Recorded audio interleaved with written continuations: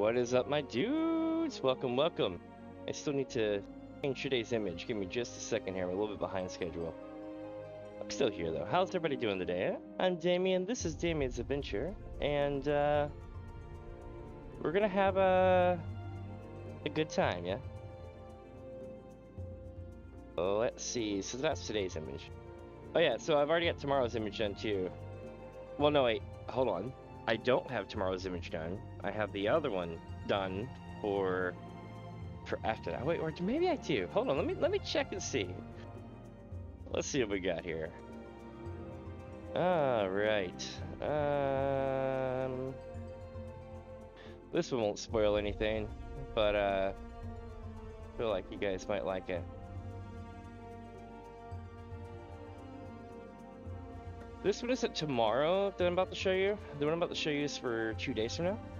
So day after tomorrow. That's right. We're going to Heaven's Word. And you might be asking, did Damien just go take a whole bunch of photos and a whole bunch of places for these? And the truth is, no. I take tons of screenshots while I play my game, right? And I went digging through my huge archives of photos and found a lot of these from back in the day.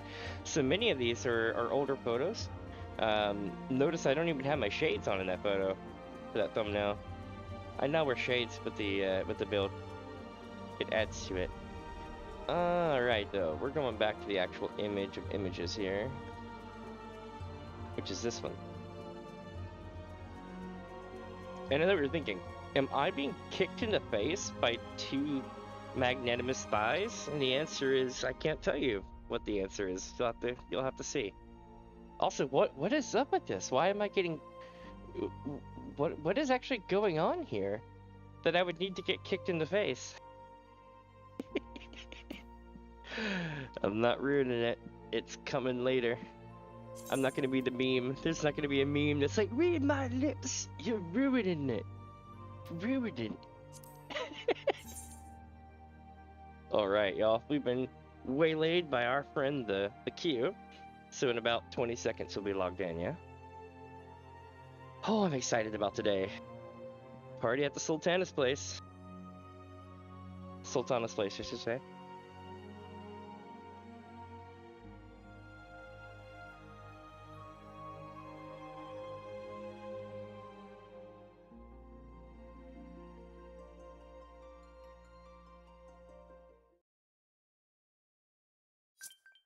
Oh, I know what I'm missing. I'm missing something to drink. That might be important. We've got a lot of reading to do. Well, I've got a lot of reading to do. Y'all got a lot of listening to do. Alright, deciding later. So while I'm here, in 3 minutes, it'll be time for Leap of Faith. Oh, man. Alright. Alright, so here's what we're gonna do. I'm gonna go do the mini cactpot over here, which is something I do every day. Okay? And then I'm gonna do a Leap of Faith. And then after that, we'll run the MSQ. Let's see what I get here. 1, 6, nothing really good here. 10, let's see, 12, 18. 18 is 119. So none of these are going to be really good. Oof. Yeah, okay.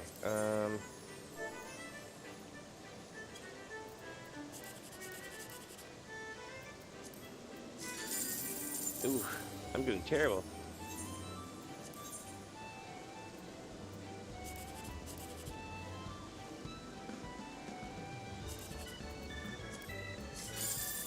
Alright, well I made 1,000 MGP today. Not bad. And I should start now.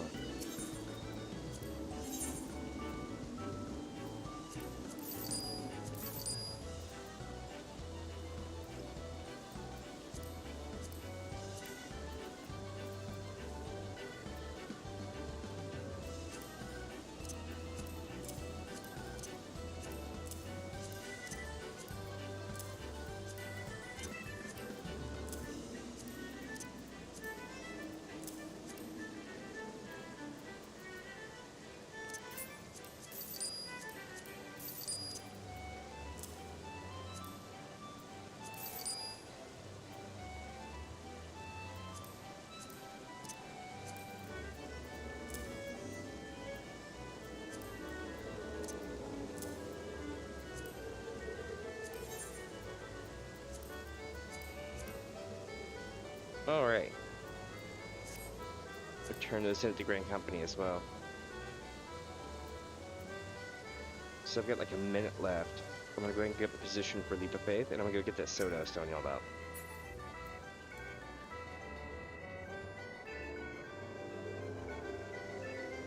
Hell yeah.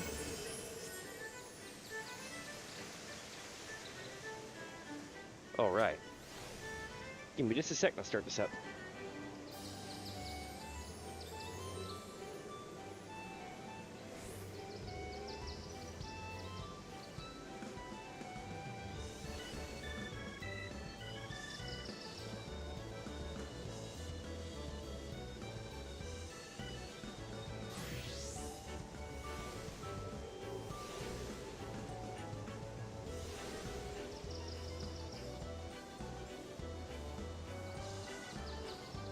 Alright.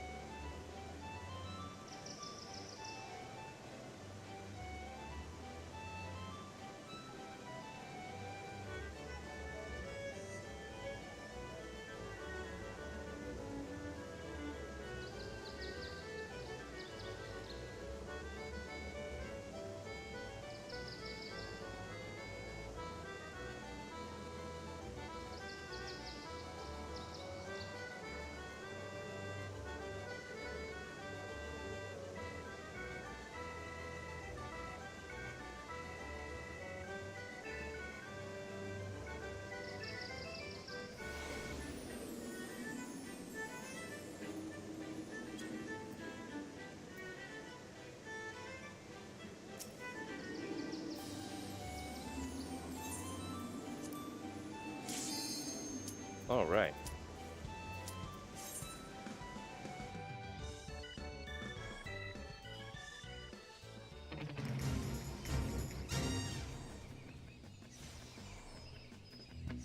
I'm like covered in root beer. I just opened my can of root beer and went splat. I'm like, ah!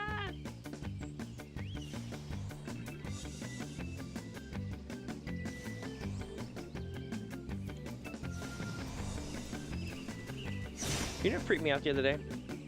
This is great. Let's talk about some random stuff 5 minutes, right? Do you know what freaked me out the other day? Was,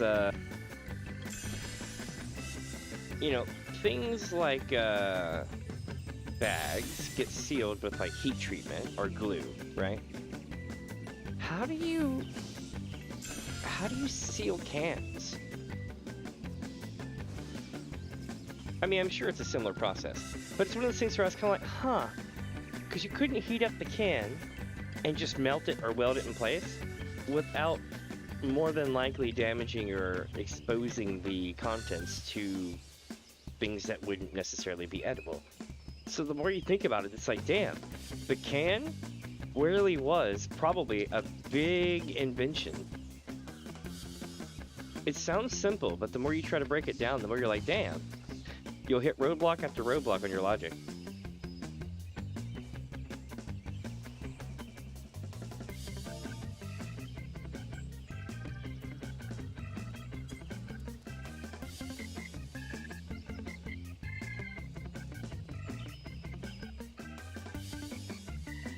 Alright, so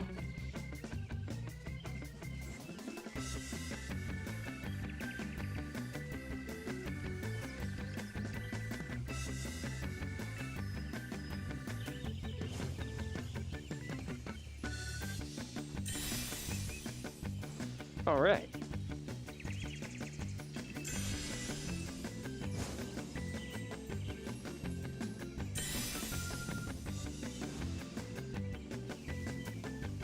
That really quickly teaches you jump distance.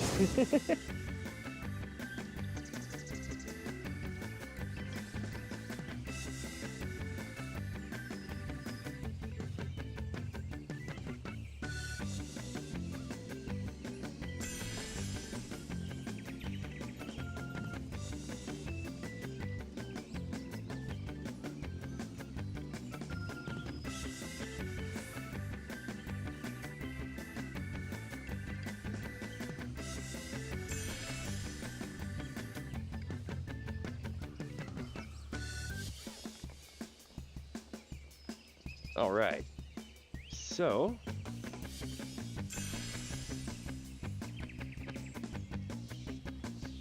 trick here is not to look at the height, just the distance.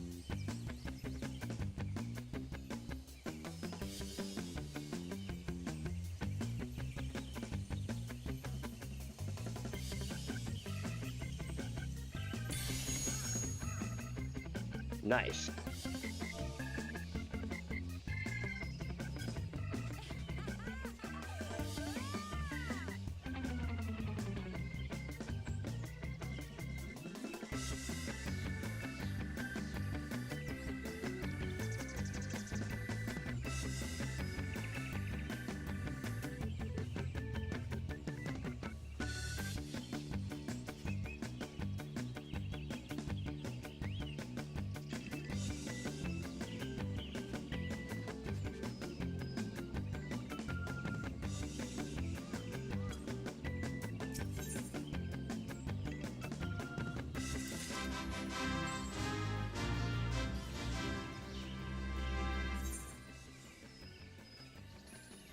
Alright, so we capped those off.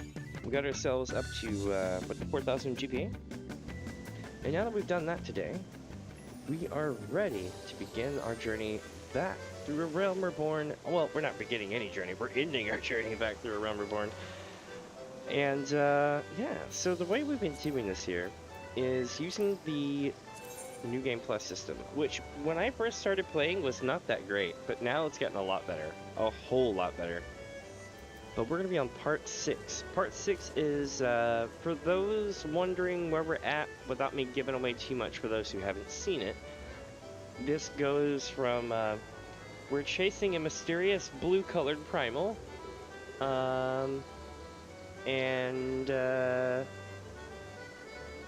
let's see, when we last left off, Alphina had just formed the Crystal Braves, I think it was called. And, if all goes according to Kengaku, we'll be having a party at the Sultana's place, apparently. At least that's what I'm hearing. Big quotation marks. Alright, the 7th Astral Era is meant to be a time of peace, and yet Eorzea remains ripe with turmoil. From the rampaging primals to unruly refugees, myriad are the problems demanding urgent answers. In response, Alphino forms the Crystal Braves, an ambitious company that will serve the realm as a whole rather than any one nation. Yeah, let's see how that works out. Okay. We're gonna start this up. It's gonna be amazing. I'm gonna be narrating through all of it. By the way, if you're just joining in, I'm Damien, also known as MiniFuzz. I play a ton of things like MMOs and other side games too. Right now, I am in Final Fantasy XIV full-time. I did just come off of Elder Scrolls Online, and before that, I was here full-time as well. I tend to just go with whoever's got the content out at the time.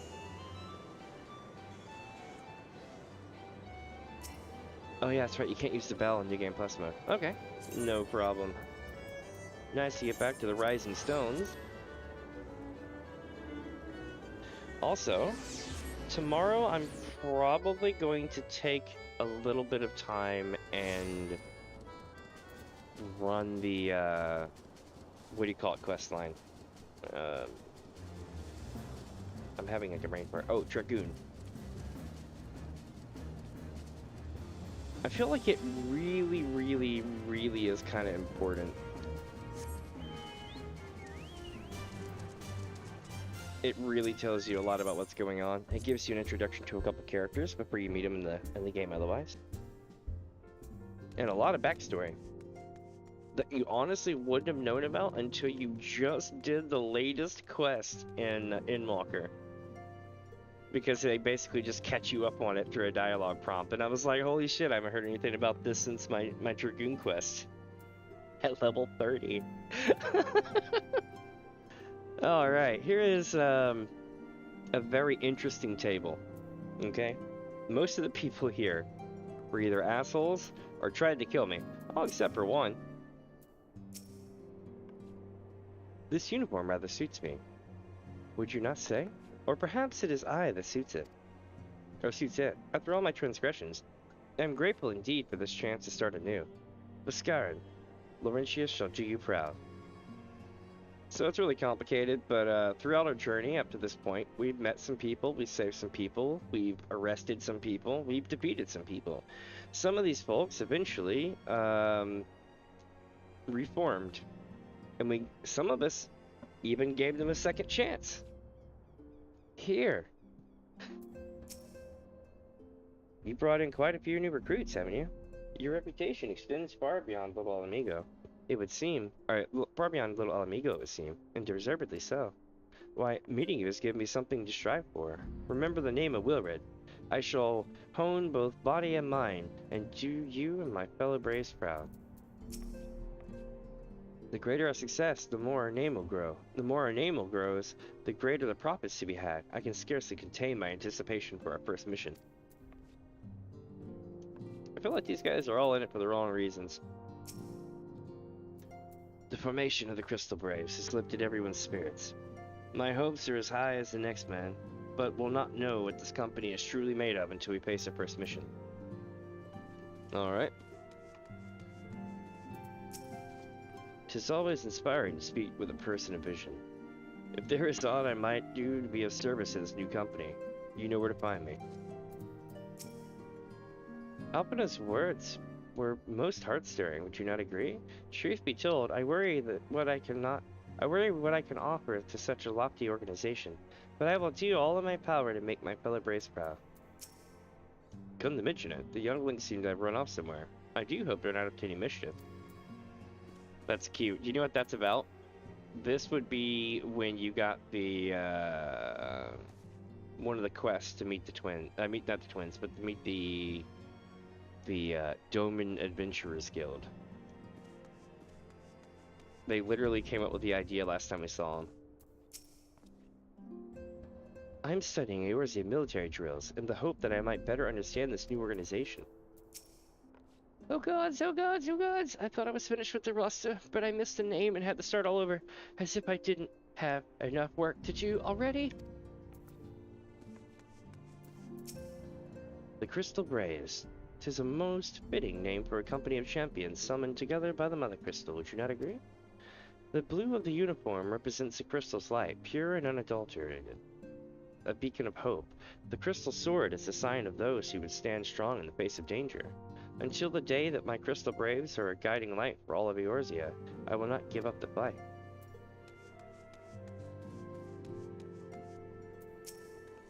Anyone with a pair of eyes can see that Thancred is thoroughly besmitten with Higiri. Then again, subtlety has never been one of his strengths. Jesus Christ. That's his whole job. Eorzea has asked me to watch over the Doman women, that they do not come to any more suffering than they have already endured. Damn! Is there aught I may do to serve you? I stand ever at the ready, for the freedom of all. I love how we're like the blue to red versus blue on the Maelstrom. I'm thoroughly a Maelstrom cat, but I do come from a Gridania. It's complicated. I have housing there, and I did want to pay taxes. But the thing is,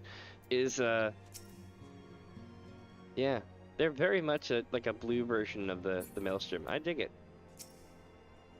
Sparring belts to raise awareness of the Crystal Braves. Intriguing, though I cannot help but feel there are a more pressing task at hand. Perhaps Tataru requires aid in compiling the company roster. Papalimo refuses to spar with me. He says he has more important matters to attend to, but I think he's just afraid to lose. You know what, Yuta? I think you're right. I mean, he does have a reputation to uphold. Ever since Higiri started preparing our meals, I swear I've never felt better. They say Delman cuisine is highly nourishing, but I'd sooner attribute it to the loving care she puts into her culinary creations. Mr. Thancred has taken quite a fancy to Delman cuisine. Several times a day he tells me that one of my dishes is the best he's ever tasted. Thancred's gonna get that ass. His praise is most heartening, though I cannot help but feel he has a want for exaggeration. Oh... Truth be told, though, Thancred can sniff out anything that isn't, as it seems. One way or another. Oh, you're still hanging out back here. Every time I speak with Ryo, I realize how much there is I do not yet understand about the kobolds. I am fortunate indeed to encounter a former member of the company of heroes as friend and confidant. Seeing this last year brings back memories. I was just sharing a couple of juicy secrets with her. Uh-huh. It's Hosen. I hear a new company has been formed. I would be of service in whatever humble way I can. That's code for we got our hands full. Oh look, it's the kids! The Crystal Braves? Why, just saying the name makes me feel strong. I've been thinking of changing the name of our guild to the Doman Braves. How does that sound to you, Miss Minnie? I think you should keep it the Doman Adventurers Guild. Or Adventuring Guild, or whatever, it's one of those. We hereby name Eorzea commander of the Doman Braves. Our Doman Adventurers Guild could use a new name. Say, do you have any ideas? You should totally keep it the Doman Adventurers Guild. For the freedom of all! For the freedom of all! For the freedom of all!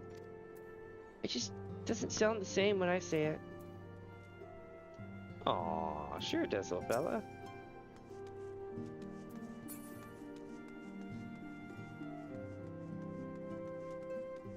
I hope they keep their heads down over the coming month.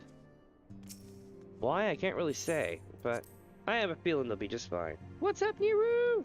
Welcome, welcome, welcome. How are you today? I'm doing a ton of narration today. It's gonna be fun.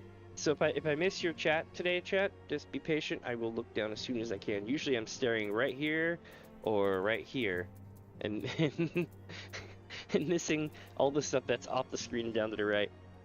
Some people put it on their their second monitor, but with me, I just run it on my phone and keep it tabbed out. That way I can see chat as it pops. Let's see. Minfilia would have you assist Alpino in his new station as commander of the Crystal Braves. You know, chat. I'm gonna pretend I don't know what happened in this story, okay? So bear with me. And if y'all can, please pretend that y'all don't know what happened in this story for a second. But if you want to have a good laugh, bro, look at this guy's face right now. It's like he's up to shit. I'm just saying. He looks shady. Ever since we hired this guy, I'm like, look a bit shady. Dude, what, you just got home from work? I actually woke up late and I was like, oh gods, and was like running around getting stuff ready. But other than that, I'm doing good now. We've got like so much stuff coming up in the next few days. It's gonna be really cool. I look forward to it. I know that I might be able to use my VTuber setup again when I go to Heaven's Word. I haven't tested it there yet, but I would imagine that there's a lot of time that I won't be around major areas and I'll be able to use my VTuber setup without it melting the computer. That's my goal anyway.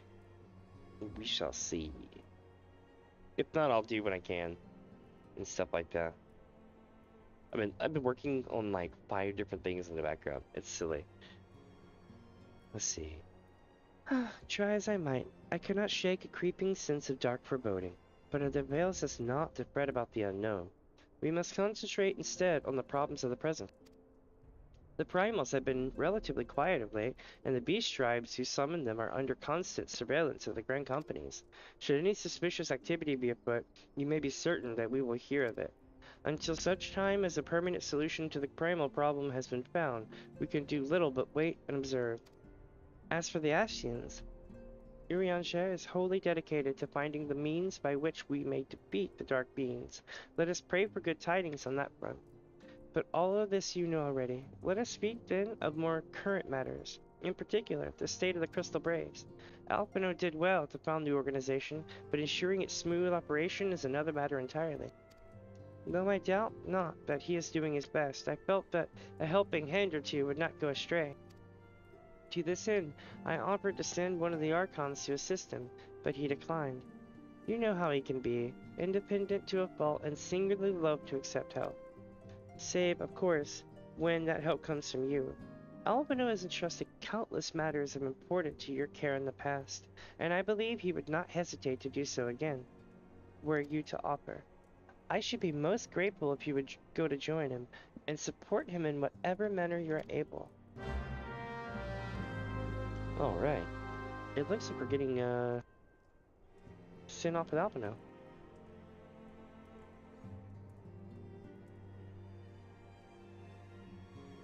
Alright, so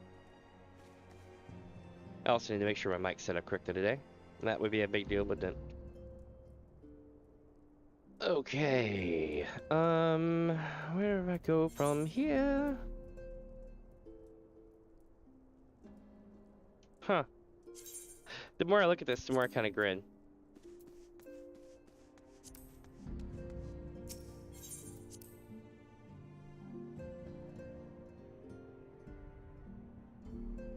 I wonder what everybody's going to be doing next week, though. That's going to be interesting. Let me get into Stormblood in like a week or so from now. Dispatch the first unit to Ul'dah. The second and fourth are to stand by for further orders. Wah! From invoices to petitions to... It's a war, Minnie.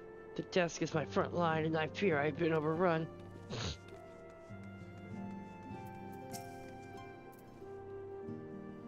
Many of my countrymen are skilled with bow or blade. I have made it my mission to rally those with such talents to the Crystal Braves' cause. I only hope we can be of some small assistance.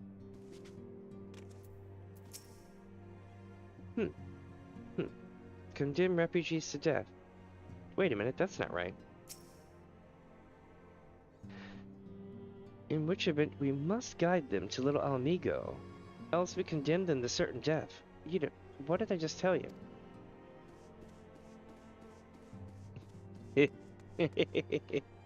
That's pretty funny. In traditional Domin cuisine, we strive for perfect balance, not only of flavor and texture, but also of nutrition. For a meal to be truly satisfying, it must nourish the body as well as delight the senses. Yes, yes, 'twould be foolish to sacrifice nutrition for flavor. That's cute. But not foolish to sacrifice flavor for nutrition. Because Charlie and Loaf, am I right? If Higuri and our more skilled culinarians work closely together, I dare say that they could create extraordinary dishes that are sure to satisfy Eorzean and Domin alike. Maybe. Have you tried Bavnarian cuisine? A dazzling floral arrangement, each blossom a peerless beauty in their own right. Ah, the blessing and the burden of an overactive imagination.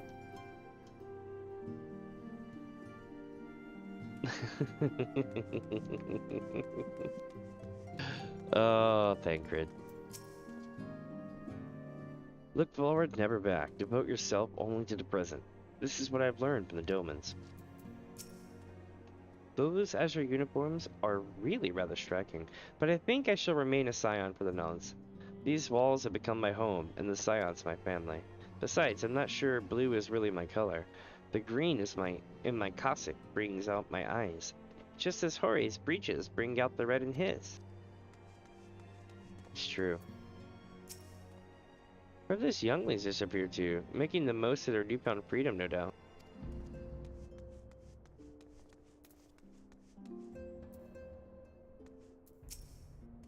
What is it, Minnie? And do be concise, I'm rather busy. You would lend a hand, you say? I see. Well, now that you mention it, there is a matter that wants for attention.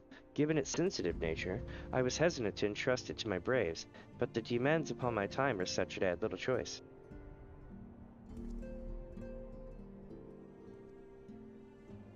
Oh, one sec.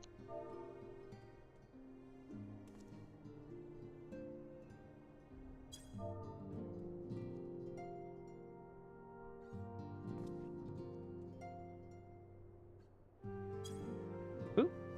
I ran into, I need to do for a sec here. Some people in the FC, hello. Given its sensitive nature, I was hesitant to entrust it to my braves, but the demands upon my time are such that I had little choice. Which is not to say that my men want for labor. Though we are but newly formed, there is already a great demand for our services, and we are hard-pressed to answer all petitions, but I digress. The fact is, I would sooner attend to this particular matter myself, but my presence is required elsewhere. That being the case, I have entrusted its resolution to my second in command, Captain Ilbert. Tell him that I sent you, and he will furnish you with the particulars. My thanks in advance, Minnie.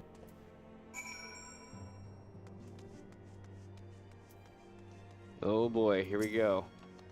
Second in command, Captain Ilbert, eh? He's all like, stand tall. Let's see what Ilbert has to say.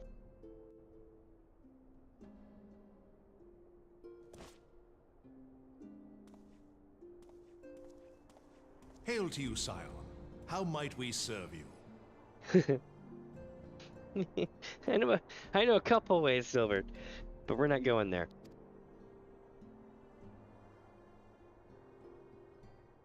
Commander Leveilleur bade you serve us? For now. These are welcome tidings indeed. Given the sensitive nature of the task, I could not rely on one of my own.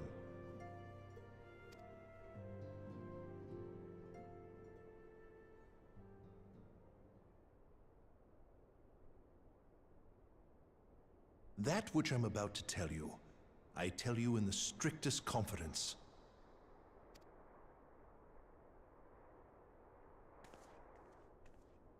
Some days ago, we received certain documents from an anonymous source. They notified us of the presence of a Garlean agent within the ranks of one of the Grand Companies. No? Following some discreet inquiries, we identified a suspect among the Immortal Flames, whom we detained for questioning. Alas, the man was not our agent. He was but one of many men in the agent's employ. We pressed the traitor for a name, but he had none to give. He claims never to have met his master, whom he knows only as the Ivy. Interesting. He was, however, certain that this Ivy had coiled itself around every part of the Immortal Flames. It would seem our quarry joined the company some time ago, and gradually recruited others to his cause. These conspirators are the vines by which he learns our secrets, all without exposing himself. It won't be easy to identify the Ivy amidst this tangled mass of subterfuge, but we have a tendril in our hands, and we shall follow it all the way to the gnarled root.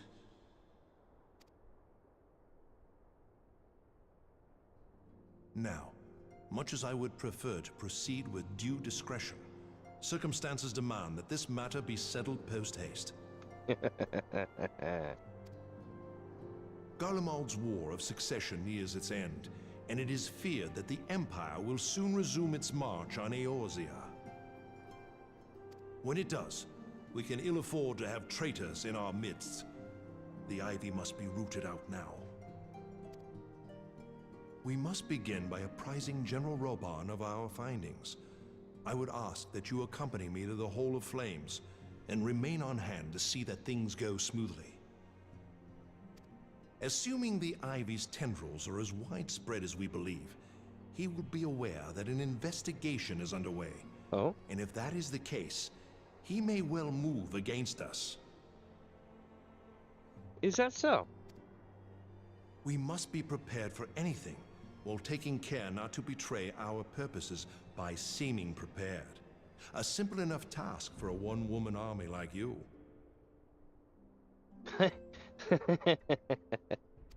Oh, man.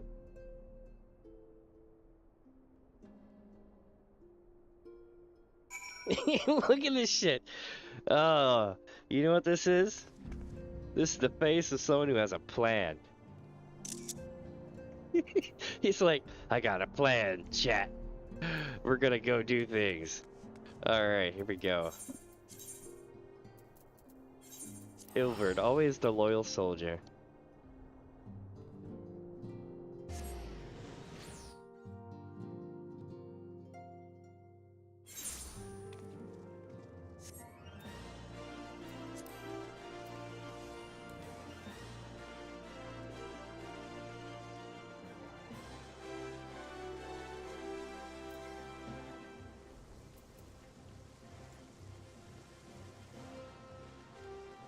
Oh, it's Raubon.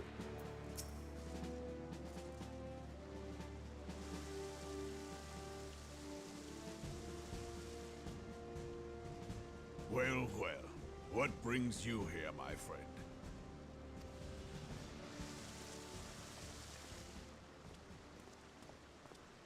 She is here at my behest. Greetings, Raubon. It has been a while. It really has. Hilbert, you old scoundrel. When they told me you'd be visiting, I scarce believed my ears.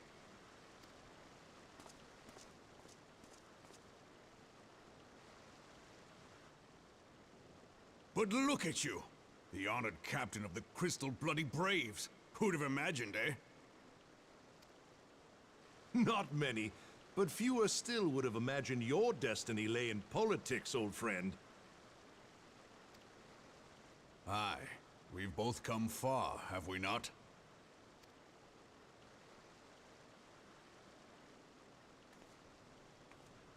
Lest you wonder, Hilbert and I go back a long way. Hell yeah, they We've been do. friends and rivals since we were lads. The last time we saw each other, Alamigo had just fallen, so you can guess how many summers it's been. And in all that time, not a word from the fool. Ah, well, my dealings tended toward the modest and mundane, unlike some I could mention. I mean, that is true. He did kind of go into the arena and grew power through the arena. Became the Sultana's friend through the arena by saving the Sultana one day. It's a long story. But basically, he went and started here as like a barbarian of sorts. Colosseum fighter kind of thing, right? And worked his way up through that to find prestige, and then he doesn't do that anymore. But you get the whole idea. That was his path to fame, was basically going through that. And there's a huge amount of history before Raubon got to that point, but that's for another expansion in time. All right, let's see here. As I hear it, no sooner did you reach Thanalan than the brass blades clapped you in irons and dragged you off to die on the blood sands. Being a stubborn sort, you won 1,000 matches and earned yourself a place in the people's hearts while you were about it. Then, with your mountain of prize money, you bought the Colosseum and secured a seat on the Syndicate. Those balls, brother! Rags to riches does not do it justice. You're a hero to the common man. Ha! Spare me. I am no hero. If anyone is worthy of that title, it's our friend here. Next to her, I'm little more than a glorified butcher. Terrifying. But you, Hilbert, you sell yourself short. By all accounts, you are an adventurer of some standing. I like to think that I did my part for the greater good. But if you're no hero, then I'm no adventurer, not in this company. Anyway.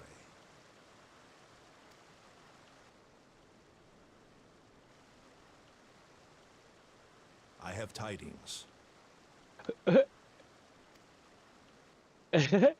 So there has been progress. That was so great. He's just like he did the whole like expression death. And he's like, I have tidings.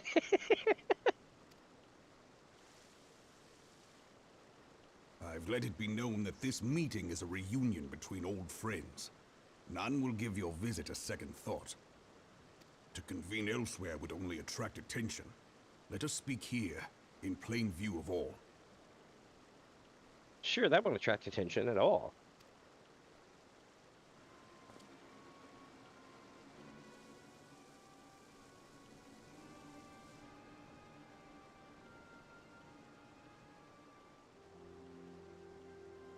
So it is we who have been compromised. Yep, and I saw who they were, but I'm not telling yet. Teleji Adeleji's machinations have shaken Ul'dah to her foundations. In such uncertain times, a man's loyalty may be bought for a fistful of gil. But if this snake has truly been in our midst for as long as you say, we must needs consider a far graver possibility. Conspiracy. Could it be that the Monitorists have been in league with the Empire from the first? Oh no. To think that they would trade with the Empire. When trade is their primary thing. Very well. I will have my most trusted men investigate the matter. Continue your inquiries in the meantime. It does me well to see you again, old friend. When next we meet, let it be over a flagon of ale. I look forward to it. Let us reminisce of bygone days, and drink to the future of our homeland.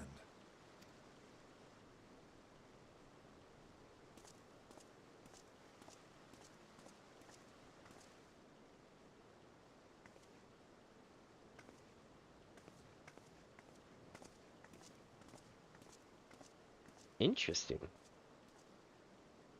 Flame General. You wear the mantle well, old friend. I must work hard if I'm to keep up. Well, it would seem your services were not required after all. I dare say we have Roban's prudence to thank for that. Still, I was glad of your presence. My thanks, Scion.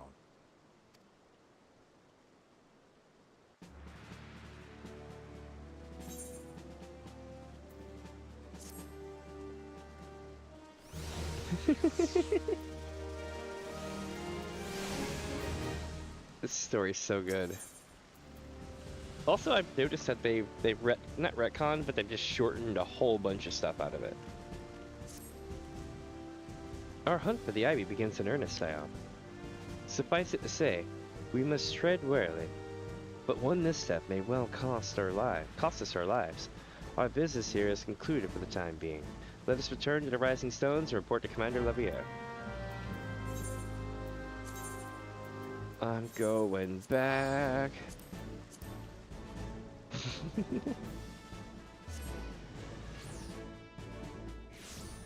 Alright, chat. Nice to get back to the Rising Stones where you're alive. And look at that, we have guards now. Are you he's gonna do the thing. He's gonna say the thing. Here he goes. Give him a second. He's gonna walk to right here, I believe. This Lalafell will F you up. Like, he is not screwing around. He just walks around and literally just says one-liners from war movies all day long.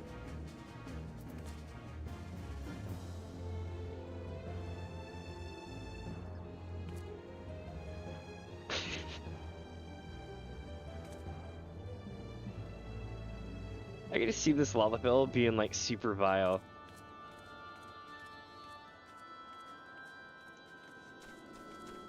Let's see. Say the thing.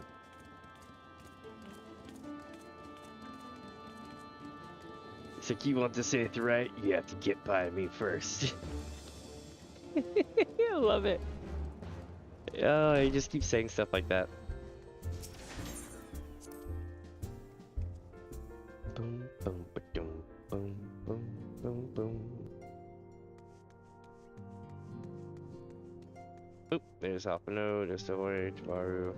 I'd have to okay, so everybody's in the same spot still, that's good.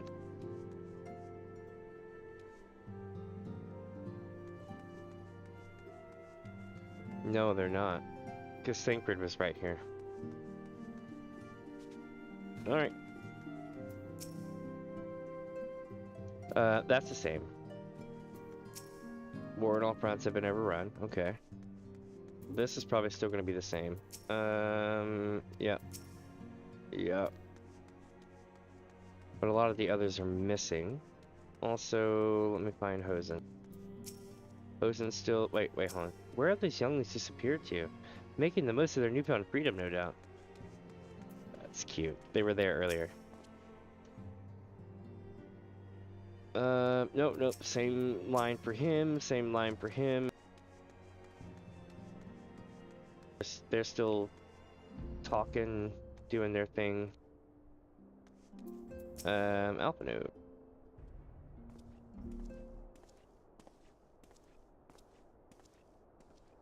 We have returned from Ul'dah, Commander. And not a moment too soon. Something has happened. Trouble? You will recall that the fourth was asked with reconnoitering the rendezvous site used by Ivy's minion and his Imperial contacts. Soon after you left, we received word that the unit was ambushed en route to its destination. God damn it. According to the report, one of ours has been taken captive. The Guardians are not wont to treat their foemen with dignity, and I have grave fears for her safety. We must dispatch a rescue party at once. Recall those braves who were afield. Begging your pardons, Commander, but we have not the time. I'm afraid I must ask for your aid once more, Sire. An ill-prepared rescue party will serve only to provide the Guardians with more captives. Yet, time is of the essence. Simply put, you are the best chance we have. Captain Ilbert has the right of it. I trust you are willing? But of course you are. Now, Alien of the Fourth lies in wait in the tangle, near the entrance to the Castrum Sentry. Seek her out, and she will apprise you of the situation.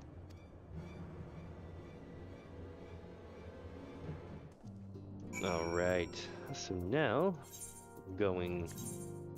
Oh, right out here. Okay. Not bad. I don't have to do a lot of work. I wonder if Midfilia has anything else to say. I probably should, talk to her more.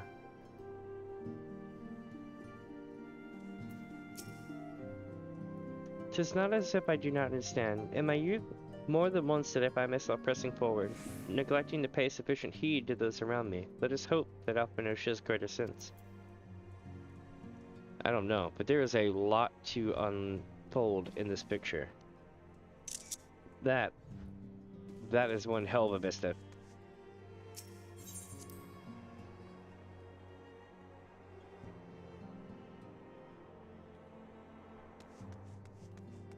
Alright. The best way to explain it is there's a shit ton of lore-heavy things just sitting in one spot. And it's like, damn, this photo.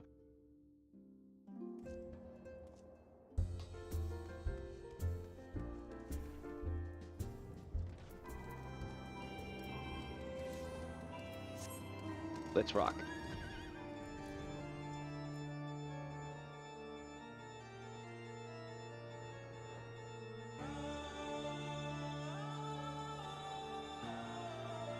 We should be getting there soon. There we go.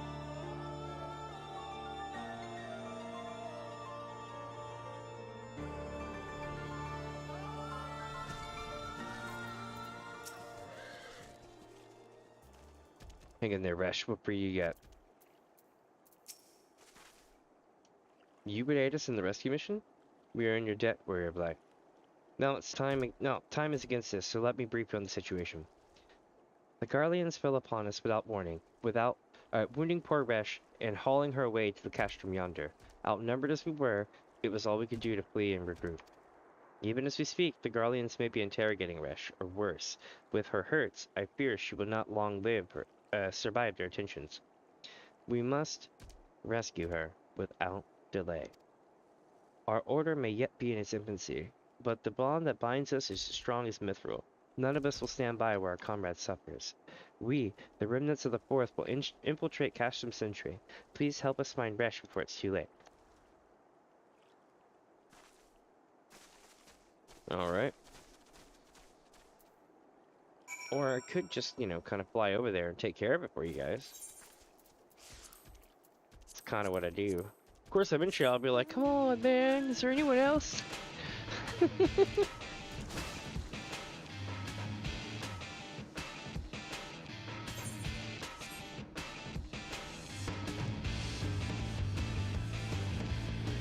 This is where it's like smarter and harder. I could have assaulted that base, but I didn't.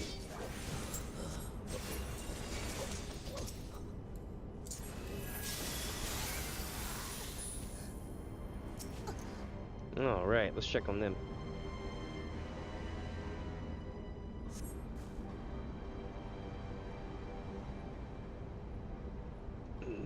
Where am I?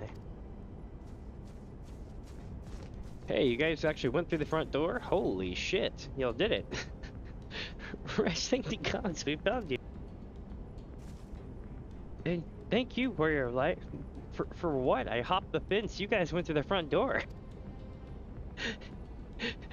Now to quit this accursed place. Resh cannot move with these wounds. She will need to be carried out. I believe a diversion is in order. Might we trouble you to provide one? Given your reputation, I suspect the Guardians will be only too happy to grant you their undivided attention. If you were to create a commotion within the castrum, we should be able to steal away unnoticed. Let us speak again once we are safely outside these walls. I could always just summon my airship. I got that from the gold saucer, so that's technically viable during this content. Technically. Yo, let's just take the airship. It'll be good.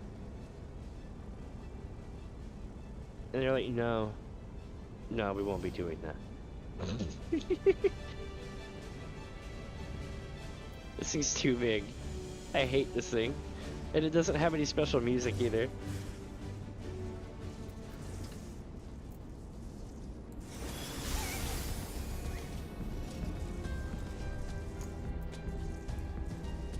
Alright, so we popped them. Let's pop the other ones. I can run past them because my level. It makes it a little bit faster.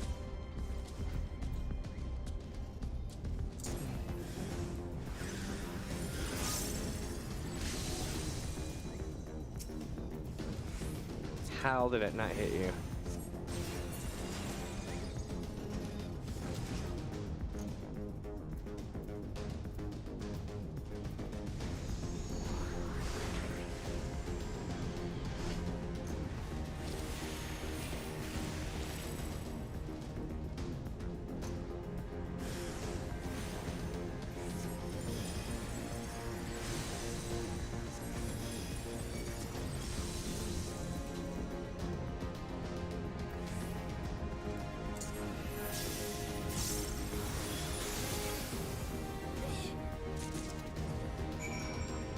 Alright, let's get ourselves out of here.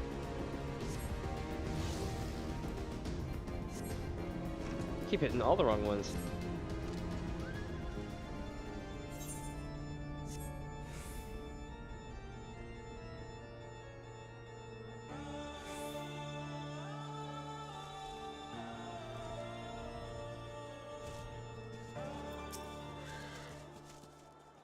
I have awaited your return most anxiously, my friend. You have done us a great service indeed.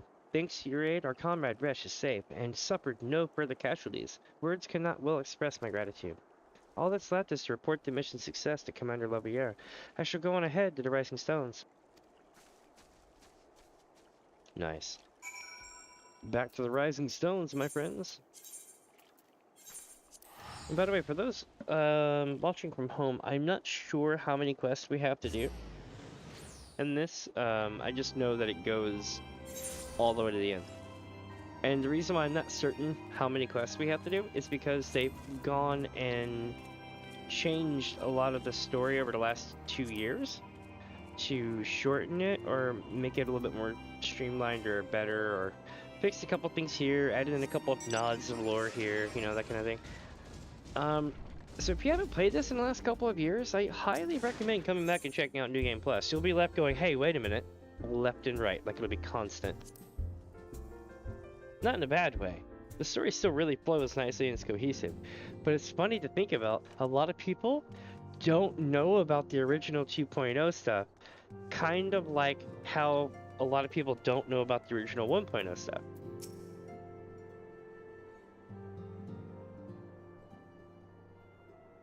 Ah, it does me well to see you thus returned, though I doubt not your prowess. Entering an enemy stronghold is generally considered to be a risky venture, and I must confess to having been a trifle anxious. But here you are, hale and whole, having succeeded in your mission as is your wont. Lest you wonder, the woman you rescued is being cared for by the Domans. Thanks to their expert ministrations, the danger is past. You have my gratitude, Minnie.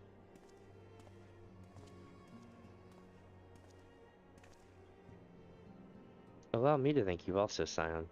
Resh owes you her life. We escaped with minimal casualties this time, but we could ill afford to be caught off guard again. The Empire is not an opponent to be trifled with. As you say, Commander, I will see to it that the men keep their wits about you. And it may yet take time, but I will not rest until we have identified and apprehended the Ivy. I have every confidence that you will succeed, Captain.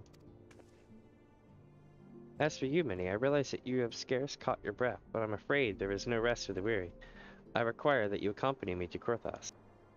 I have been granted an audience for the Nishgardian dignitary, you see, and the man expressly requested your presence. Oh, do not look so surprised. You should be familiar with the trappings of fame by now. We shall depart as soon as you are ready. Welcome, welcome, my friends, if you're just watching.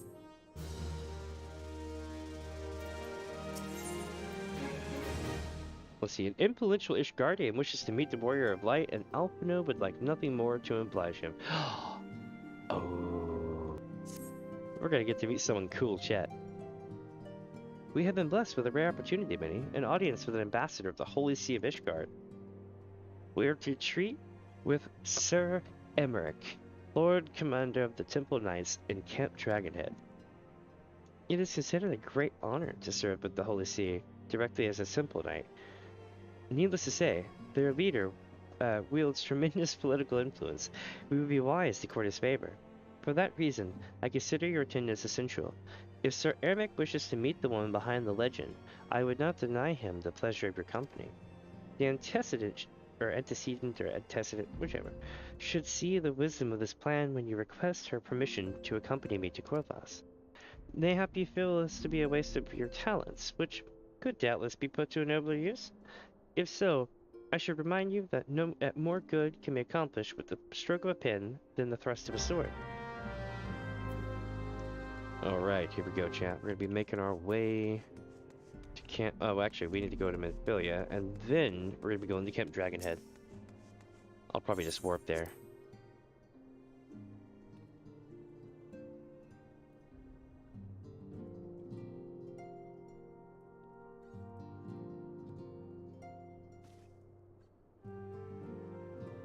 Alright. A meeting with an Ashgardian ambassador? By all means. I think it's a wonderful idea. We have received no reports of etheric disturbances or unusual beast tribe activity of late. If Alphino believes your presence may help him to secure more favorable terms, I see no reason to deny him.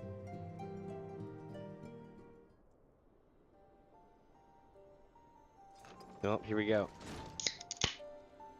Antecedent. I take it Minnie has explained the situation. She has.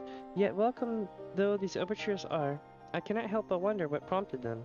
The Ishgardians have spurned all contact with the other city-states for decades. Why reach out now?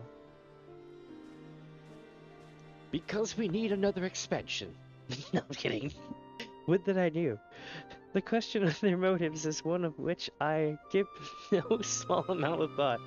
Alas, I know no more than is generally known. The notoriously reclusive nation of Ishgard, situated at the center of Abalathia's spine, ruled by the Ishgardian Orthodox Church, at the head of which resides the Archbishop. Members of the original Eorzea alliance formed in the wake of Alamigo's fall some 2 decades ago. Friends of convenience who withdrew from the alliance as soon as the Imperial fleet were routed at the Battle of Silvertear Skies. Since which time, their borders have remained closed to all outsiders. They have rejected every one of their former allies' calls to reopen dialogue, turning a deaf ear to one of their neighbors' pleas even when the calamity loomed large. And on the fields of Cardano, where brave men and women laid down their lives in defense of the realm, their banners were conspicuously absent. Dun dun dun. I have tried to convince Ishgard to rejoin the Alliance at every opportunity. I have explained over and over again that unless Eorzea stands united, we cannot hope to preserve our freedom. One by one, our nations will fall, as once fell Alamigo.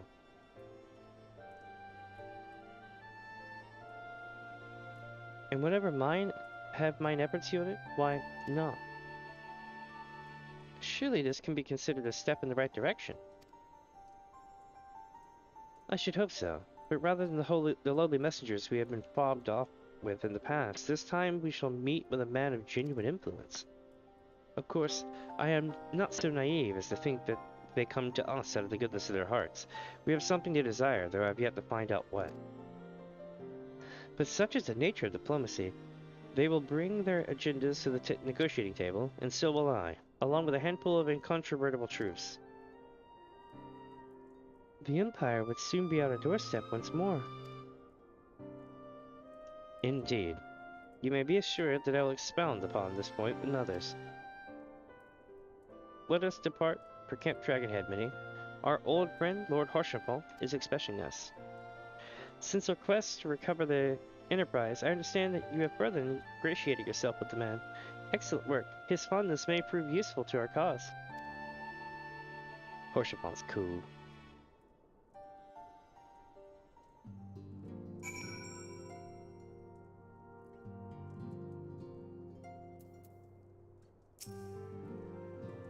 Though I know little of Sir Emmerich, I have faith that Alpino's efforts are about to bear fruit. Here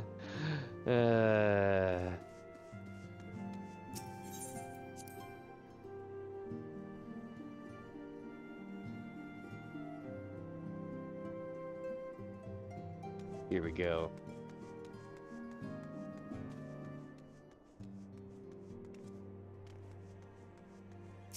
On our way to Camp Dragonhead. Gotta go see our buddy Harshampal. Hang out with Sir Emmerich.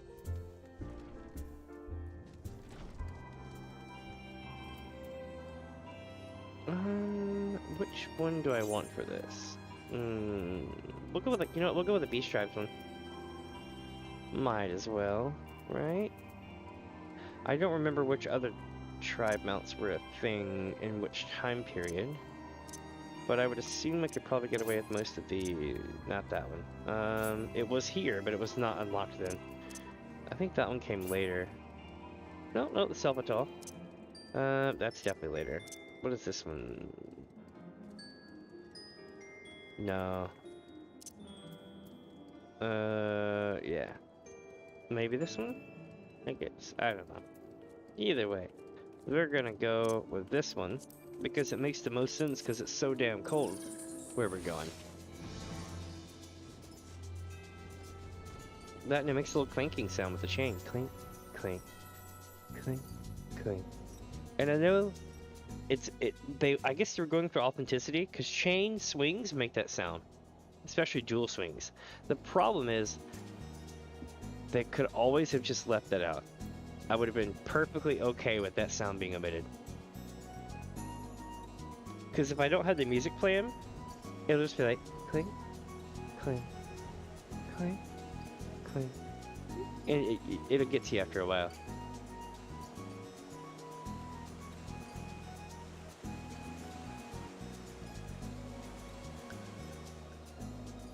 Oh, here we go. We're gonna make the march.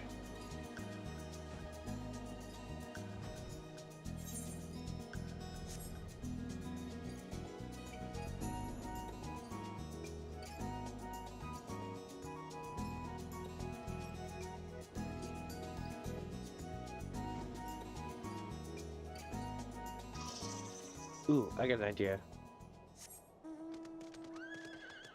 There we go.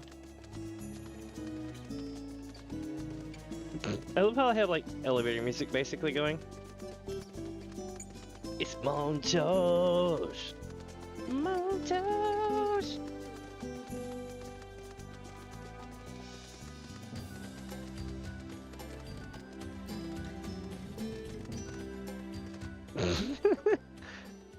Hey, wait, I wonder if I can do the thing.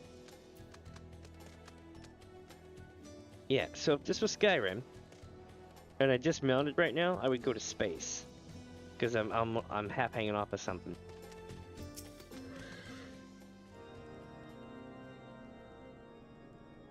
Ah, Minnie, ever a welcome sight.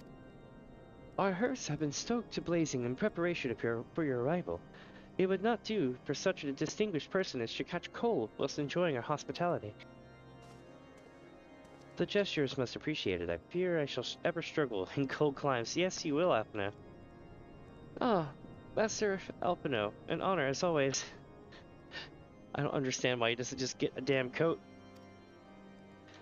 Likewise, Lord Hoshapal, forgive us yet another imposition. I fear we have relied overmuch on your aid since you so generously assisted us in locating the Enterprise. Nonsense. Any doubts incurred have long since been repaid. Besides, who can say what the future may bring? House Rotant may even seek the aid of your newly formed Crystal Braves. In any case, I am simply delighted that the Holy See is at last willing to grant you an audience. No doubt, your discoveries at the Snow Cloak helped to justify the decision. This recent resurgence in heretical activity is of grave concern to us all. But to the matter at hand, Sir Emmerich arrived at Camp Dragonhead earlier, and I am told that he is eager to meet with you at the first convenience. You are doubtless weary from your journey and desirous to rest a while by the warmth of our hearth. But if you are willing to forego such comforts, pray inform the knight stationed outside the intercessory. Jesus. He will grant your entrance and send word to the other attendees.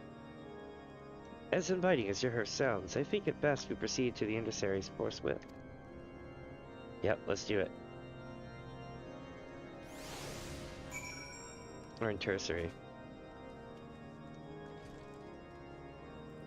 Alright, here we go.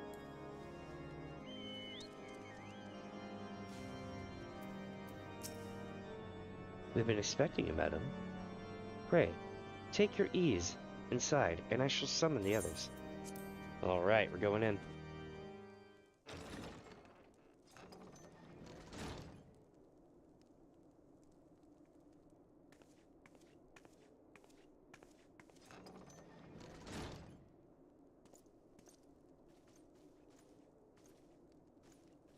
Have faith, my friend. You need only state your case with confidence and clarity. Sure.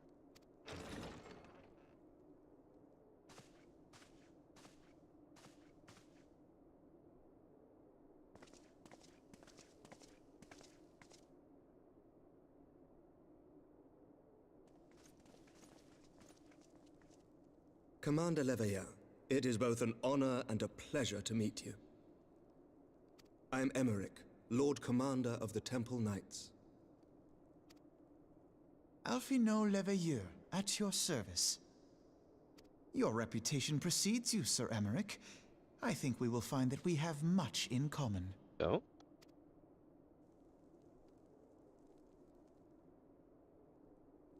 Speaking of reputations, yours towers over us all. Does it not? Aw. It does indeed, Lord Commander.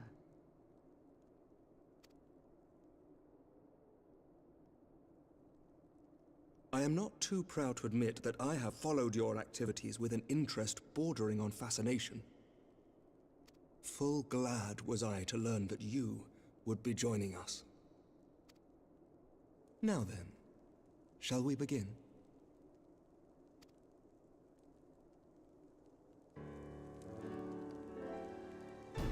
We know full well that the Garleans will return in force ere long. What is more, we have yet to achieve a lasting victory over the primal menace. The beast tribes continue to summon their gods, and each incarnation is stronger than the last. Oh? Ishgard is not immune to these threats.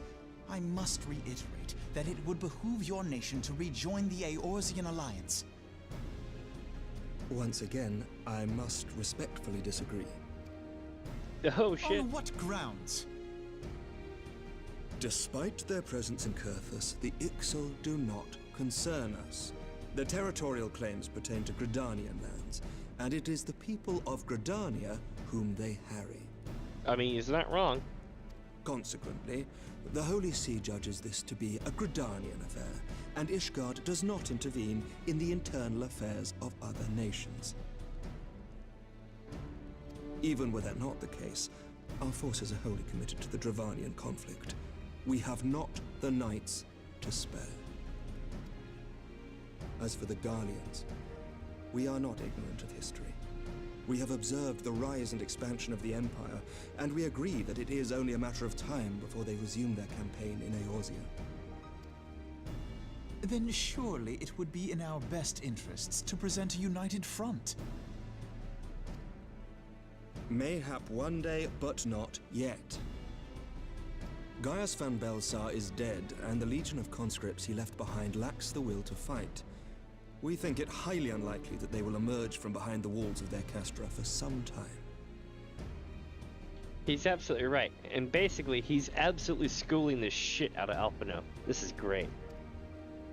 Forgive me, but if Ishgard's position has not changed, why did you agree to this meeting?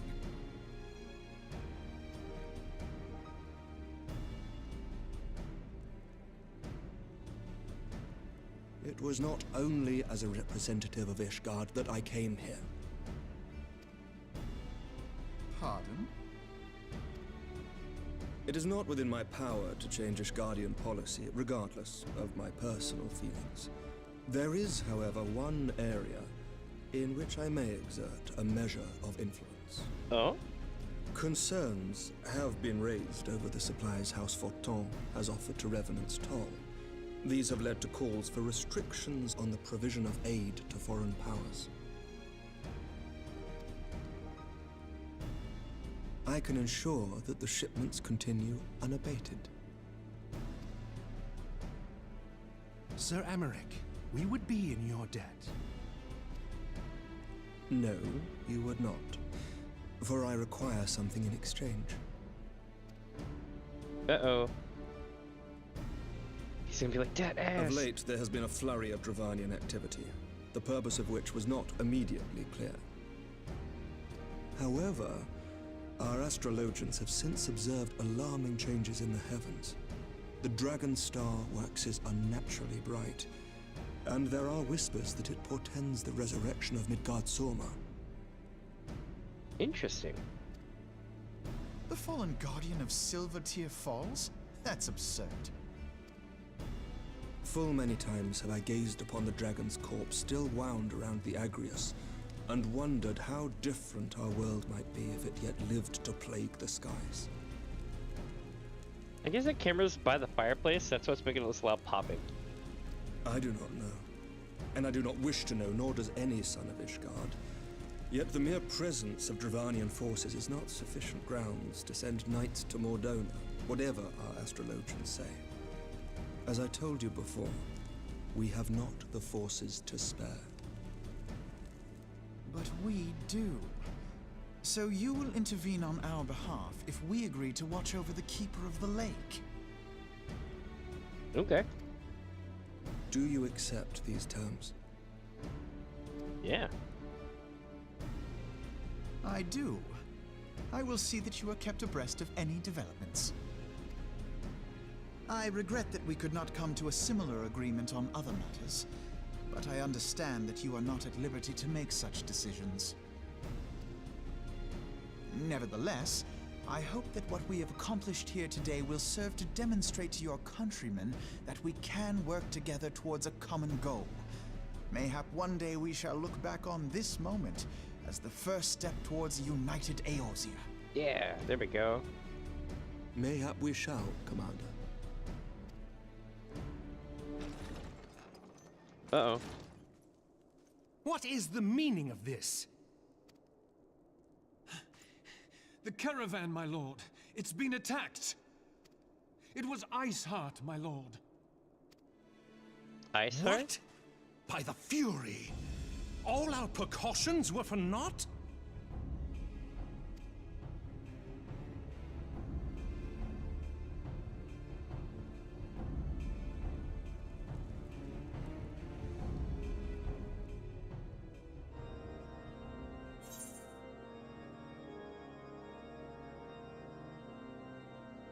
All right.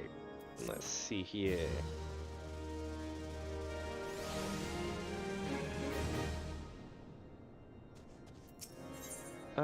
The intercession. of saints. Recent developments have given Alphino much to consider. Just when we were starting to make progress. And to make matters worse, the caravan they spoke of was bound for Revenant's Toll of all places. Honestly, were I so inclined, I should think the gods were conspiring against us. Happily, however, I am not. I would know more of this attack. Let us speak with Lord Hoshapon and find out what he has learned. Alright.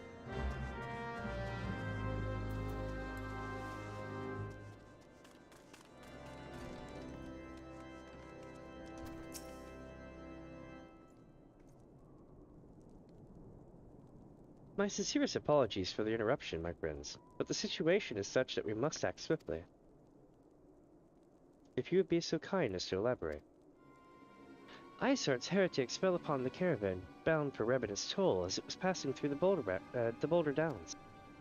There was an ambush, swift and ruthless. In an instant, every knight was slain, every crate seized. Then, as quickly as they had appeared, they were gone. It would be an impossible feat without knowledge of the route, knowledge to which only a select few are privy, I presume.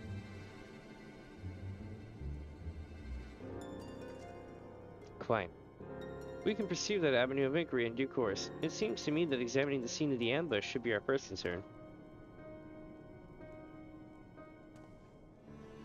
The trail is yet warm. We must act swiftly, as Lord Hoshapon said, lest crucial evidence be lost. You have a knack for discerning hidden truths, Minnie. Why don't you go and inspect the ambush site in person? An excellent idea. Inform my men of your... I'll inform my men... Inform my men of your intent upon arrival, and they will gladly share their findings. I am like choking all over my shit today trying to read these. Alright, we are headed out this way to Boulder Downs.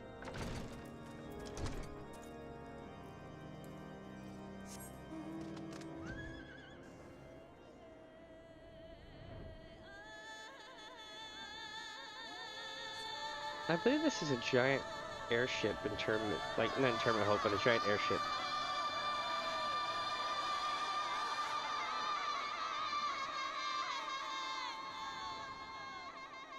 I remember it was something like that that just slammed into the thing.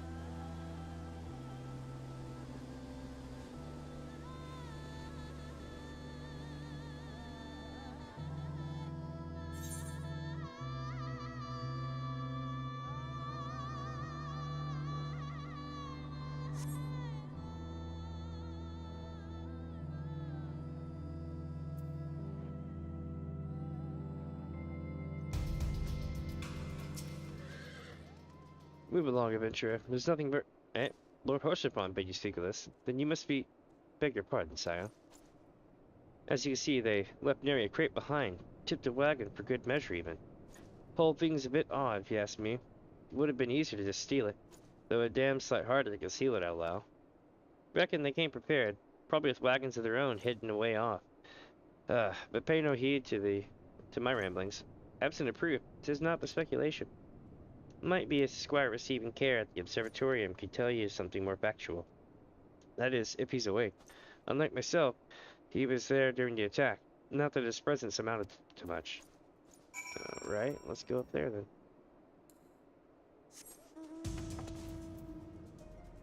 No, we're going this way.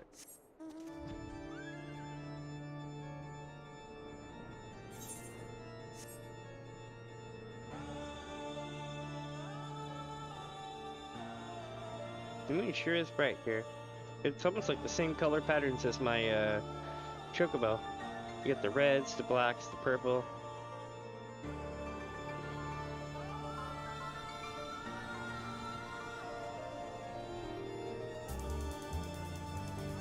And the sun's rising in the east.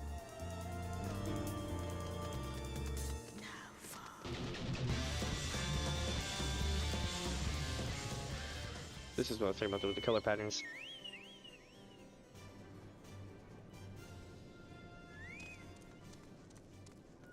Not here either, eh? Was he outside? Oh, he's not actually in the tower, is he? Shit. Alright, let's go Turbo Miko over here.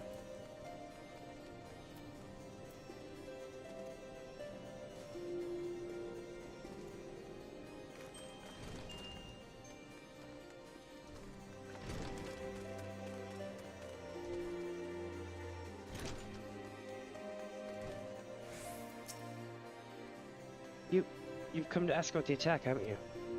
We came upon them before the entrance to the Hall of the Seven Echoes. Pilgrims. We marked them as lost and ill-equipped for a journey for the north. Our leader called out to them, and one stepped forward to answer.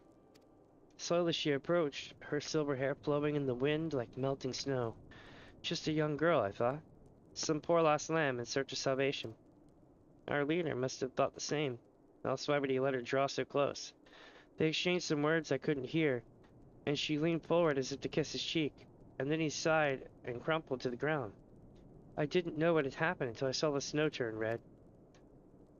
And then there was red everywhere I looked. I tried to fight, but took a blow to the head, and by the time I came to, the others were dead and the heretics were unloading the wagon. They'd have killed me, so I just lay still and listened. Iceheart's people spoke of deliverance and resurrection, and they spoke of Shiva. Interesting. Very interesting.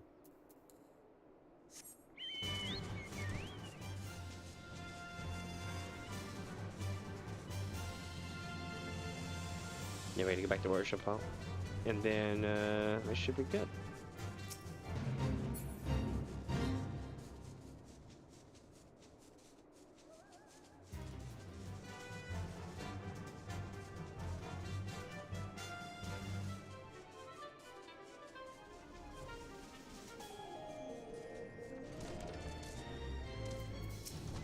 Oh, Alphino.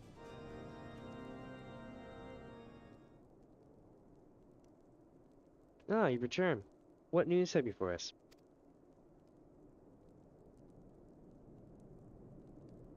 It seems Lady Iceheart does not scruple to sully her hands with blood. Who is this Shiva the heretic spoke of? Have you not read a single line of Enchiridion, Master Alphino? Shiva was a traitor to kith and kin, an apostate who lay down with dragons. Hey! Now, we cannot expect all foreigners to know Asgardian scripture so well, particularly when it concerns the patron saints of heretics. Wait, you say she's their patron saint? Oh no, it all makes sense now. Lord Harshapal, what was the caravan's cargo? If I recall correctly, the Diamond Forge requested a rather large quantity of crystals. Do you not see? Iceheart and her followers intend to summon Shiva. As a beast tribe, what a primal. Why else would they go to such lengths to secure the crystals? I shall inform Lord Commander at once. Lord Harshapal, you would agree that discretion is a paramount concern? Of course. I trust we can count on your continued support, Master Alphino. The Scions of the Seventh Dawn are sworn to combat the primal threat. Our support is a given. I will need to send word to my brethren in Reverend's Toll. Our entire order must turn its efforts to the prevention of the summoning. Naturally, that includes you, though I am sure you would not miss this for the world.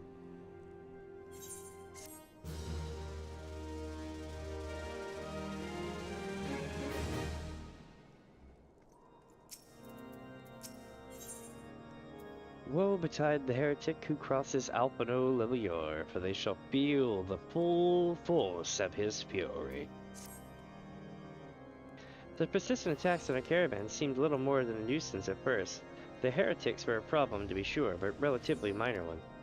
And that was before I discerned the purpose behind their attacks, of course. Now they have my undivided attention. After apprising Menphilia of the situation, I shall summon a unit of crystal braves to assist us. As for you, Minnie, pray join me at the Whiteburn front. Since the incident at Snowcloak, the Knights of House Durandare have redoubled their reconnaissance efforts in the region. It is my hope that they have information which may help us to determine precisely where the heretics are hiding. Given our mutual enemy, Lord Drillamont should be eager to oblige us. I shall see you there then. Good.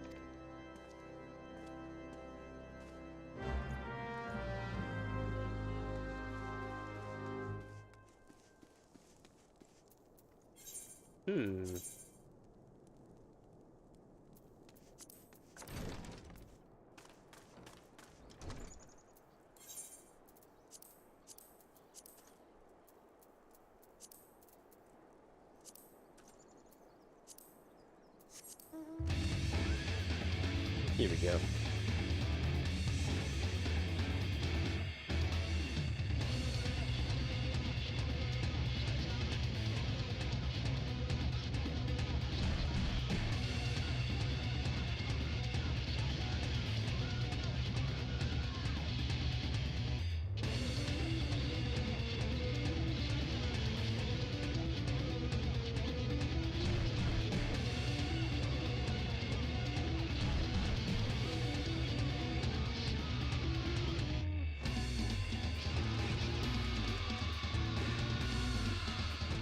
Oh, look who's here.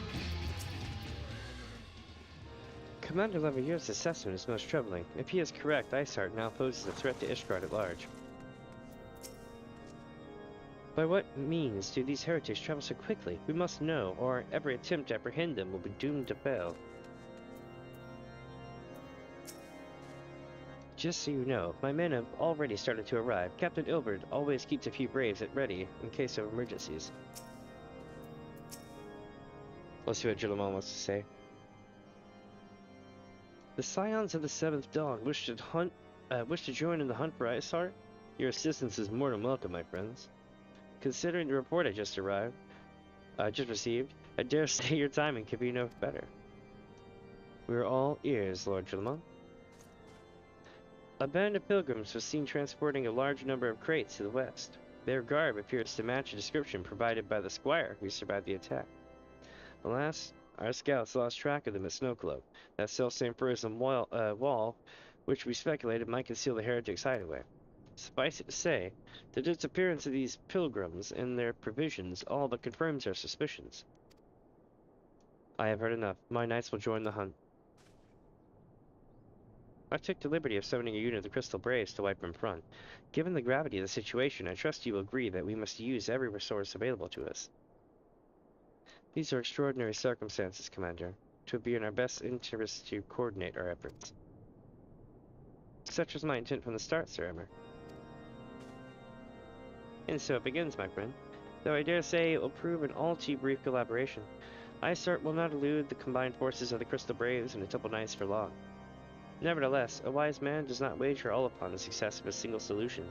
There may yet be subtler means by which we can locate the heretic's lair. Mayhap Lord Gilliman has one in mind. Huh. I wonder where we're gonna go next. Interesting.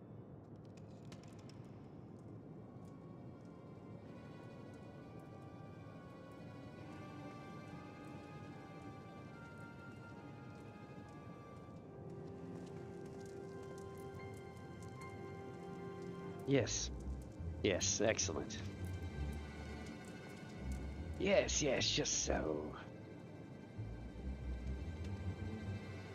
My lady, everything has been accounted for. If there is aught else you would have us do, pray speak, and it shall be done.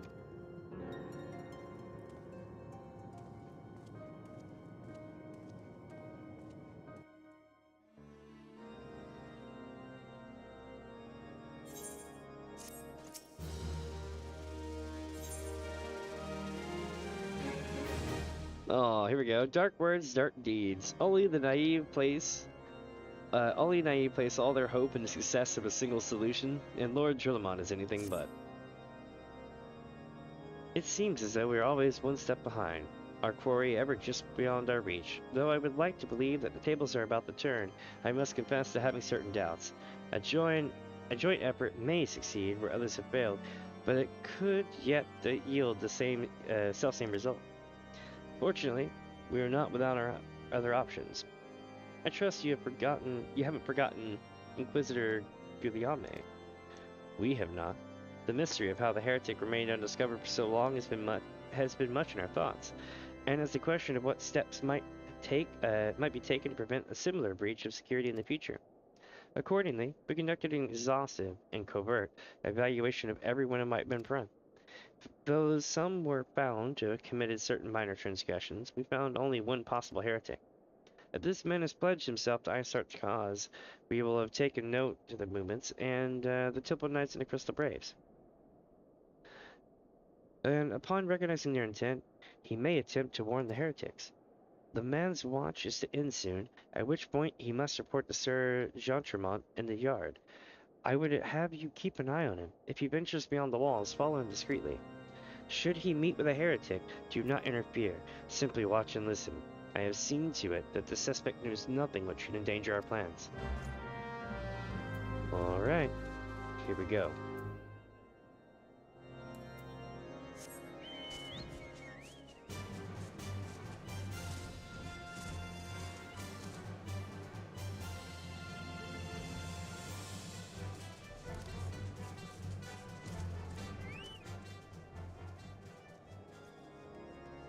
It's time to get shady, you know what I mean?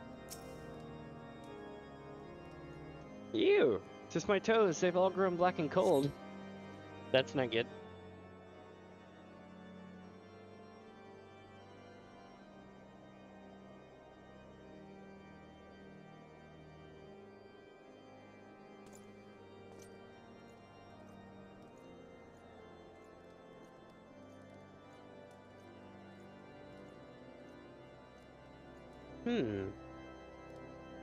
The suspected heretic leads to the southwest gate.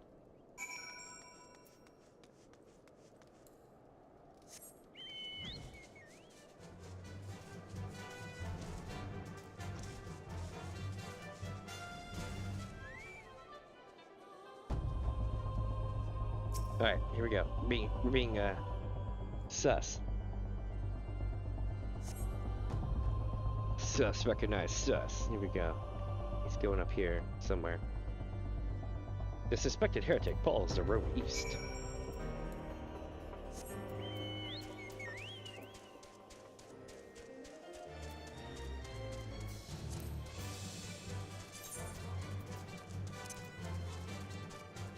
I wonder if there's a way to disable the screenshot sound. Do y'all know? If there's a way to enable the screenshot sound, let me know. Or disable the screenshot sound. We're good. I know it's probably like one of these, but I don't want to disable all the sound effects. Just you know the thing. There we go. Yeah, we can listen to the music of the sound. Oh yeah, I'm supposed to be stealthy. See, I'm leaving no footprints. Not really, anyway. Oh, he's heading south.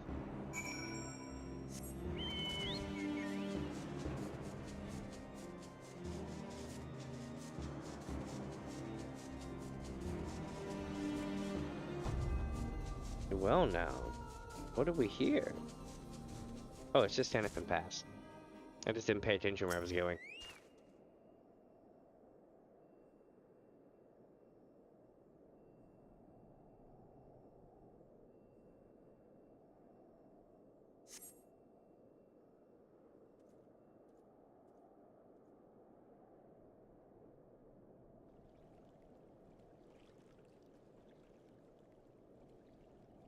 Hey, where in the seven hells are you? I'm freezing my bullocks off here.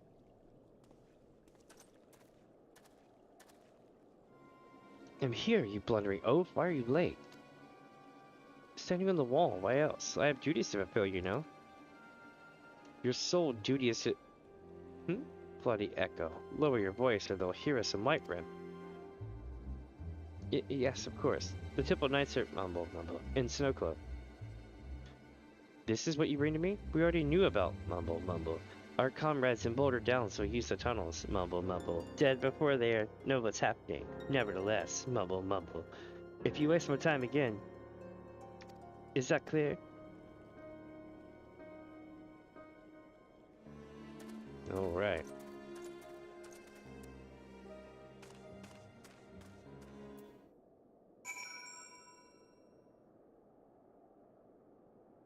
One sec, chat.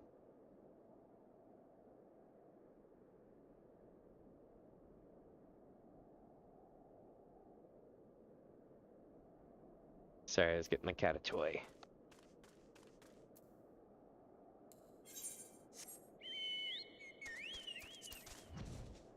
Okay, so now we're going to Julimon.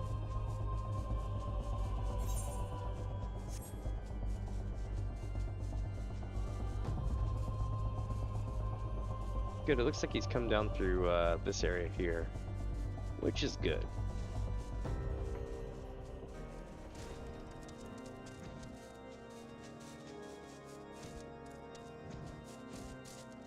Oh, he would be at the top. The one time I go down to the bottom. Well, did your investigation bear fruit? Oh, yeah, we heard mumble, mumble, dungeon in the mines, cave. I see. I shall have the man detained at once. His guilt is plain. Would that you could have heard their words more clearly. Yet, the few snatches you were able to make out are nonetheless enlightening. It would seem the heretics are aware of our operation, and confident that they can thwart it.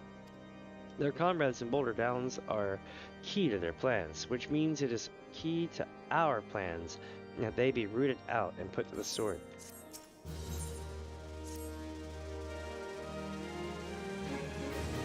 We have long suspected that the heretics use a network of secret tunnels to traverse the highlands undetected.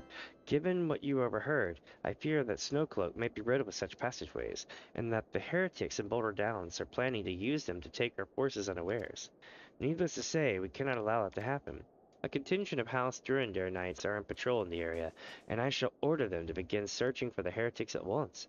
But knowing nothing of our enemy's numbers or readiness, I cannot say for sure that they will be sufficient. It would put my mind at ease if you would consent to assist my knights with the search. I know they would take courage from the presence of so storied a warrior. Pray rendezvous with them at Boulder Downs. If Hallownay is kind, we may catch these heretics before their plans come to fruition. Show them no mercy, Minnie. The lives of our allies are at stake. Alright, they sure are enjoying having us go around Korthos again. It's almost like we might be going to, like, Ishgard and stuff for Heavensward. I mean, of course we are, but you get the idea. Like, they're really drilling home where you're gonna be. It's important to note this place wasn't always cold. A lot of that had to do with either stuff before or after 1.0, maybe the Calamity or something. The thing is it wasn't all that long ago. There are people who were alive that were there before the frozen times.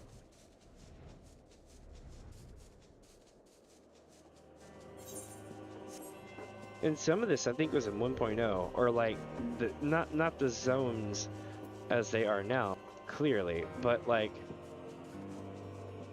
some of the borderlands of the region. Like, what was it? Is it West Shroud or whatever it is that you can't go to?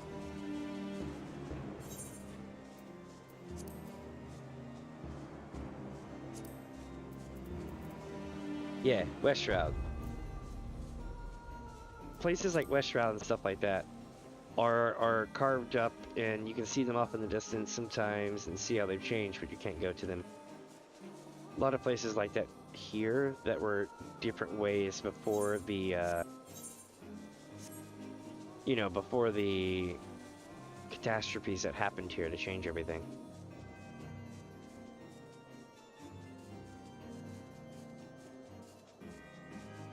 I wonder if it had something to do with Charlian leaving.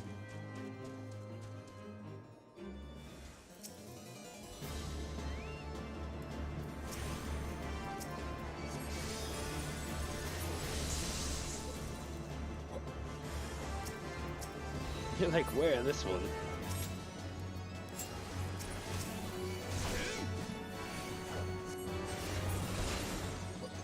Got him. Fallen heretics effects. Holy shit. Alright, so we're going back to Jonamo now.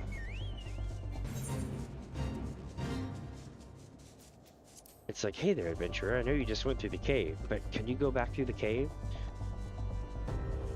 Man, my reception's gonna drop off. I'm glad I have, like, you know, a tombstone and not, like, a cell phone.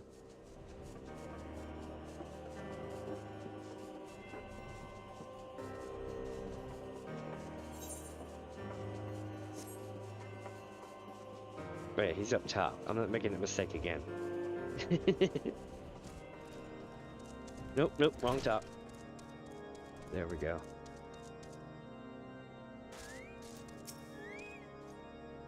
My knights sent no word of your coming, Minnie. What has happened? What is that in your hand? This is, it says First Blood. That's the name of the quest. Discovered on the body of a slain heretic, this yellowing document is covered in a complex code of seemingly random letters and numbers. Ooh. It'll need to be deciphered, chat. That might take time. By the Fury, those were veterans with years of service. And now they lie dead in the snow. Their bodies must be recovered. And... No, we have not the men to spare. Not now. Not while Isar prepares to summon an abomination. The heretics you dispatched were not a sufficient number to contend with the combined strength of the Temple Knights and the Crystal Braves. There must be others, and I'll wager they are on their way to Snowcloak as we speak. To make matters worse, it seems the traitor you followed managed to pass the heretics something of value after all. The parchment you recovered is a timetable of the guardsmen's watches in our outpost in Snowcloak. The traitor was stationed there long before he aroused our suspicion. Would that we had caught him sooner. With this information, the heretics would know when the watch was weakest. They could use their tunnels with impunity and prepare their ambush. The timetable has not changed, you see. Of course, it will be changed now, but the heretics may be already in position. House Durandare must send reinforcements, even if it means withdrawing knights from the Stone Vigil. I can see no other way to safeguard the lives of our allies.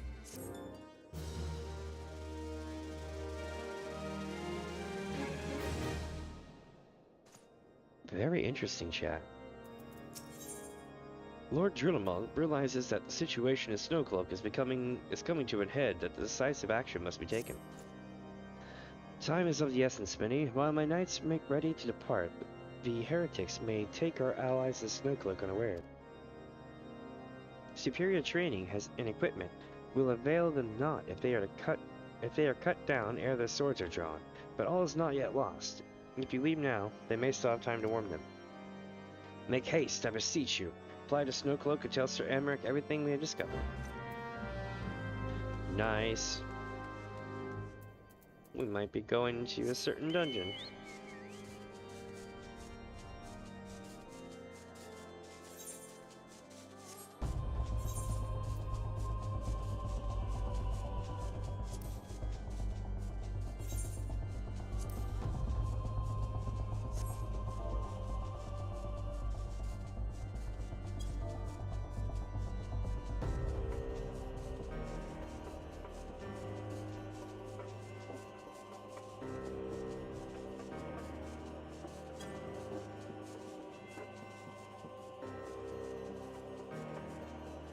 Really cool place, isn't it?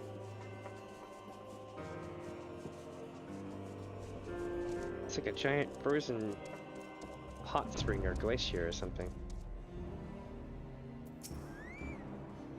Sir Emmerich, he's over there. Have words with the man if you must. We shall speak anon. We are at a disadvantage here. We should linger no longer than necessary. Minnie, this is a welcome surprise. Perhaps the only one thus far. As you can see, we have yet to uncover any hidden... You have my gratitude. Truth be told, we suspected the heretics might be plotting such an attack. Now that we have confirmation, I shall place my knights on high alert. Has Commander Leviar been informed? The braves must be made aware. Alright, here we go.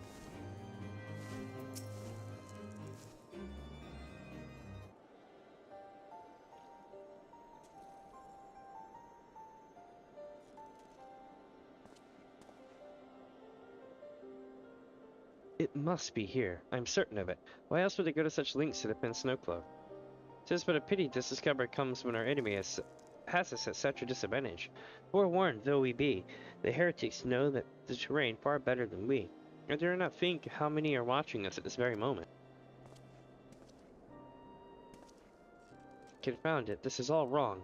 Isart has us scrambling to save our own skins when we should rightly be straining every sinew to find her and stop this damnable summoning. There she is! Come here, girl.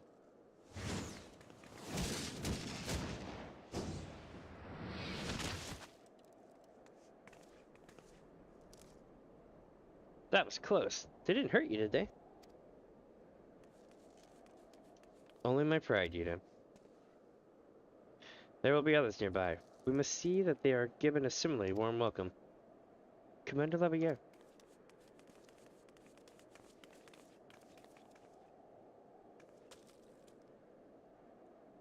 There's been a development, sir. Together with the Temple Knights, we have secured the entrances to some half-dozen tunnels, after spotting the enemy breaking the surface. But that is not all, sir. We think that one of them may be important. Certainly. The heretics near flung themselves upon our swords to defend it. Aha, just as I suspected. Amongst this warren of tunnels lies the entrance to Iceheart's lair. Summon the others. We're going in. A moment, Alpino. The tunnel in question is barely wide enough for 2 men abreast.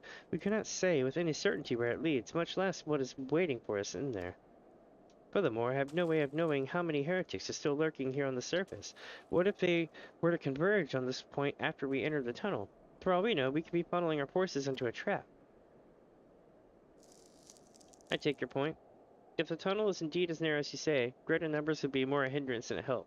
Should we encounter difficulty, our own allies would become an obstacle to escape.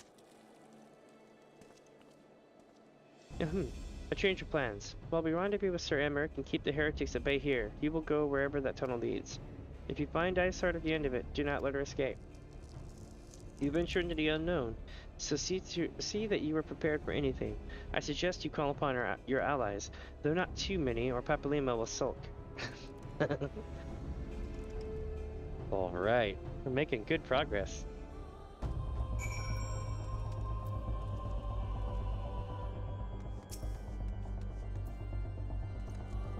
The entrance to the tunnel, madam, is just over here. Had we not seen the heretics breaking the surface, we would never have noticed it. Per Sir Emmerich's orders, we will stand guard outside. We will be aware, please be aware, that even should you encounter significant resistance, we cannot leave our post. Ba-boom! Snowcloak is now accessible. Nice.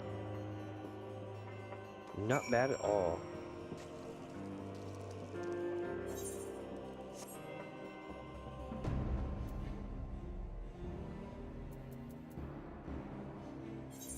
See if there's anybody wanting to run stuff here.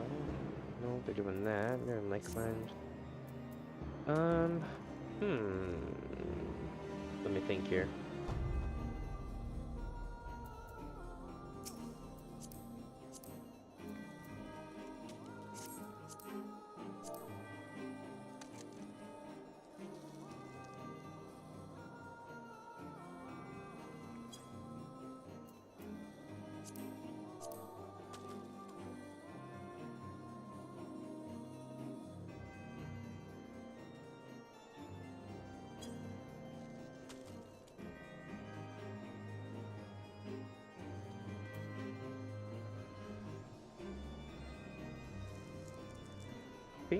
I think they might be running it too.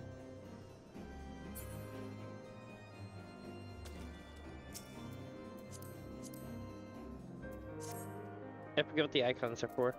I think it means they're in a duty. Yep. They're about to run it. Alright.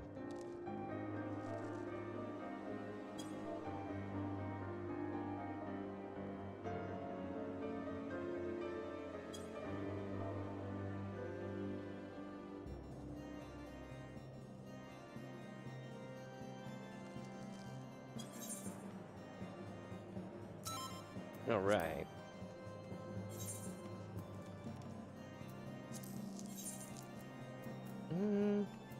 Regular Snowcloak, Realm Reborn. My, we really are getting to the end there, aren't we? Interesting.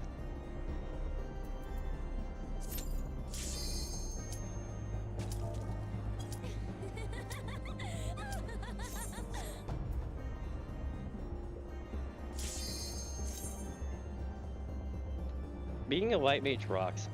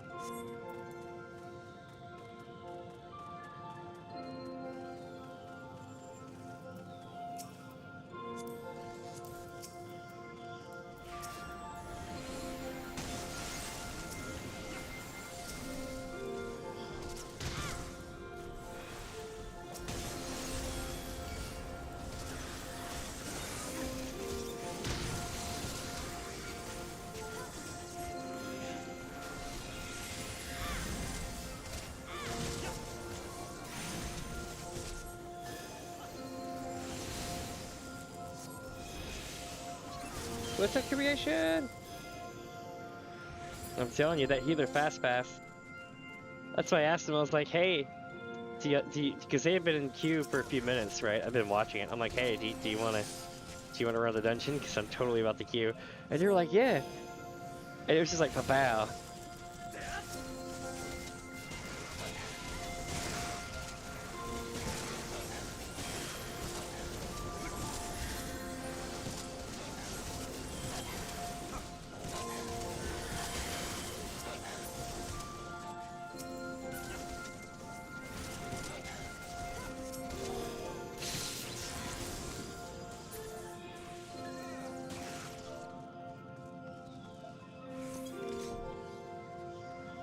Right.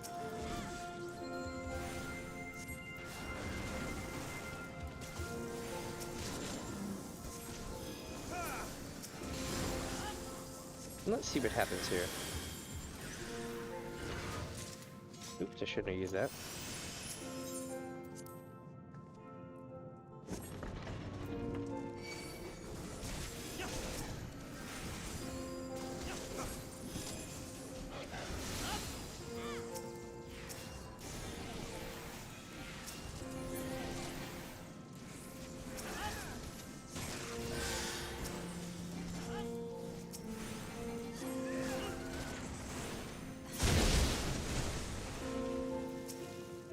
Very Minecraft-like.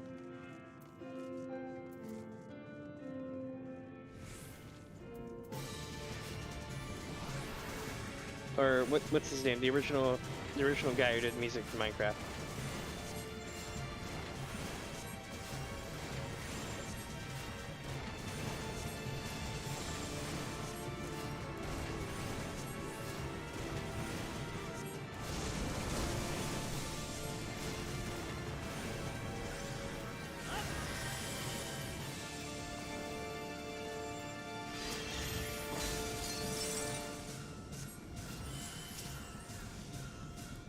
Alright, let's beat this guy down. Here we go. His name is Wandil. Very interesting.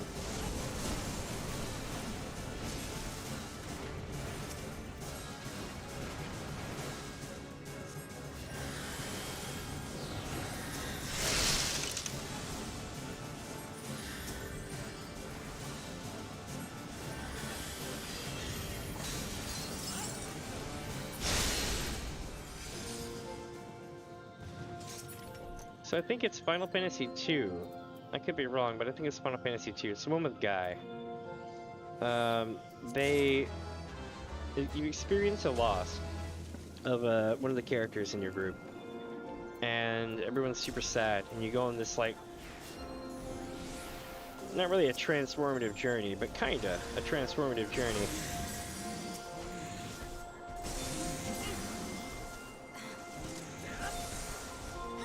Through a glacier in an ice cave. In fact, I think it's where you actually come to the Beaver Cave. And then Guy speaks Beaver. Or Guy knows Beaver or something like that. He literally says that, and I lost my shit laughing. Even to this day, I still remember that.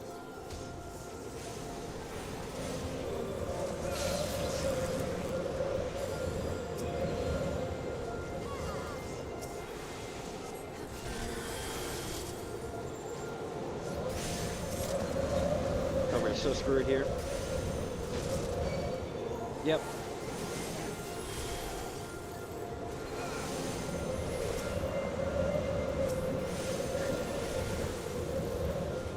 They keep stunning me.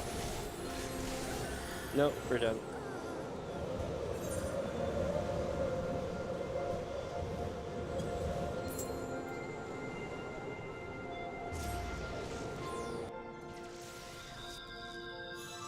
It happens.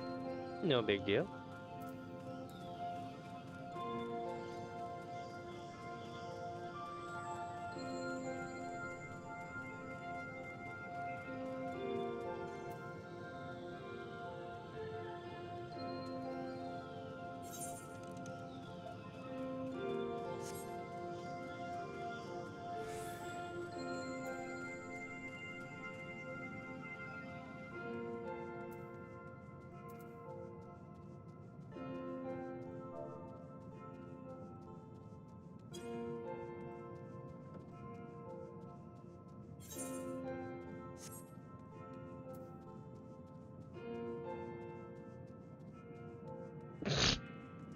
I'm not even there. They're pulling.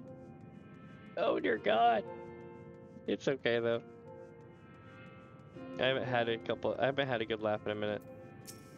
Maybe if they reach me, I can get them healed up, or maybe they survive. There we go.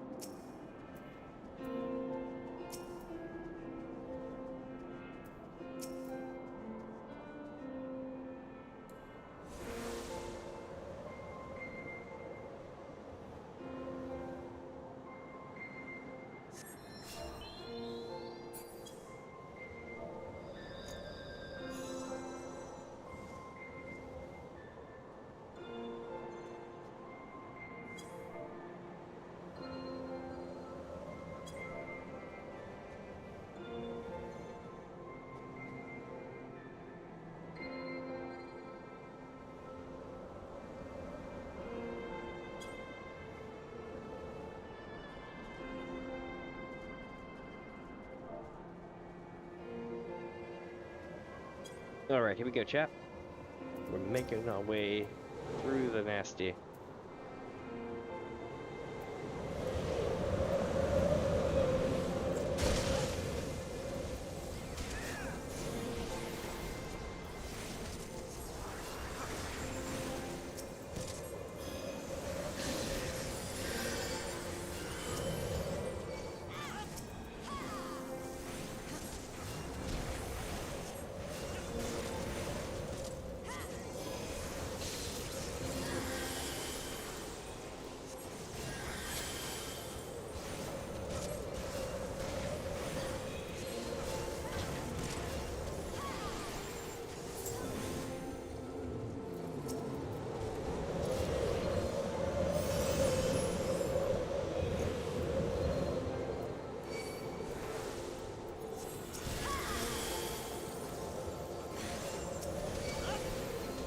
Oh shit, I targeted the wrong thing.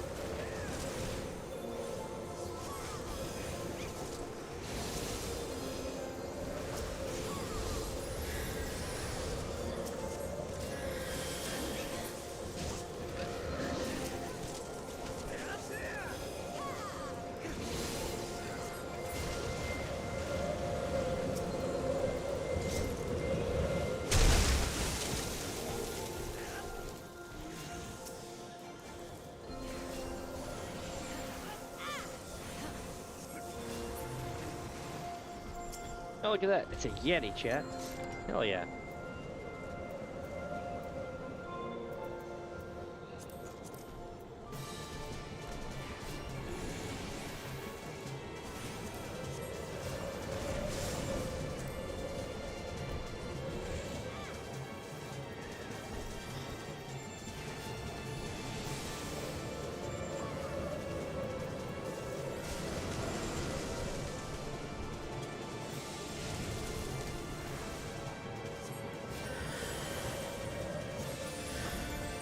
Ah!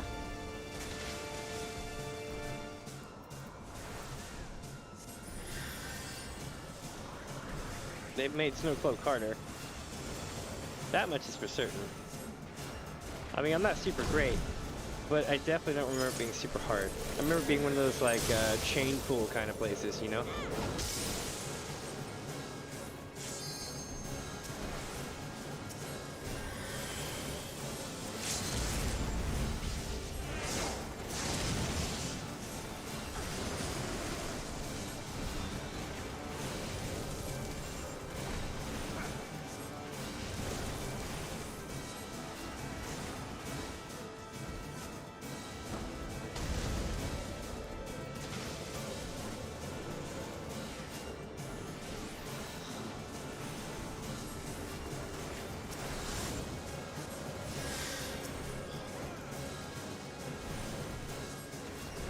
Like, come on, we're getting it.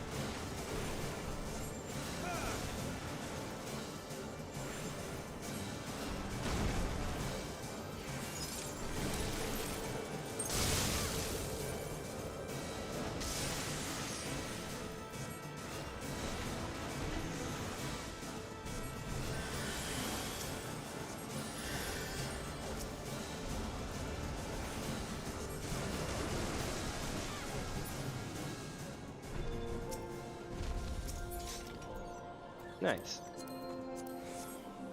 Alright, so we got that boss down. Now we gotta make our way through here.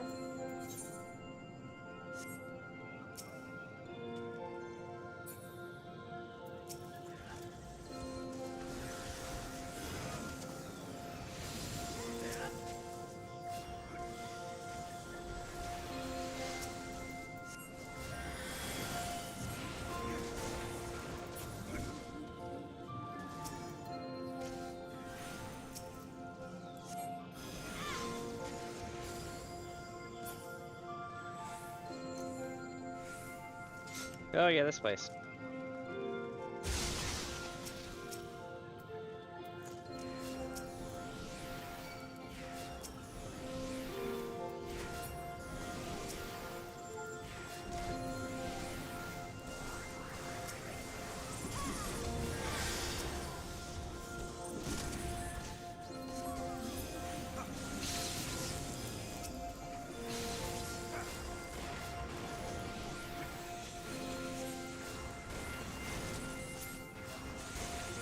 Okay, now these pop.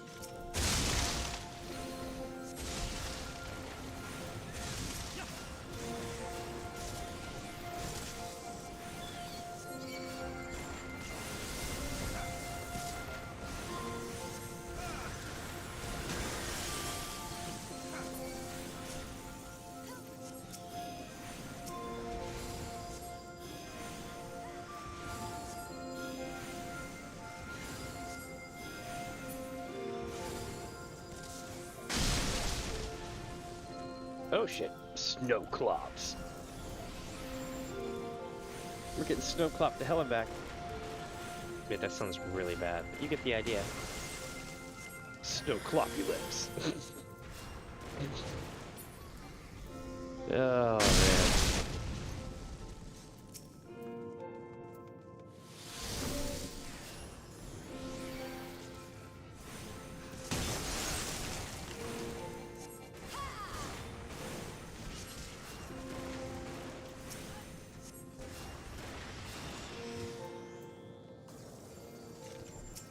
She must not harm the lady. The lady?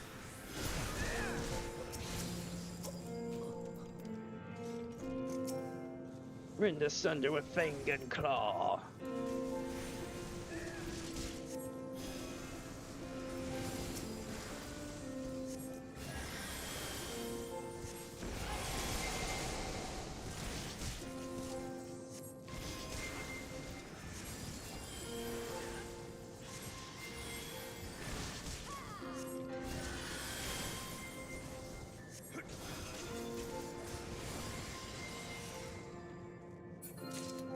Okay.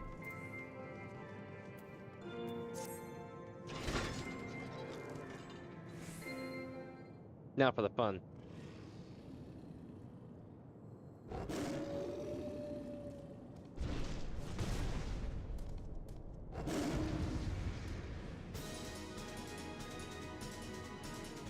That, my friends, is Fenrir.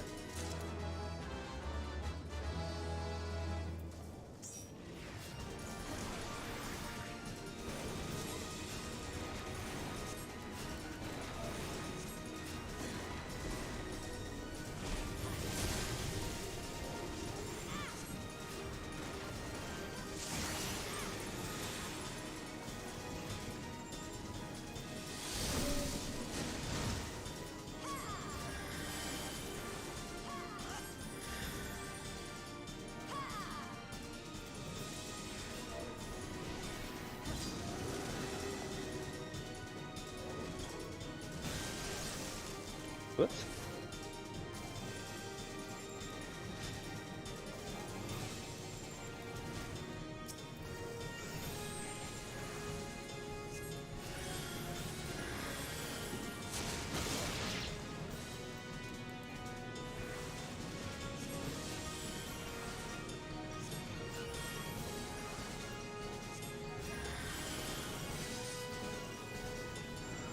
No way. I got. Like as soon as the triangle popped, I moved.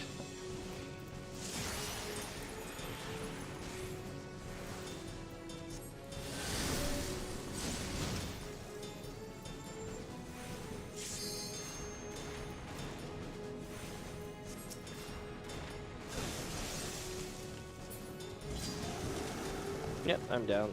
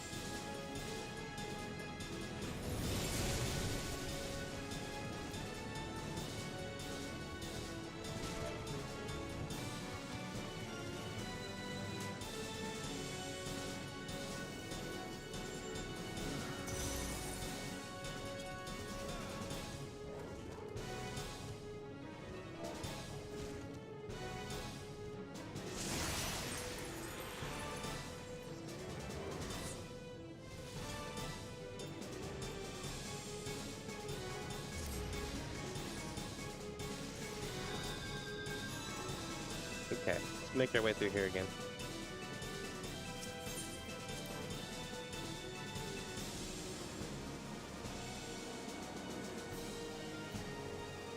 Maybe it won't get me as bad as it did last time.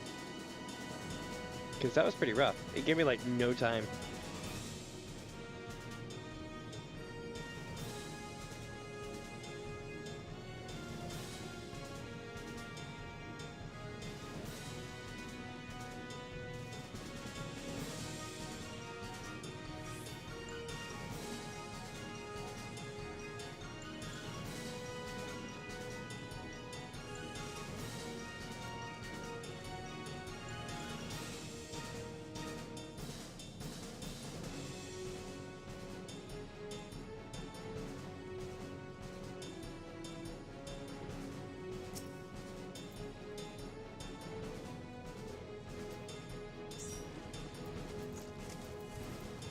Alright, let's go, chat.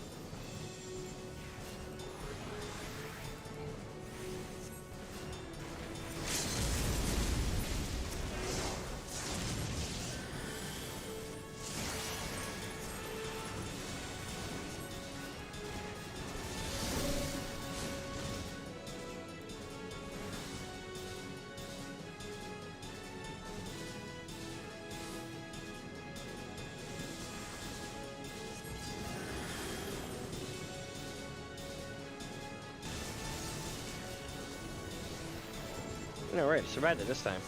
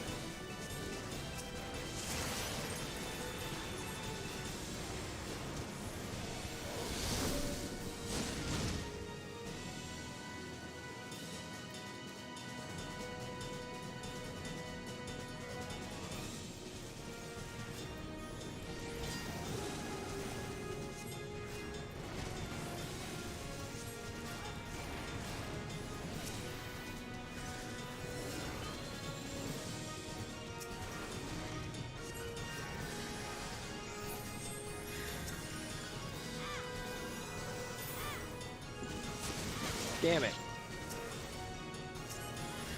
I hate that about Final Fantasy XIV. It lets you click on the enemy or friendly target, use benediction, and then not a damn thing happens. It also doesn't help that our tank is DC.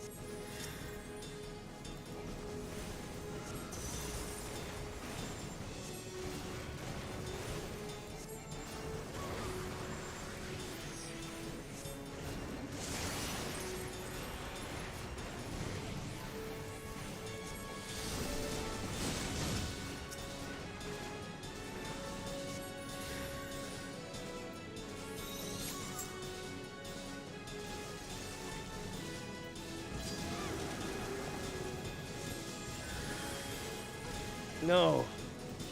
Damn it, I was doing so well.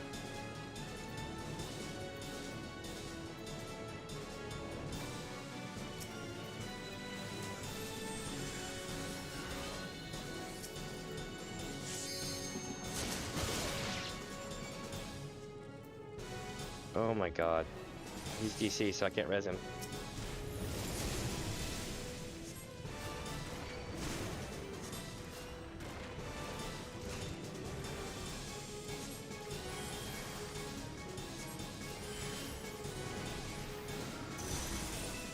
I had no time. None at all.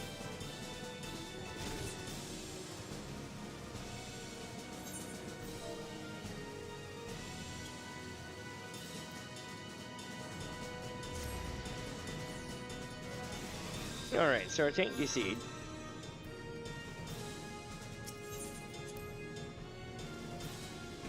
We were doing good until then.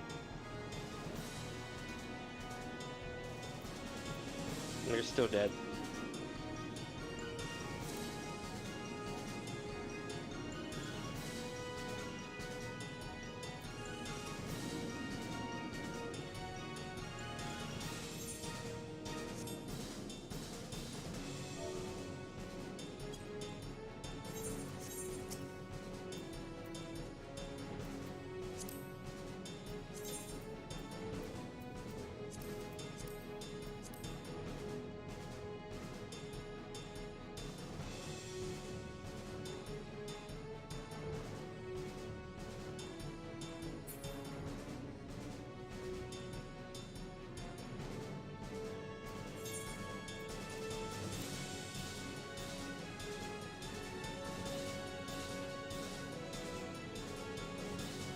Let's see what happens here.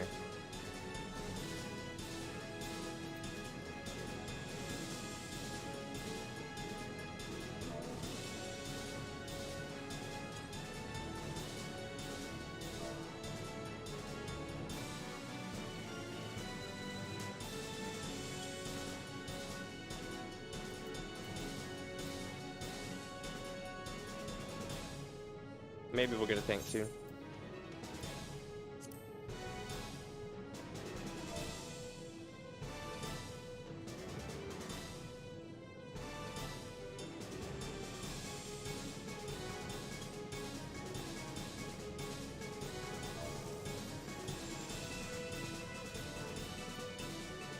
I know I can't keep up with it.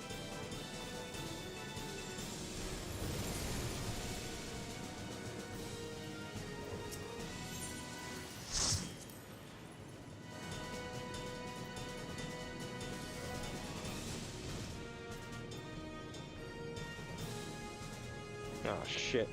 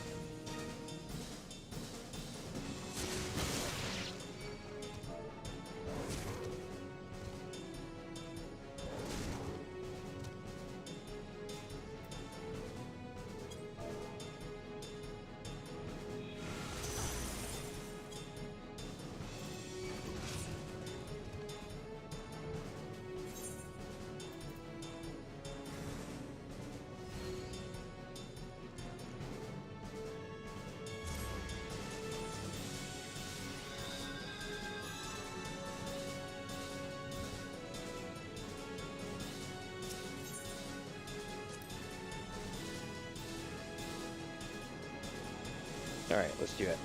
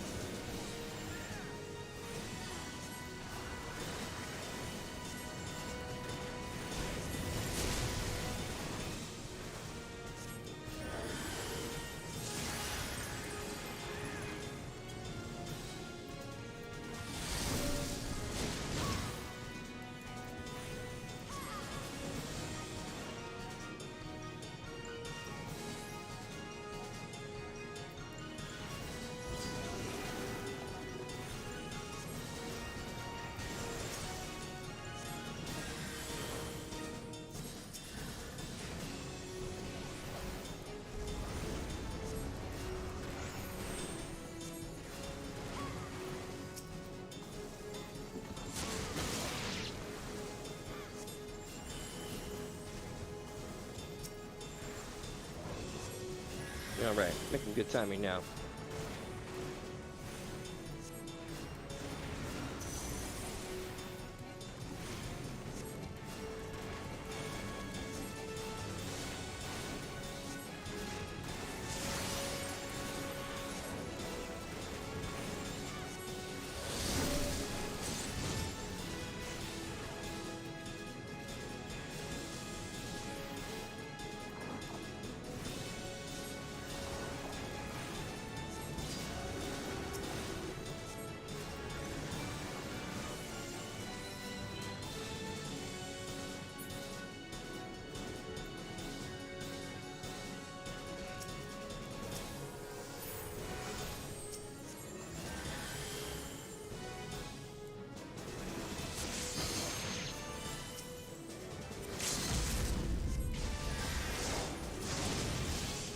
Alright, here we go.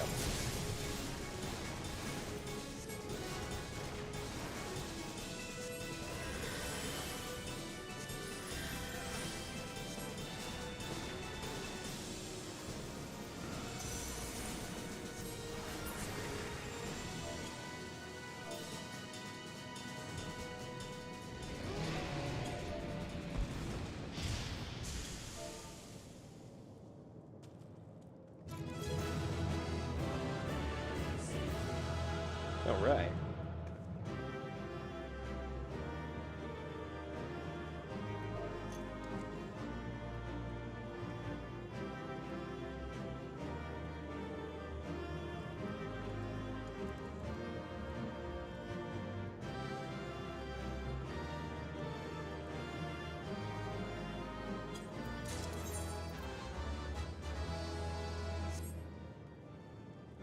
All right, so far we're making good time.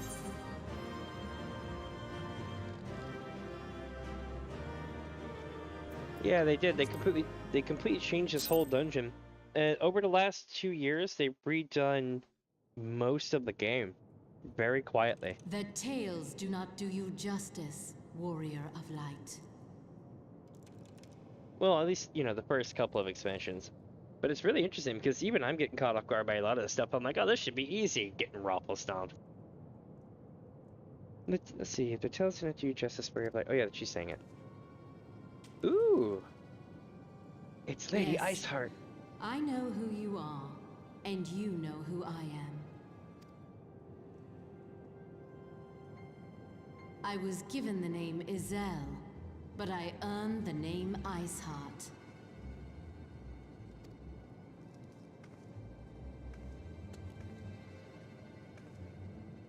This endless cycle of hatred, of bloodshed, of sorrow. You would see it continue, O noble warrior of light. Uh-oh. I'm getting called out. I would not. I will not. I will bring an end to this war between dragon and man, no matter the cost. In time, you will come to understand that what we do for the greater good. For Eorzea, for Hydaelyn.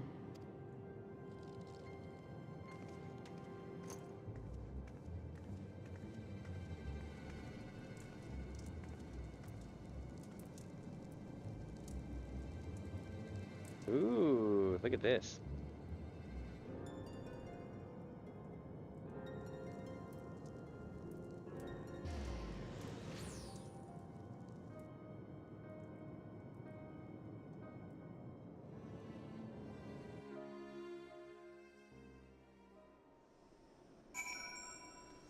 Interesting.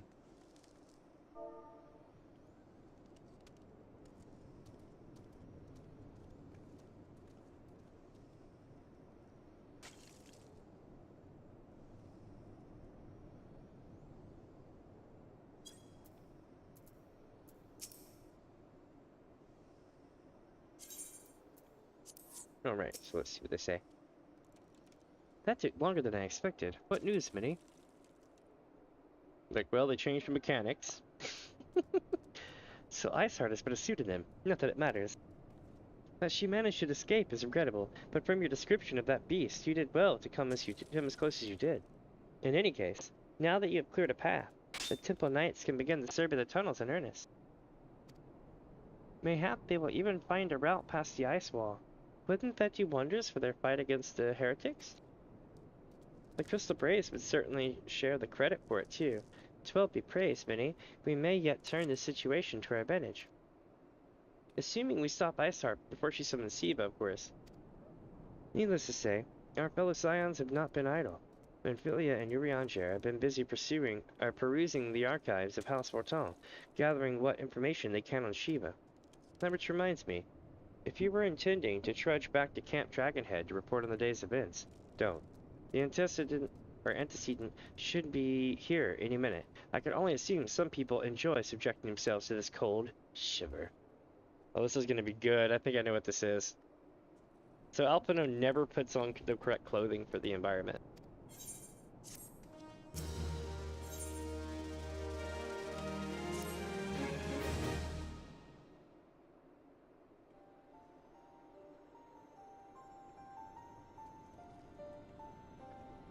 See? Just like that. She's got a coat.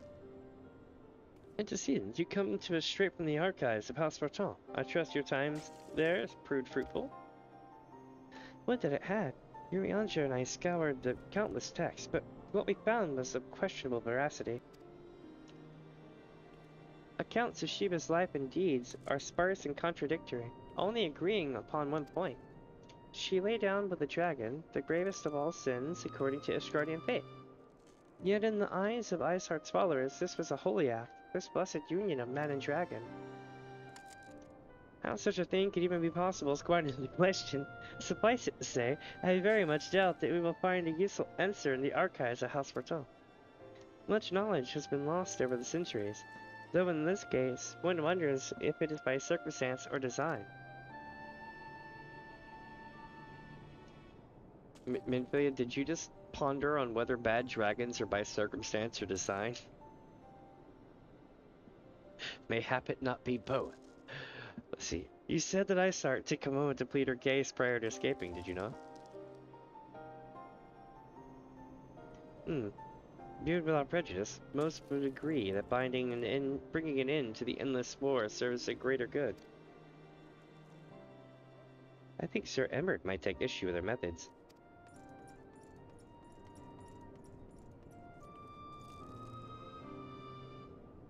I do not care if a few stragglers manage to escape. Until the sappers confirm that a tunnel is safe, the men are not to search it. Yes, Lord Commander.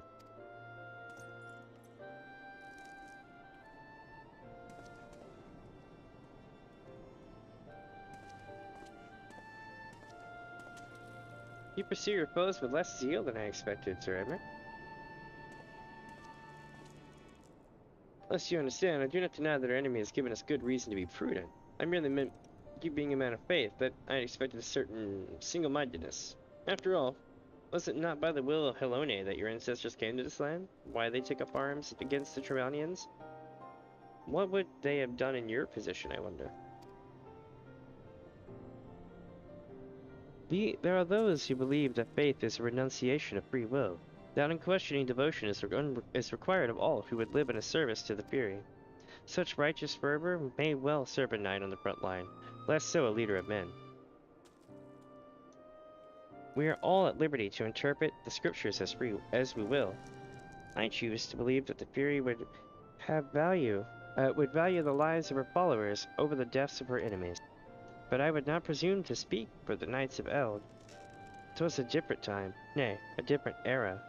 And Scripture tells us only so much.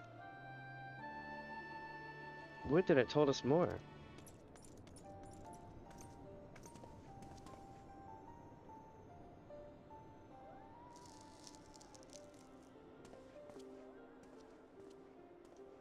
Interesting. I wonder how this is going to change. That man is awfully pragmatic for a servant of the Holy See. A welcome trade at the negotiating table, to be sure. Less so when one's enemies are making ready to harness the power of a god. Mayhap he does not truly believe that Iceheart's plan will succeed. Truth be told, I too remain somewhat skeptical.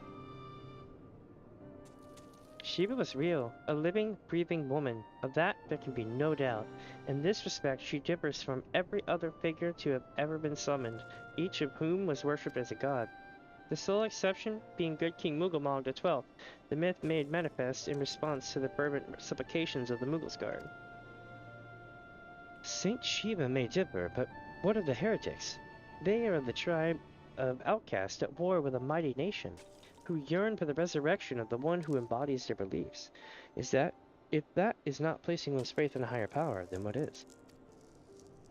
Crystals and conviction, Minfilia. They have them both in abundance.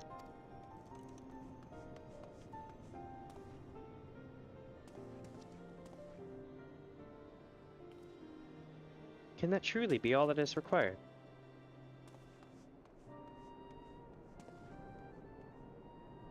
My survey team has concluded a preliminary analysis of the Aetheryte ice art used to escape.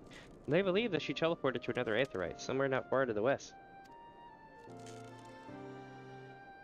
Despite the apparent proximity of the second Aetheryte, however, they have been wholly unable to detect its presence directly, unless Iceheart has some means to mask its signal, and can only presume that she had it destroyed to prevent us from following her. Without the means to teleport as she did, we have no choice but to search for an alternate route. Most likely a tunnel, assuming one exists. Let us not give up on teleportation just yet. One of our colleagues in Sarlia may be able to assist us. Oh no, I forgot about all this. Yeah, I pray that you are right. I dare not think how long it will take us to survey the entire tunnel system. Oh yeah, we still got a lot of story left. Shit, I forgot all about this. While Minfilia looks into our Aetheryte problem, I would like to request your assistance with another matter.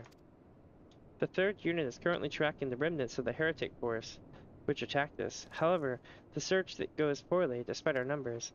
Korthos is vast, and Iceheart's followers know that terrain far better than we. Your challenge of this region may serve to hasten that process. The sooner we capture Iceheart's followers, the sooner we can press them to for their leader's whereabouts.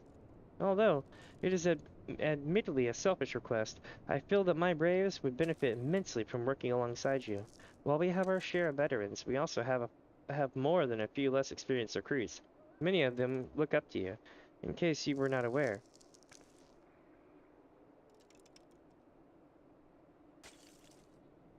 Good. I knew you would understand. Hase can apprise you of the details. When the task is complete, come and find me at the observatorium. Captain Ilbert and I are meeting there to discuss the latest developments in his investigation. The Temple Knights shall hold Snowcloak in our absence. Let us leave them to their work. Ours is more pressing.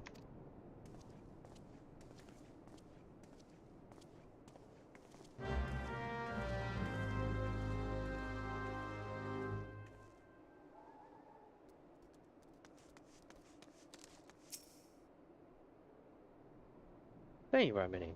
Commander Levier instructed me to wait for you. Your assistance is most welcome, believe me. Most of the 3rd hail from Ul'dah, and for a man accustomed to the feel of sand beneath his boots, the crunch of snow can be rather disconcerting.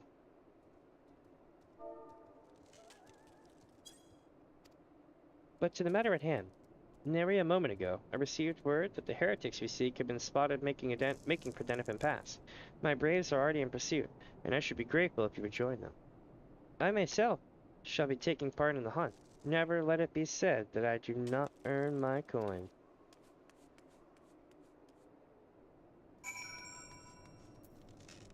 Let's see what Hase says. Oh, I got nothing. Alright. I figured he'd at least say something. It's probably better they don't, though.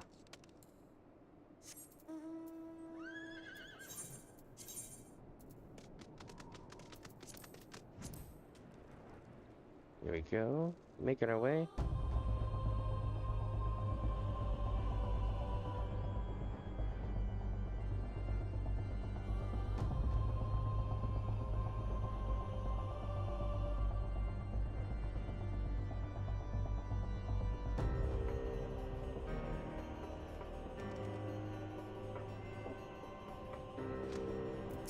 Uh-oh, 3rd unit Braves down.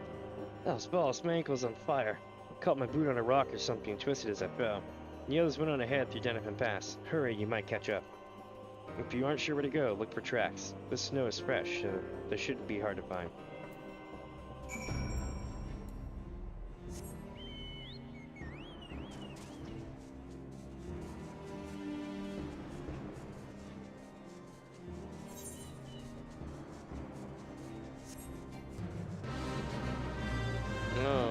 they're getting ready to do that fight now. This is soloable with a blue mage. I've seen it with my own eyes.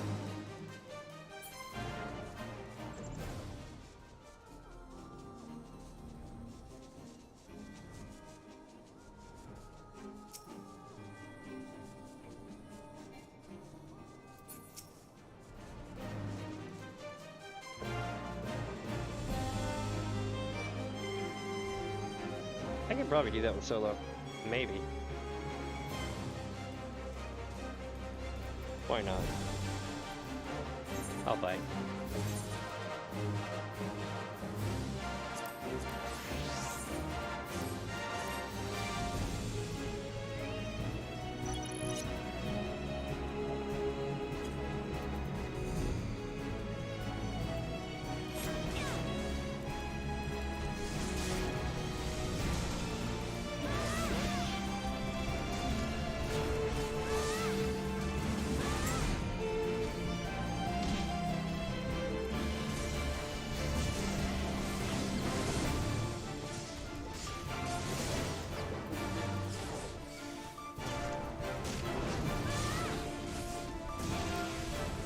Nope, it's before we had most of our regen.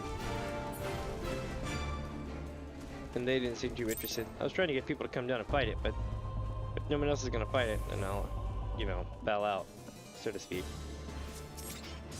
Really? That chinchilla was just like, nope. Alright.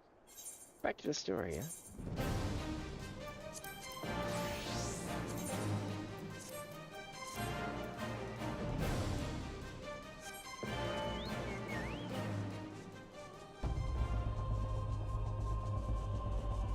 So we go back to the past again.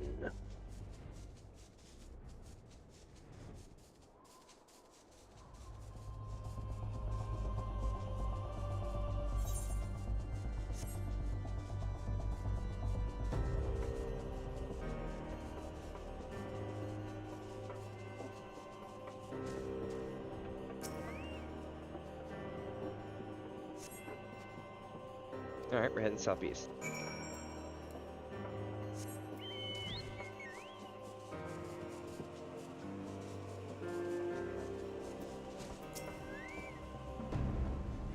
Scion, what are you doing here? The heretics? I'm not sure. There's a great scout beast and Eorzea? I think he went on east on his own. The heretics split up, so did we.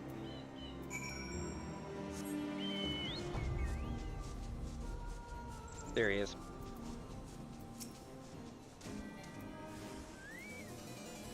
What did he say?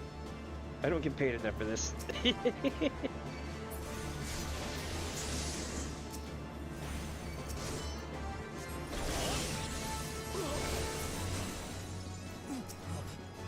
Let's see what he said. How embarrassing. I was so intent on following the heretics' tracks that I almost failed to notice that they doubled back. Almost, mind you. One tried to sneak up behind me and got a knife in the gut for his troubles. I thought myself alone, so I started searching the dead man's knapsack for anything of interest. And lo and behold, before his friends found me, I came upon this. Withdrawing groups of 3 or less to the observatorium. Give the signal and wait. The merchant will be watching. Be late, and be left for dead. Speaks for itself, does it not? They can't possibly mean to rendezvous inside the place, so we should restrict our search to the surrounding areas. Let me rephrase that. You should restrict your search to the wilderness around the observatorium. I will need more than a moment's rest to recover from these wounds.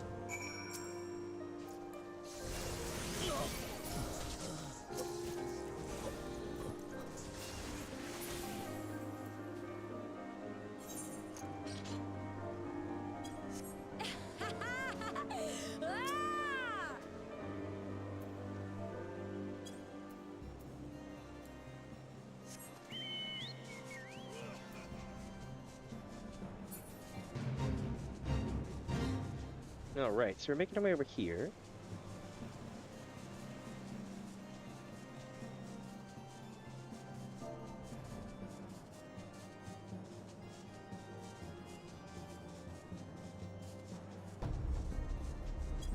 Give me just a second here.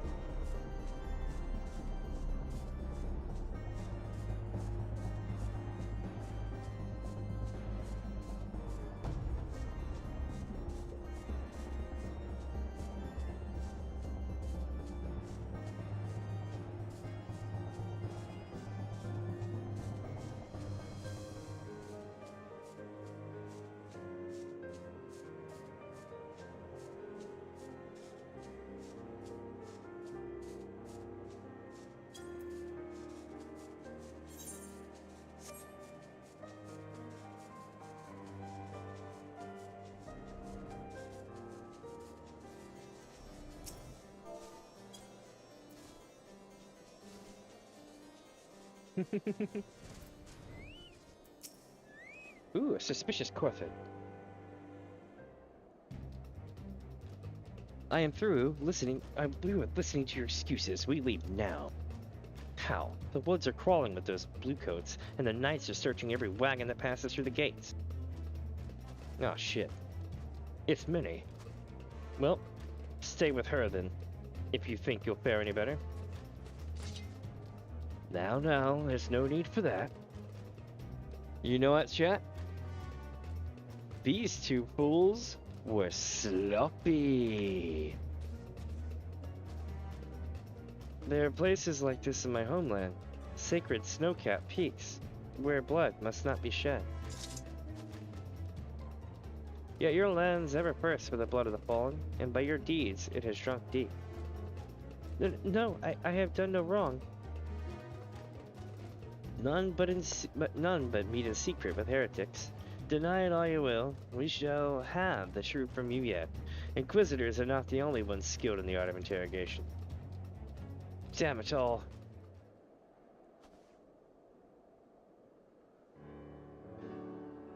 Fancy meeting you here, Minnie. I presume your work with the Third brought you hither? What a tangled web. Lest you wonder, we came not for the heretics, but for the merchant who has been conspiring with them. He came to our attention during the course of our investigation into the Ivy. It beggars belief, I know, but it seems our favorite Garlean spy may have been providing assistance to Isar. Were it not for the efforts of Lady Yugiri and a shinobi, we might never have discovered this connection. Master Alpino is too kind. I fear my people and I have done little to aid the search for a spy. We long to strike back against the Empire and weaken their influence in this land, to prevent the tragedy which befell Doma from reoccurring. The days ahead and the work they promise will require a very particular set of skills. Skills which I am fortunate enough to possess. If you will allow it, I would accompany you until the investigation is complete. Oh, Jesus. This is great. It's good because it's basically like, I will find you. I love it. That is the most generous offer, Lady Yugiri, and one which I gladly accept. Thank you. Though I may disappear for a time, know that I shall never be far, and shall always be watching. A comforting thought. Come, Minnie. Let us wait inside for Captain Elbert to return and deliver his report. I love it. It's like, have a particular set of skills. They will find you. Let's see. Which one am I doing now? I guess we're doing this one now.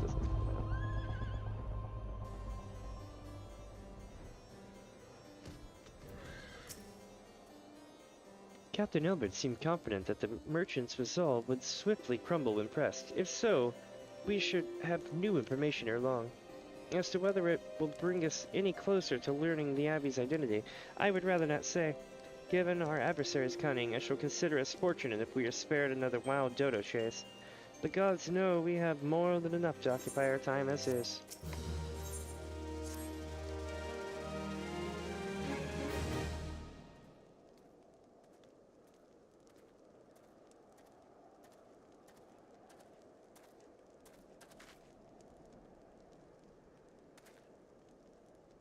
Captain Elbert, your report, if you will? Aye, Commander. Firstly, with regard to the heretic we captured, I regret to say that the man could tell us naught that we did not already know Shiva. We have since handed him over to the Ishgardian authorities. Henceforth, the Holy See will pursue the matter independently.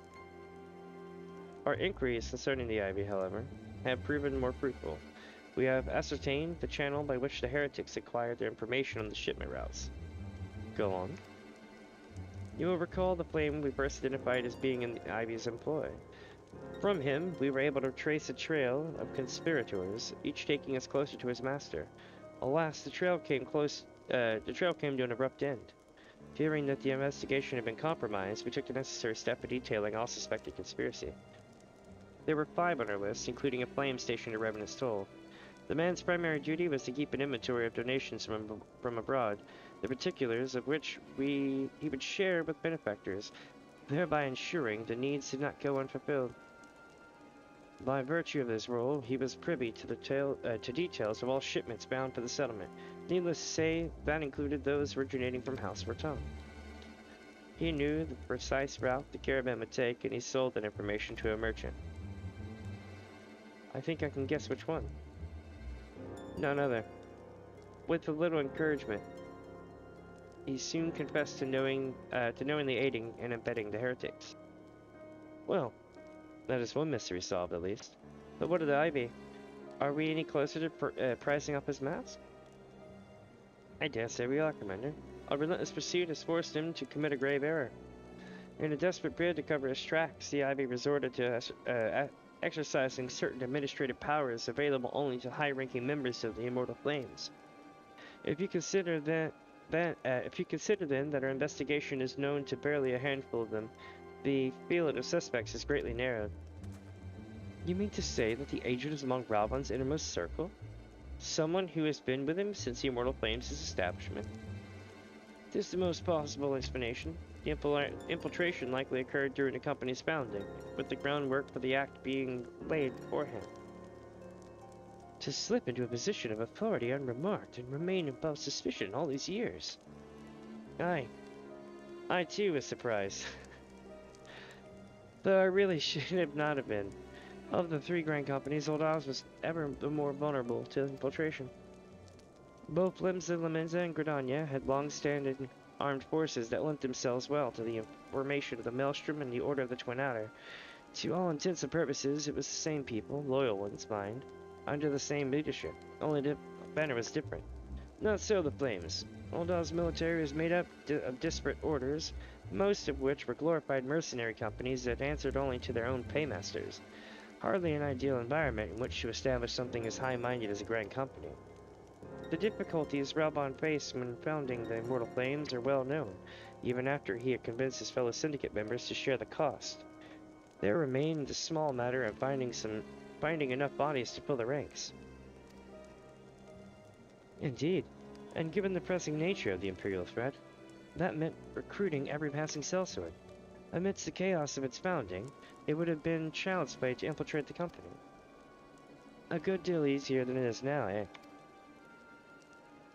The Immortal Flames have never been caught between conflicting interests, the public and the private. Though the monetarists ultimately agreed to support the old organization's founding, it was not out of charity that they did so, but simply self-preservation. Had Nail Van Darnas's ambitions been laid any less apocalyptic, you may be sure that they would never have risked supplying Ralban with an army. 'Tis but a wonder they did not attempt to extinguish the flames the moment the danger had passed. Returning to the present. Even as we speak, the Dolmen allies are shattering several high-ranking flames, any one of whom could be the Ivy. Desiring to deal a blow against the Empire, the refugees were eager to lend us their aid. I expect to hear from them ere long. Very good. Pray continue your investigation with the first. Meanwhile, I have the second attend to an errand rest. The third can join the fourth in the respecting crystal shipments. Sorry, my cats are hopping around my desk and I'm so half distracted. If they notice anything unusual, I want to know about it. If Shiva is summoned in the like manner to the other primals, the heretics will be looking for further supplies. Understood, Commander. I shall send word to Sir Emmerich, informing him of our success in identifying the heretics as abettors. Hopefully, the information will be of some use to the Ishgardians. It is time, Commander. Yes, I am aware.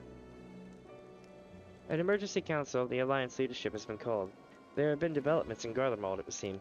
As Commander of the Crystal Braves, my presence has been requested. I would have you accompany me, Minnie. As the realm's stoutest champion, 'tis only meet that you be present for the discussion. Oh, and the antecedent has already given her consent. Her consent, lest you worry.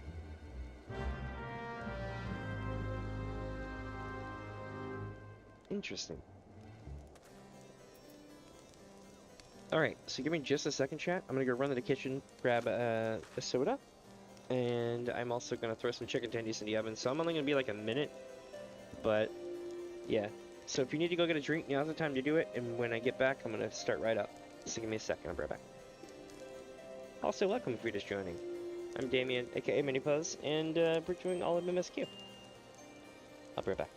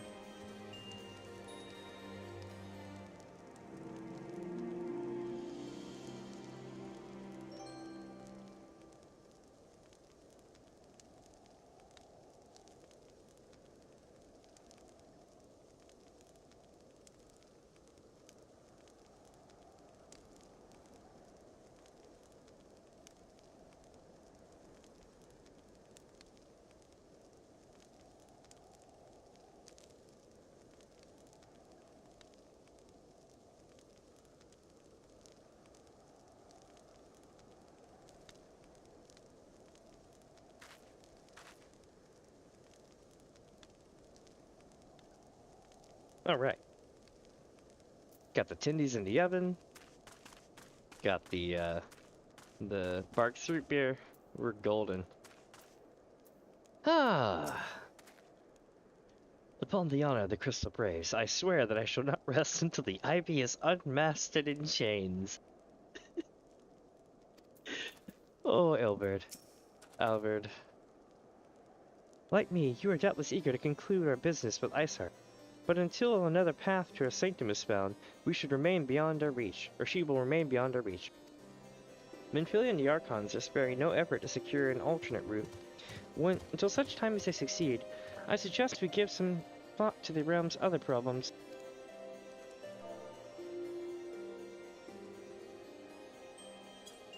I shall go on ahead to Gridania in readiness for their coming council. Meet me at Nefika's altar, and we shall make our way to the Lotus Stand together.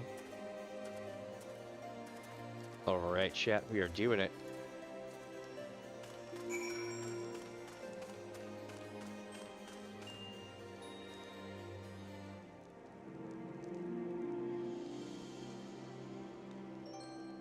Yeah, I just realized I'm missing something here.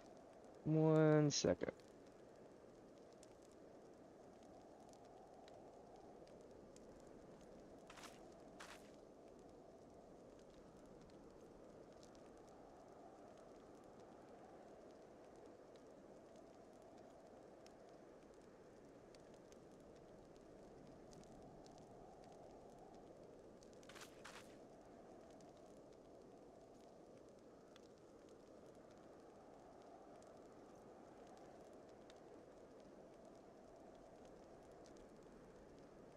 I just realized I forgot to tell everybody this is part 6. Whoops. Alright. We are golden.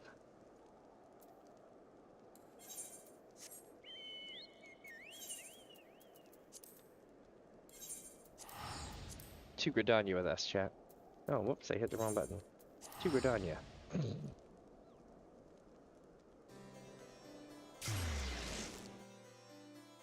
I can't tell you where my barding comes from, just know that it's cool, and it's from a later expansion.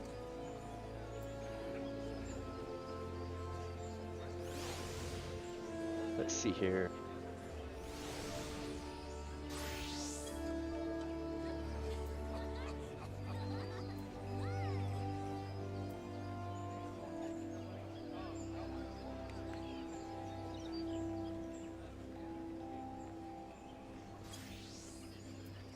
Okay, we're golfed over. Going to...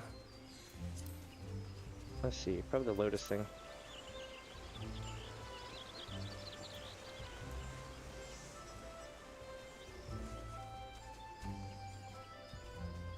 Here we go.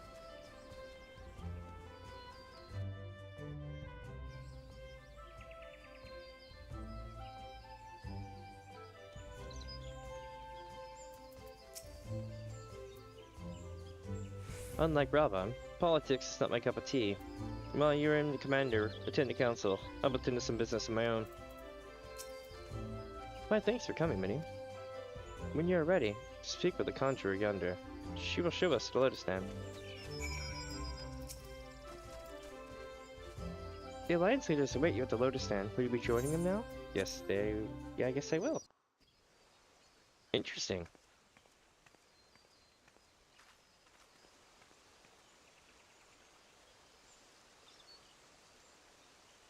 Change has come to the Garlean Empire, and we must discuss the implications.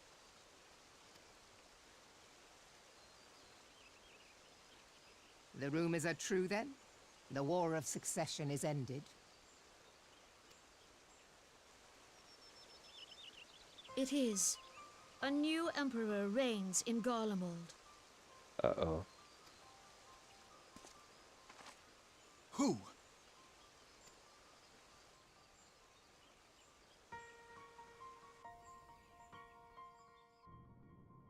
The birth and all too rapid expansion of the Garlean Empire is commonly attributed to the strategic brilliance of Solus Zosgalvis, yet he did not rule alone. Several members of the royal household also distinguished themselves during his reign. Oh no. Nevertheless, it was the eldest son who stood to inherit the throne, until his most untimely passing. Mm-hmm. I thought us fortunate when I learned that the Emperor had died without naming a successor.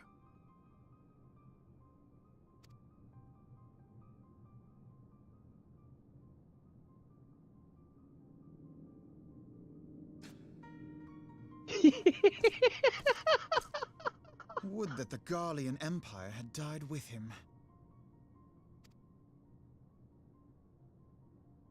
You spit on Solus's grave? Oh,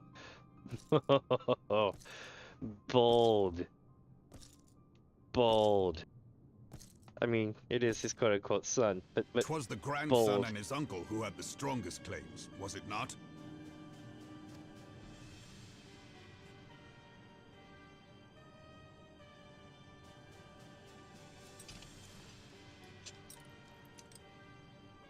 Indeed, yet claims count for little without the power to assert them. High Legatus Varus Ye Galvus is a respected military leader, not so his uncle.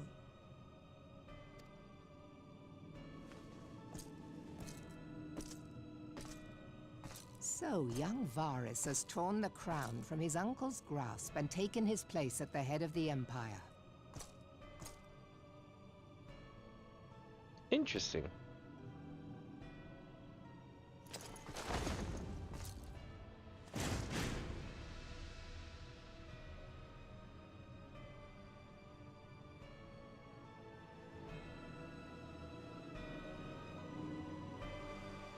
So basically, he went on a war of secession. Given the troubled nature of his succession, the new emperor will require time to seal his grip on power. Yet have no doubt but that he shall, for there are none left with strength enough to oppose him. Since the success of Operation Archon, the remnants of the 14th Legion and the forces occupying Alamigo have done naught but fortify their positions. It really is, isn't it? Like, watching all that stuff, it's like, you kind of look at it, you're like, And what's great is, the developers knew it too, so, like, there's a couple of things where they just kind of, like, some things will be out of place in the cutscene, but not too much out of place, right? Like, somebody will kind of, like, do a fourth wall pose break that wouldn't appear to be that, but then, like, when you come back through it, you're like, oh shit. Like, things like that. I've been seeing stuff like that left and right, and I'm like, oh shit. And all the weird semblance, all the weird things, like, they've set this up so well. It's so hard to explain it, but playing just a second time is so good now. I'm almost more happy with the story now than I was before, but I'm glad that I experienced it the first time the long way to get to this point. But you can be sure they'll be ready to march on us again, if their Emperor gives the word.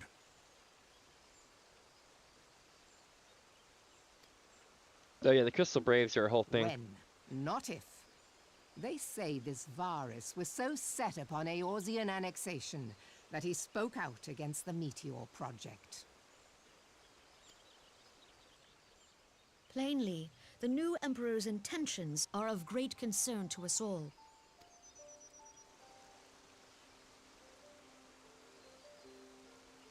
I propose that we set aside the Cartano dispute for the present, and discuss what measures the Alliance might take to prepare for a resumption of hostilities with Garlemald.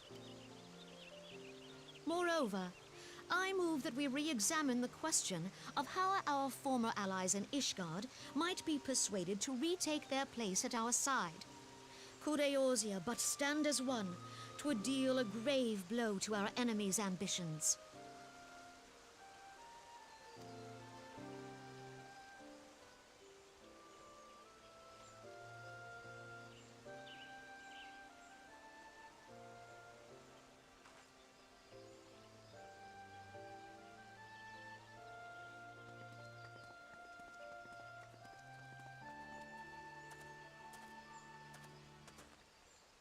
Well, I suppose we should be grateful that they have finally acknowledged the inevitability of Imperial attack.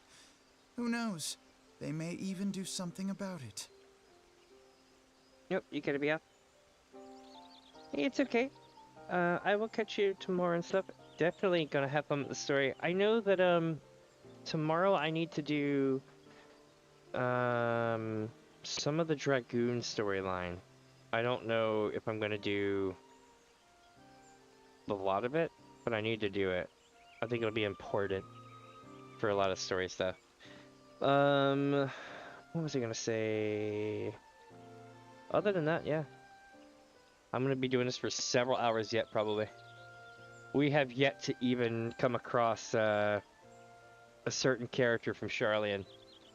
So that's gonna be a whole arc or two in itself. I think we are a long way away. I don't know for sure how long, but we're definitely a long way away from the end. If only the leaders of Ishgard would follow their example and stop hiding behind their gates, praying for the coming storm to pass them by. But that is a discussion for another time. At present, I am more concerned by the fact that the Alliance's mooted preparations will be made known to the Garleans many moons before their coming. So long as the Ivy eludes our grasp, no secret is safe.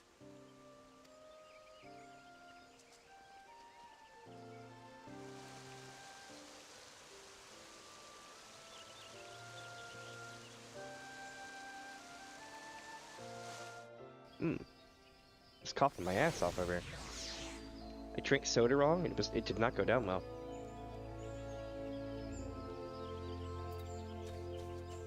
Alright, chat, let's see. You will not have escaped your notice that the nations of Eorzea are no nearer to being of one purpose, despite their protestations to the contrary. Plainly, the threat of a resurgent Garlemald is not enough to stir them, and the reason for this? Deep-rooted mistrust amongst the citizenry. The nations as leaders can come to all the understandings they like, but their unity means little unless to the common folk. Take the Laminsans, for instance. Though Admiral Merwold outlawed piracy over a decade ago, foreigners still picture the nation as a haven for the grog-swirling, wood-legged cutthroats. And likewise, the Gridanians are mocked as hermits who talk to trees, and the Uldans scorned as swindlers who worship coin.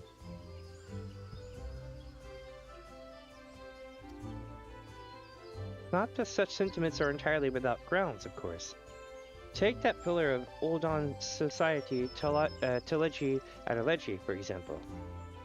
But that is beside the point. The fact that it is that people are wary of outsiders whether they have the cause to be or not. On that basis, one could argue that the conflict at Cartano is a necessary evil. Each nation has its own warmongering faction that advocates the acquisition of Omega. In order to placate them, we present them something resembling warfare, and thereby curb their appetite for full-scale conflict. But in the final musing, let us speak of a more pressing matter, the Ivy.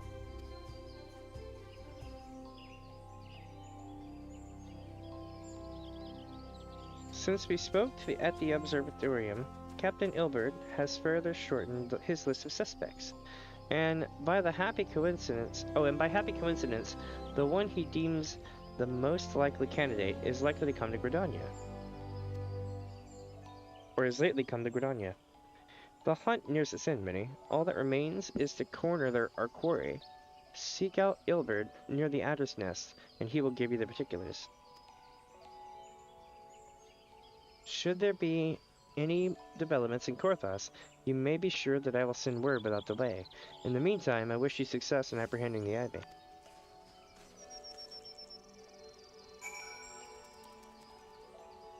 Alright. Well, I guess we're doing that. We're gonna go to New Gridania. Someone named Barbecue. That's funny.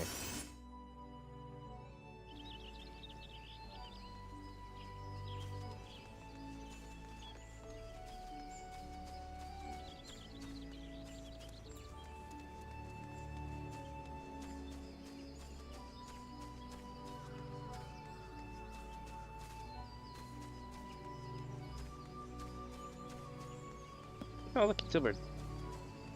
Nice. My thanks for coming, sire. Doubtless the commander has informed you, but we have unmasked the Ivy. From this point on, we must proceed with extreme caution.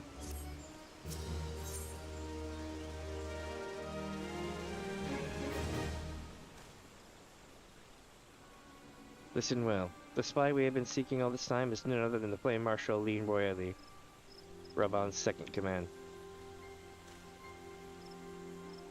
Prior to joining the Immortal Flames, she was a mercenary of no small renown. They state her skill of a polearm had to be seen to be believed. Of Ishgardian birth, she is the highest ranked foreigner in the Immortal Flames, barring the Flame General himself, of course. When we formed the Grand Company, Raban chose people based on their worth. Whence they hailed was of no interest. The monetarists saw things differently, however. Having funded the enterprise, they preserved the right to reject candidates nominated for high-ranking positions. And it was no secret that they did not favor foreigners, Ishgardians specifically, after the way the Holy See forsook the Alliance. Yet the monetarists did not raise so much as a murmur of protest when Royally was appointed to her post. Passing strange, is it not? Could it be that the Ivy has some hold over the monetarists?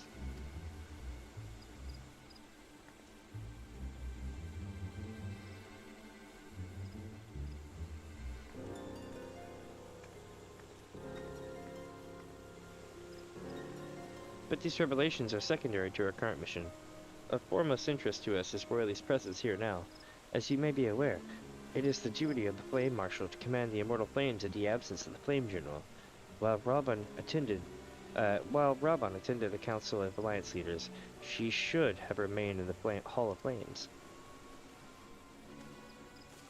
The woman has no business being in Gridania, yet here she is nonetheless, on some pretense. She is up to something, mark my words. Even as we speak, I have a dozen men trawling the Flames' records for evidence of Royally's guilt. But if we can catch her red-handed, we shall have all the proof we need. Which brings me to the plan. I have people watching the city gates, airship landing, and the docks. Every point of egress. She cannot leave without our knowledge. All that remains is to shadow her until she betrays her true purpose. Can I rely upon your eyes, Scion? I'm like, alright. Let's go, Albert. Or Albert. Albert. They said like Io, like I''LL is basically kind of how his name is pronounced. You have my thanks. Let us go then. And take care not to alert our quarry. But it's like so hard to do his name right when reading. Because I immediately want to say Ilbert.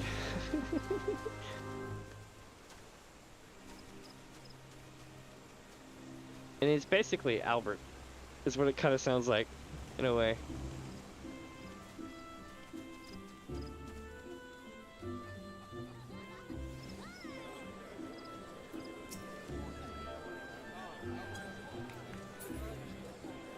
Okay, where am I going to? I'm going right here to Albert. Yeah. Royally is headed in the direction of the Blue Badger Gate. With me, Scion.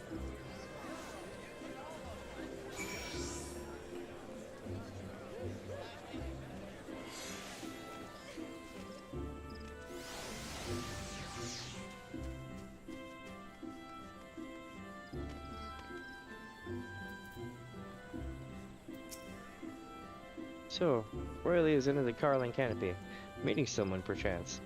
Or could it be that she means to board an airship? Pray transfer her within. If she is not on the upper floor, try the landing area below. One of mine is stationed there, and she may have seen something. Ephemera is her name. I shall remain here in the case Royally disappears.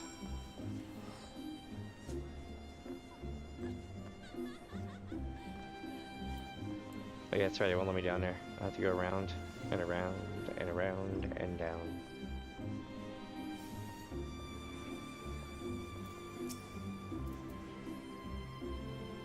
Minipa, such an unexpected pleasure. What brings you here? A social visit, you say? How pleasant. No, she didn't come this way. I've noted every passenger, and none bore any resemblance. Well, Don't let me keep you.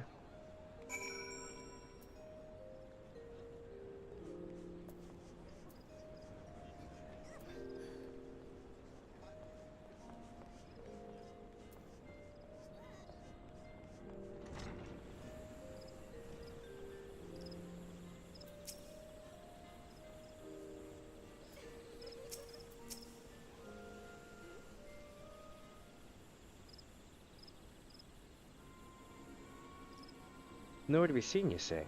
And you sure she did not board an airship? She did not come back out either. Where in the seven hells could she have gone?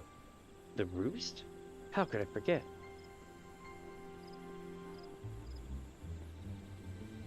Greetings, good sir. Might I interest you in some Montoy tonic? A cup a day imbues a man with great vigor, if you have my meaning. Perhaps another time, friend. Wait, that necklace. You are Shinobi of Doma. The woman you seek has left Gridania by way of the West Shore Pier. She was attired as a merchant, but these eyes are not so easily deceived. You may wish to take a search at East Shroud. Rest assured that we shall continue to support you from the shadows. Man, the Domans are like Khajiit. They do a lot of trade, they do a lot of other stuff. There's shinobi everywhere. Ain't this well for the Domans? Were it not for their unique talents, Roy, they would have disappeared without a trace. Alright. Let's see what wonderful catastrophes we can get up to now with our buddy Albert. In flagrante delicto. Albert is eager to resume the pursuit of Damien royally. Our hunt leads us to the East Shroud, Scion. I suggest we follow Royalty's example and take the ferry from West Shore Pier. You'll doubtless wish to make certain preparations. See to them while I go on ahead. I shall wait for you at Sweet Balloon Pier.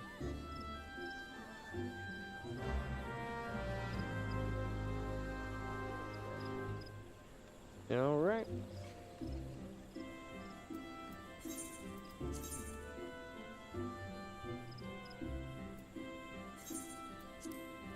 Wait a minute, can't I just take the thing to Sweet Balloon Pier from the thing here? I believe I can. Yep.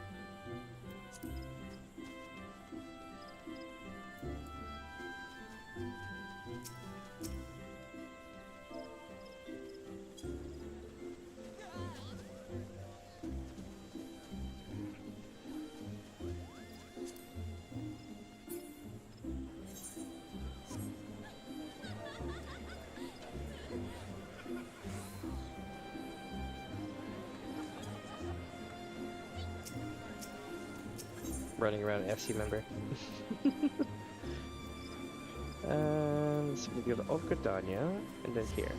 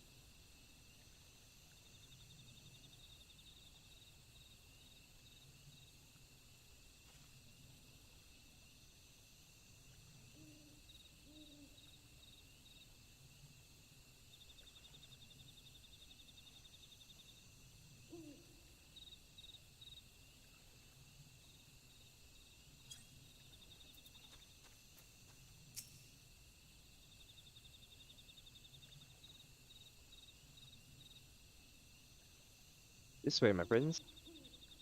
Or this way, my friends. I was like, wait a minute. That's you, Gree, not Albert. Euphoria makes for the Hawthorne Hut. If Aurelia is truly the one you see, we can expect that she means to make contact with her Garlean masters there. An explanation is in order. You are no doubt aware that the Garleans have their own method of communicating over great distances. Well, our ingenious friends at Garland Ironworks have provided us with devices which disrupt these communications, and we have installed them around the city-states. In so doing, we have made it difficult for Imperial agents to correspond with their masters. Royalty would thus have no choice but to rendezvous with their Imperial contact directly. Yet, as a well-known face in the Immortal Flames, she cannot move about Phantom without being recognized. It would only be a matter of time before someone saw through her disguise. Just for this reason, I believe that she has chosen the Black Shroud for her clandestine meeting. The elves in our common sight here, and our comings and goings are not like to turn any heads. As my scouts tell it, the Garleans have sent agents with a mind to destroy the devices and render such direct contact unnecessary. Fortunately, our shinobi have thus far been successful in rebuffing their efforts. This is it. We need only make for Hawthorne Hut and catch Royally in the act. Uh-oh, chat, here we go.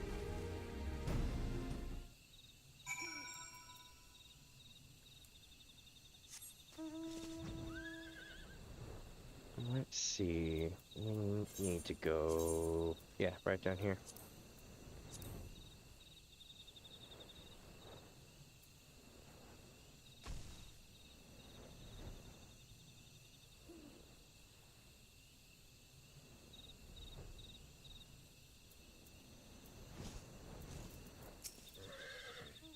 If Royally is here, she is no more. We have no choice but to continue this pursuit. And my people report that a quarry has departed for the Bramble Patch. The ivy returns to the gnarls whence she came, but perhaps it is all for the better. To convict someone of her standing, we will require damning evidence against her. What could be better than to catch her in the act when she meets with the Garlean masters? My countrymen and I shall lie in wait in the shadows. Tread warily, my friends.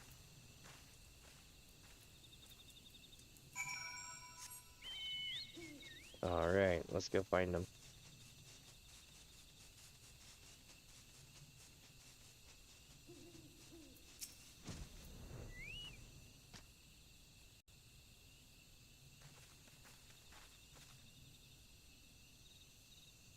Just beyond, Royally is in conversation with an individual clad in the manner of an adventurer, an Imperial intermediary, no doubt.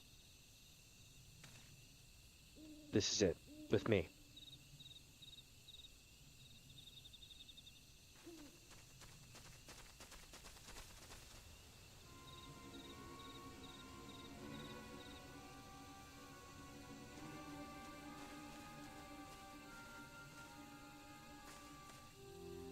Flame Marshal Aileen Royally, you are under arrest for treason and espionage. You were followed, you bloody fool.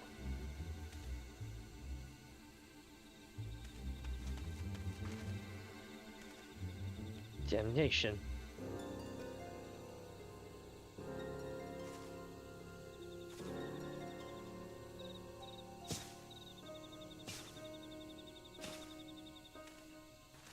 Damn.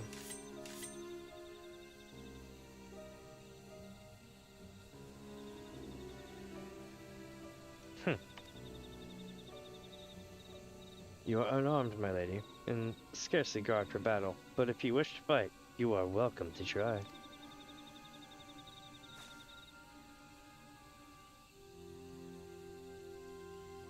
What is the meaning of this, Captain? Would you arrest me for strolling in the Tweleswood? When last I looked, that was no crime, and neither was conversing with passing strangers. You would feign ignorance then. Very well. If you do think of something to say, there will be plenty of time to say it later. Now, come quietly, or I should make you wish you had.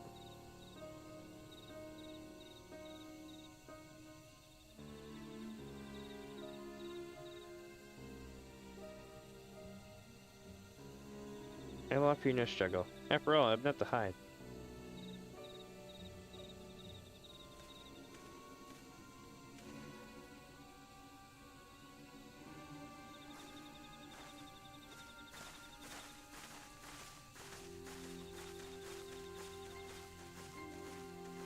Interesting.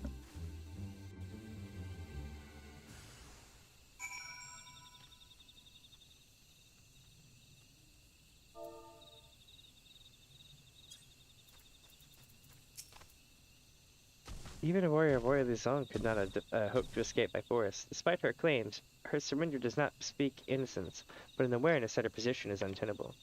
With the ivies thus uprooted, it is to be hoped that the tendrils she entwined around the immortal flames will gradually wither and die. Mayhap then the people of Ul'dah will have the grand company they deserve. But let us speak of the present. If I may ask, what will you do, nominee? So the Scions seek a way into Iceheart's sanctum. Then I dare say you are eager to return to the Rising Stones. Pray, do not let me keep you. Fear not, my countrymen and I shall tend to the aftermath. You need not waste your talents here. And speaking of talents, you have been training in the art of the shinobi, have you not? The change in your bearing is quite evident. To me, at least. I look forward to seeing you in action. Till next time, my friend. Hey, they realized the fact that I actually had unlocked, shinobi. Well, ninja. But yeah. That's legit. She didn't say that to me the first time, by the way. Because I didn't unlock it. So that was new to me. That was pretty cool. Alright. Alright. Nice. Not bad at all. Also, you know what I just realized? That means that you would have had to have paid to unlock up to, I guess, Shadowbringers, and then came back through and they were like, oh, you played this. Or maybe Heavensward or Stormblood, something like that. You get the idea.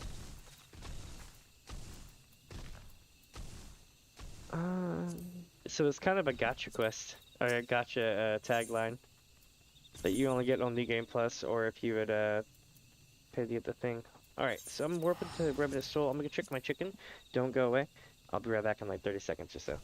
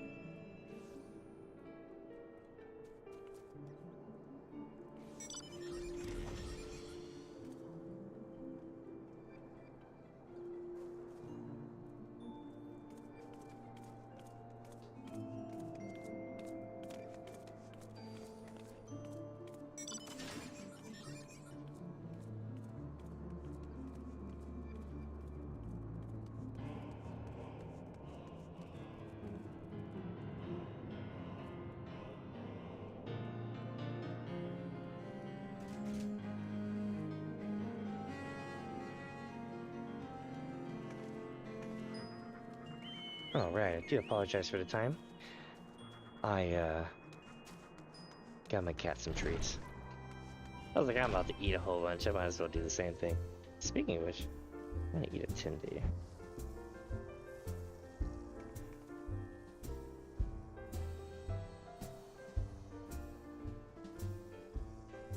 They're gonna make me do a bunch of talking, so I might as well eat now, right?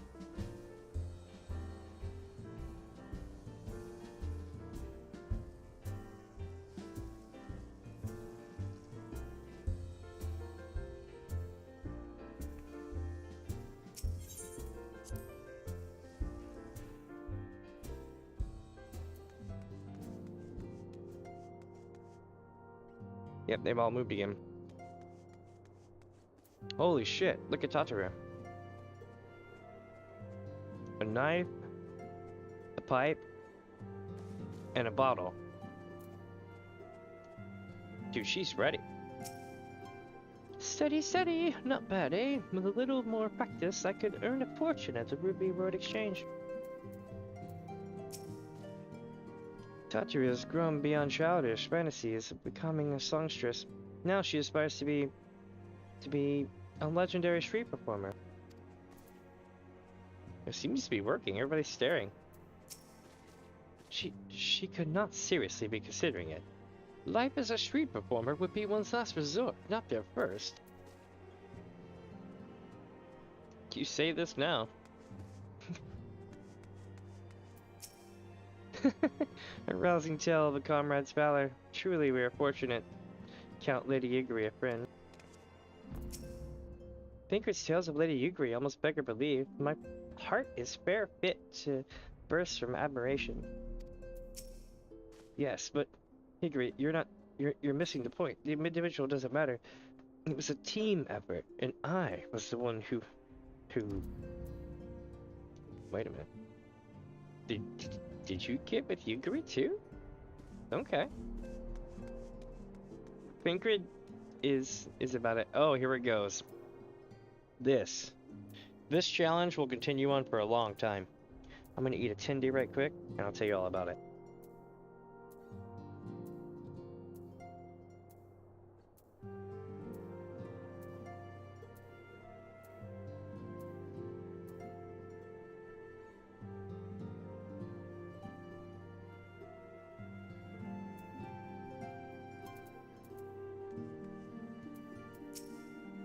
Strength away.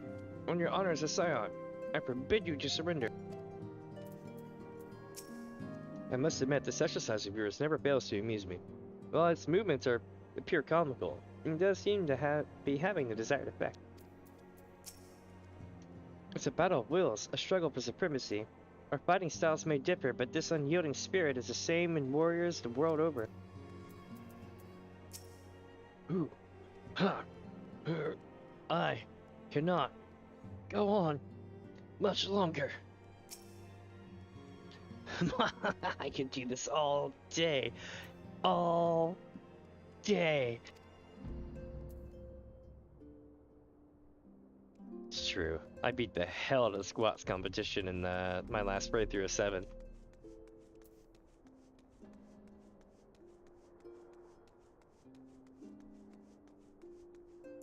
Alright, time to eat a Tindy, get a cutscene.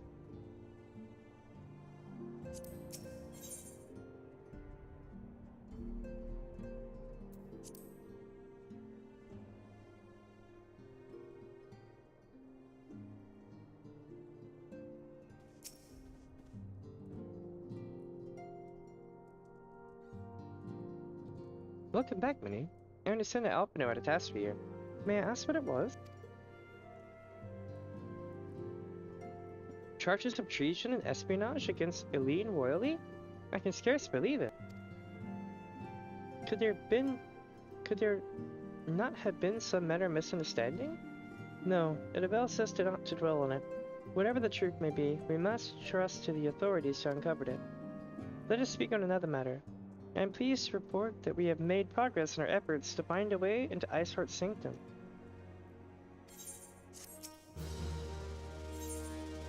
Here we go. As you may recall, Iceheart used the Aetherite in the depths of Snowcloak to teleport a short distance to the west, most likely to a sanctuary of some description. It is there that we suspect she means to summon Shiva using the crystals she stole from the House Forton's caravan. The heretics believe that they are bringing about the second coming of their patron saint. But if, as we suspect, they mean to hold a summoning ritual of the kind employed by the beast tribes, it seems likely that the result will be something more akin to a primal. Suffice it to say, they must be stopped, and stop them we shall. But first, we must surmount the obstacle that Iceheart has placed in our path. Ordinarily, it would be a simple matter to tap into the established Aethernet and thereby follow a quarry. However, despite our best efforts, we have been unable to ascertain the position of the Aetherite to which she teleported. Our prevailing theory is that she destroyed the second Aetherite upon arrival, a reckless, desperate measure, but also an effective one. After discussing the matter at length with Eorzea, we have concluded that we lack the expertise to develop a solution. Which is why we have called upon the aid of one who does possess such expertise, a colleague of ours who is currently en route to Revenant Soul from Charlian. She should be arriving within the hour, in fact. Oh, it's time. Since you were here, mayhap you would welcome her together. I am certain she would appreciate the gesture. Let us make our way to the northern gates and await her coming. Alright.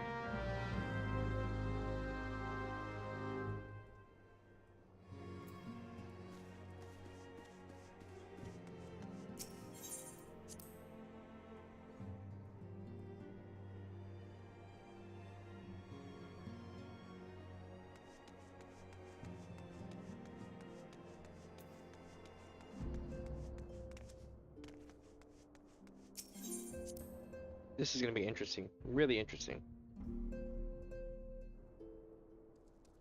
And I'm eating nuggies like a mofo over here. I'm like, eat while you can.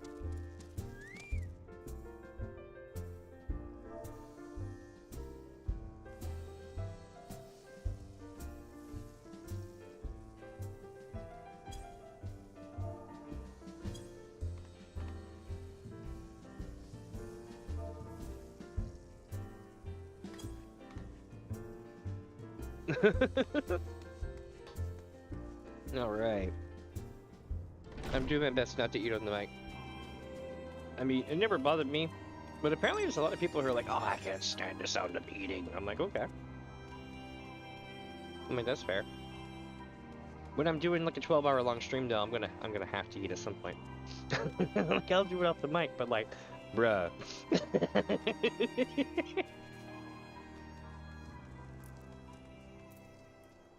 Alright, one more Tindy.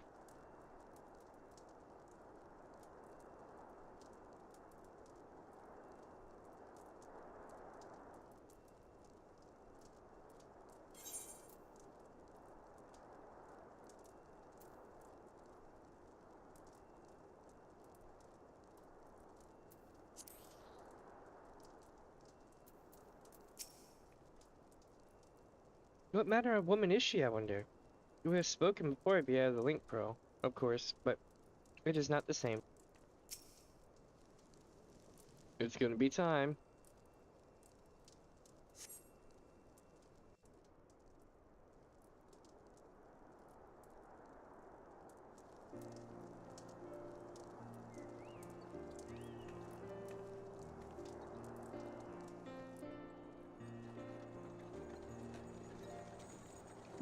Is it the Lalafell?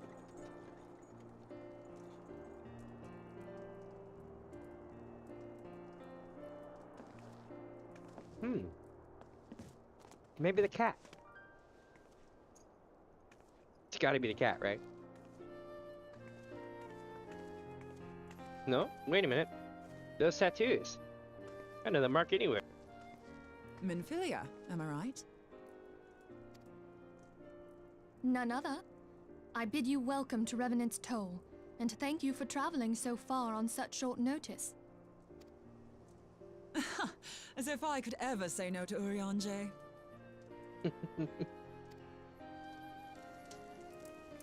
Moonbreeder is an accomplished Charlian scholar and an authority on aetherite technologies. She has played an invaluable role in our search for a means to capture Ascian souls. Charmed, I'm sure.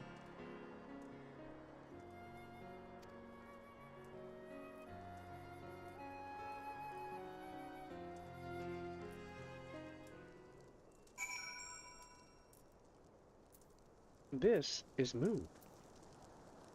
Give me just a sec though. I'm almost on my 10 days and then we'll keep going.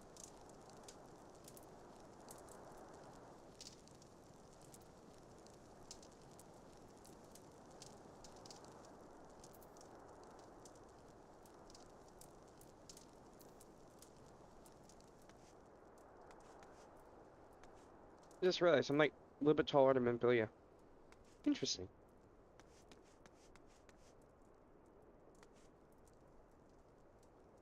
Alright. I'm almost done.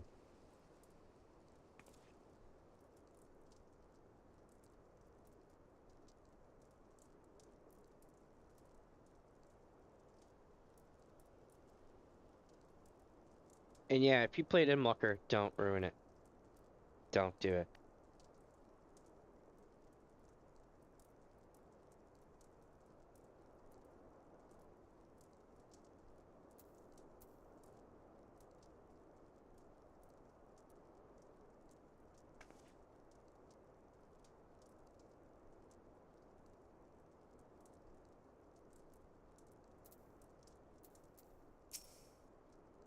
For an outpost near the rich wasteland, this place is as a good deal livelier than I expected. Just goes to show you that you never know until you know. Let us return to that rising stones at once then. We have much to discuss. Dun, dun, dun. Okay.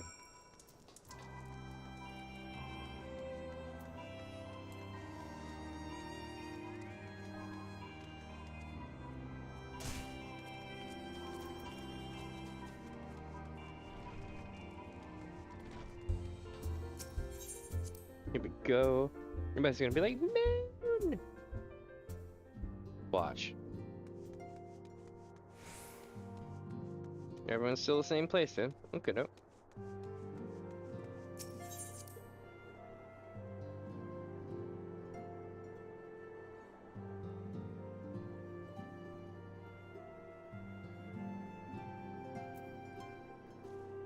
I love how it's like, let's just like sneak her past everyone and then make them come in here.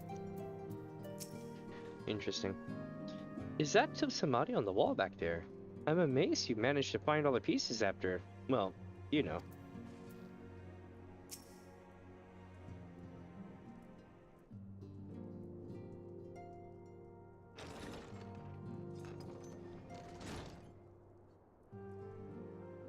Moon! Gods, it's been ages!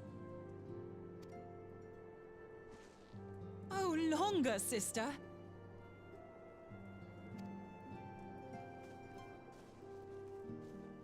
A joyous reunion indeed. Well, of course it is. Moon and I are like twin sisters. Save in appearance and aptitude.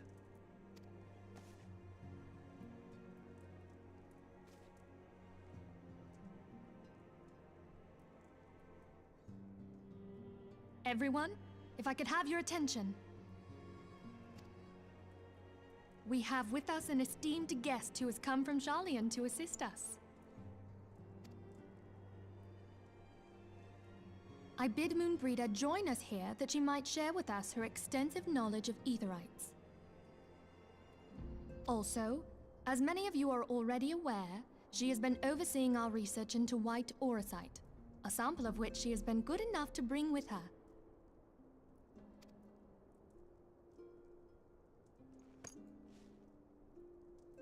Well, I had to come, didn't I? You'd have to be bloody daft to turn your nose up at a chance like this. Where better to conduct my final tests than a land so steeped in ether you can taste it? 'Tis plain the passage of the years hath done little to dampen thy youthful spirits. Oh, here we go.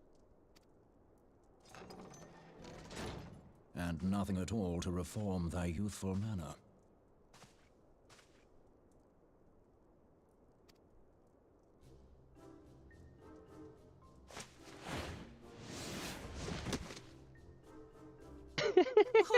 Sanjay! Where in the hells have you been hiding?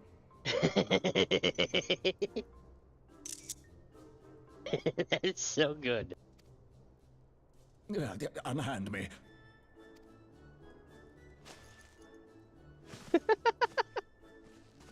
I come all this way, and that's what you have to say to me. I much preferred when you were pleading with me to drop everything and hurry to your side. What was it you said? None save thee can satisfy this need. Oh no. Go on. Oh my god. Oh, I needed that. Thine artless attempts to misrepresent mine all too innocent motives do thee little credit. Mine intent, as well thou knowest, was but to impress upon thee the gravity of the circumstance. Lest thou doubt, a deiform entity shall shortly be summoned, save if thou and no other grantest my compeers thine aid. You still haven't found it then? You're missing Aetherite. We have not. No.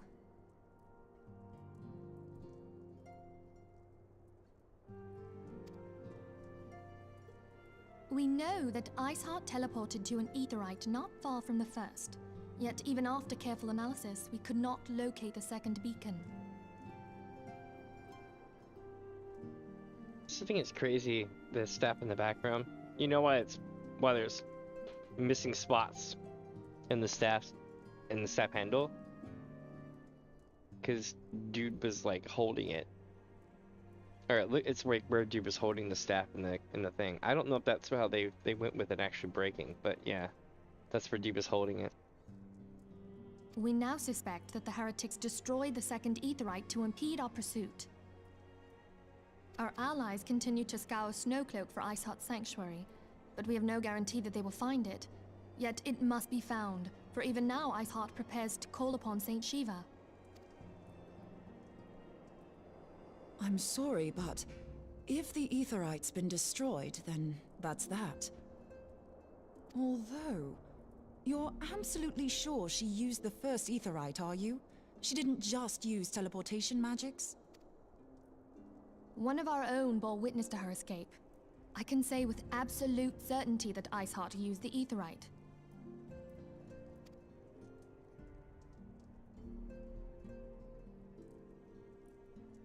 In that case, there might be a way, so long as the ethereal current is still flowing. Oh? Truly? How? We use the current to recreate the beacon. As you know, Aetherites are a bit like lighthouses. We use them to reconstitute our physical forms when crossing the ethereal sea. Without them, we'd lose all sense of direction and our essence would dissipate.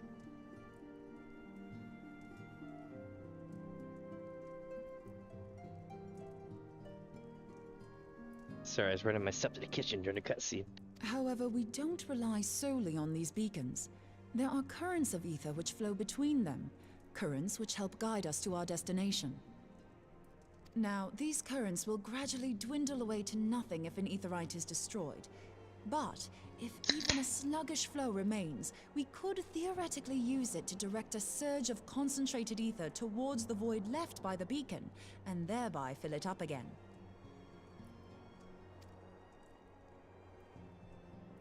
Like opening the floodgates to fill a dry riverbed. Though, correct me if I'm wrong, but would we not need a veritable reservoir of ether?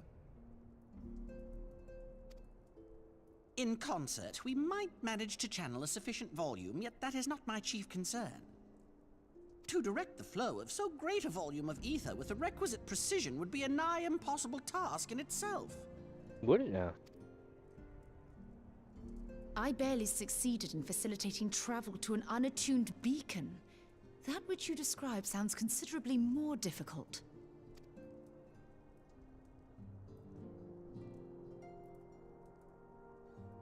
and dangerous. Every person who has attempted to teleport in this fashion has died in the process. They, however, did not have white aura sight at their disposal. I can use it to channel all the ether you can give me into the aetheryte. However, white aura sight cannot retain ether for an extended period of time, so we would need to infuse it immediately beforehand. Just so you know, I'd confidently give this plan better than even odds of success. And if the worst comes to worst, your people won't suffer. Though it risk the lives of our best and brightest, we have not the time to seek other options. If the ethereal current still flows, we shall carry out Moonbreeder's plan. That's the spirit. Let's roll the dice.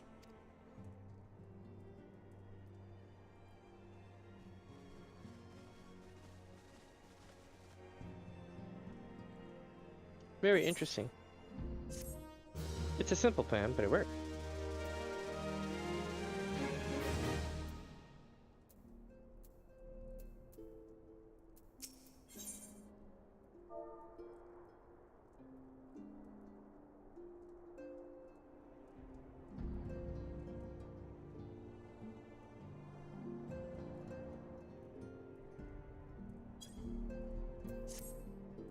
I have already informed Alpino of our plan to recreate the beacon in the manner Moonbreeder described.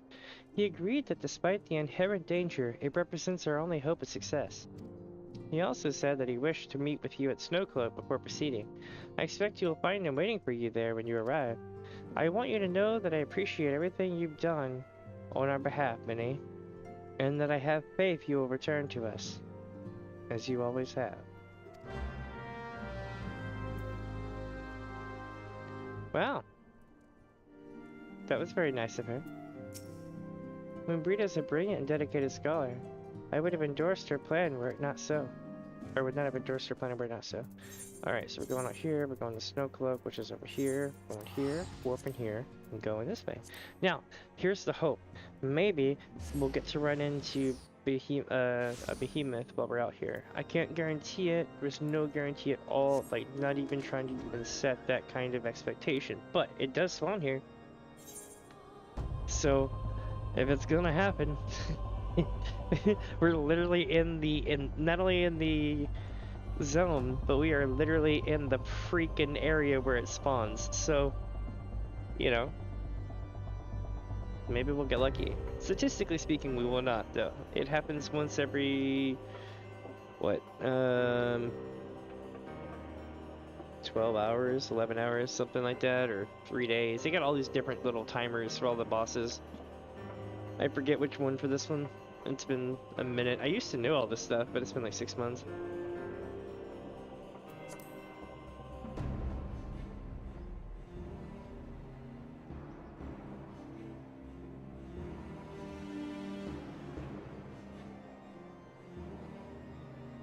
Here we go.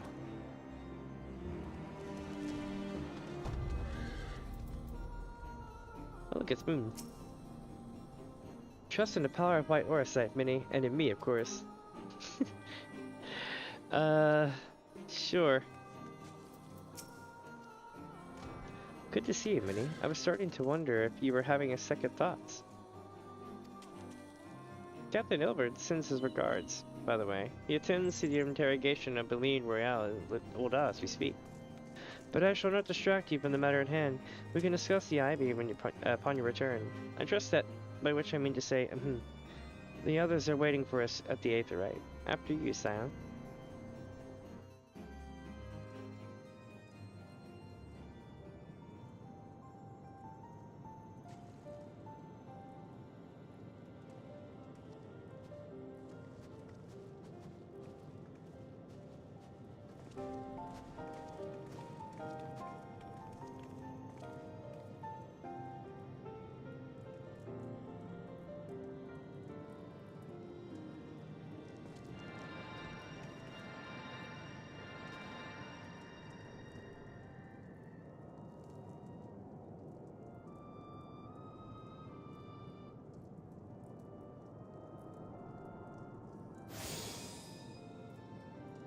There, it's ready.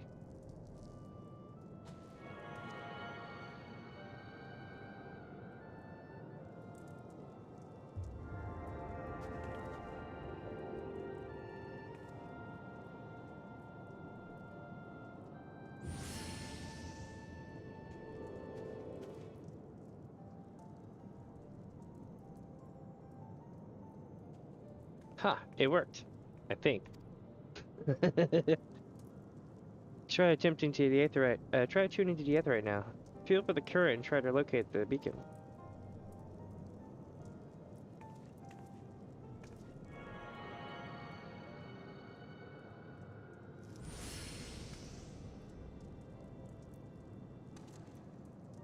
We have done all we can, Minnie. For now, let us withdraw.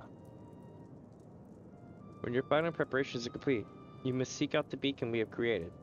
If, by the grace of the 12, you arrive safely, you must stop Iceheart before she summons Shiva. It's gonna be a good time.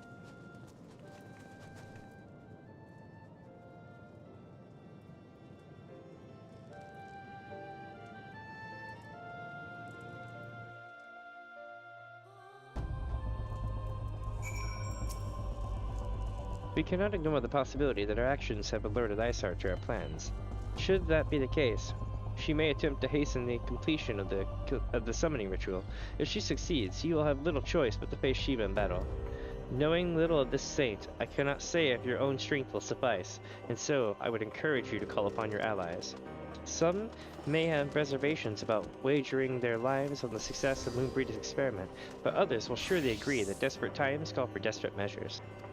Ah, before you assemble your party, pray speak with that knight. I believe he has a message for you from Sir Emmerich. Alright. Stalwart Temple Knight. Madam, Sir Emmerich regrets that he could not be here in person, and asks that I read you this letter.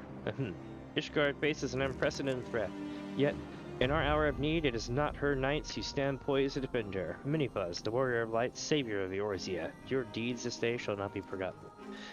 Where others would flee, you choose to remain. Where others would falter, you rise to the challenge. Where others would use their gifts for selfish ends, you wield yours in service to a greater cause. May Helone bless you with good fortune and see you safely home.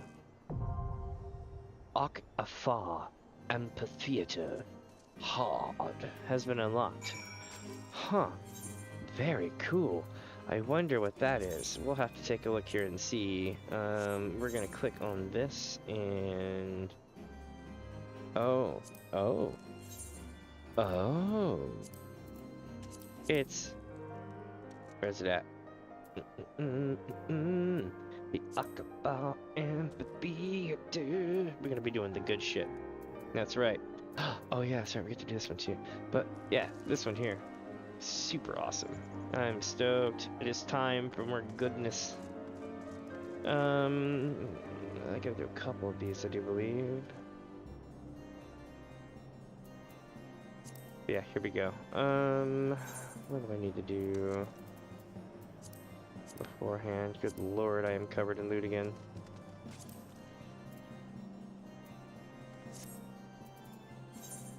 Let me see here.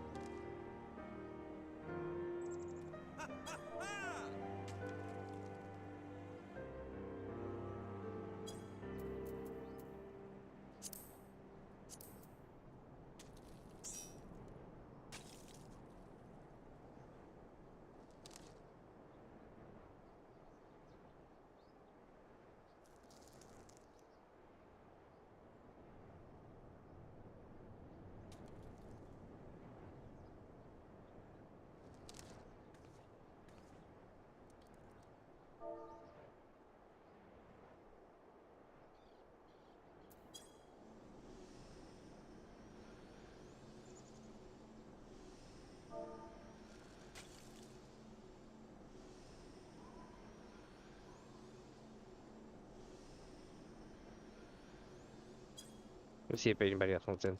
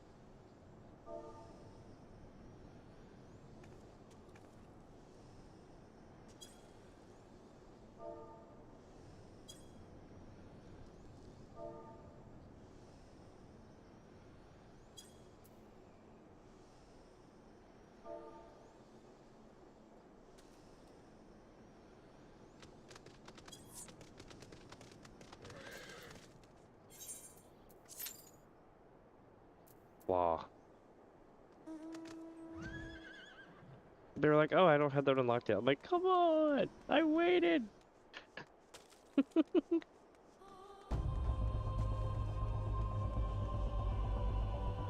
This one's good, though.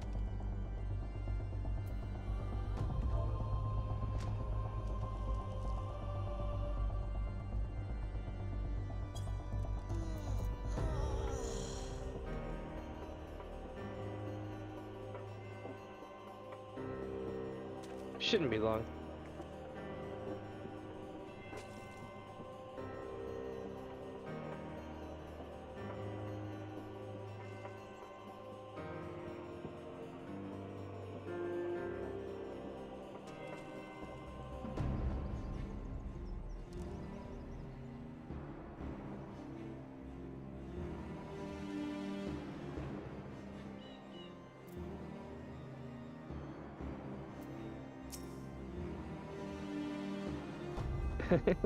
I might to join you, but your manager made me promise I wouldn't.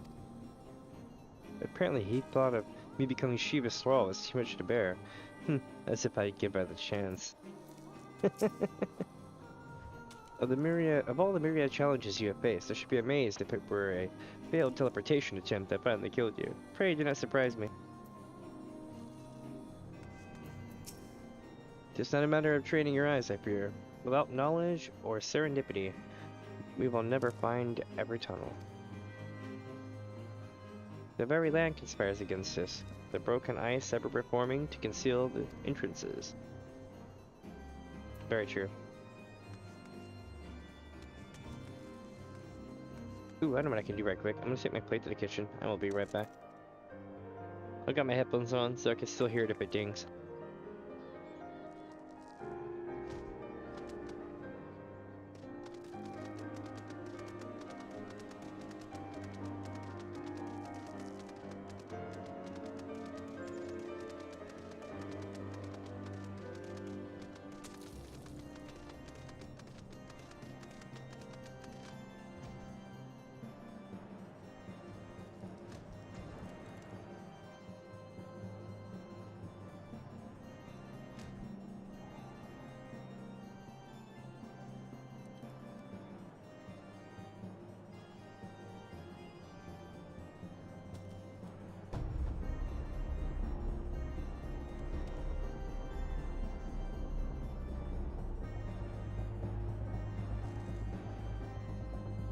Holy shit, I saw 29 quests left, chat. Oh my god. Okay, so... that's gonna be rough, dude. I don't know if I can do all this today. We'll see.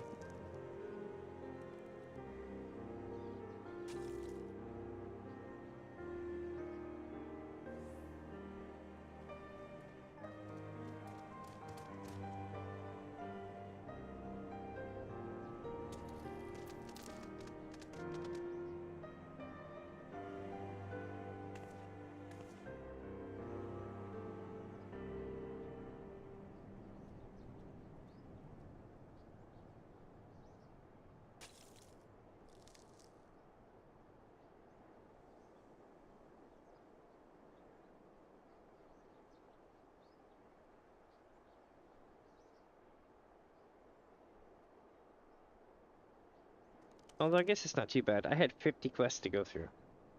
So for me to have 29, that means I'm halfway there. So maybe it'll only be like a 9-hour long quest. Quest day. I think it's gonna be closer to like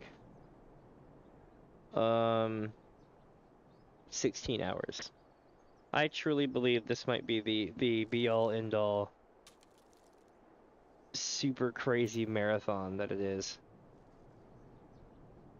But that's just me. We'll see here in a few. It has been a few minutes though, hasn't it? Let's go to the saucer. Well, actually, no. You know what? Let's go to the maelstrom and turn some of this stuff in.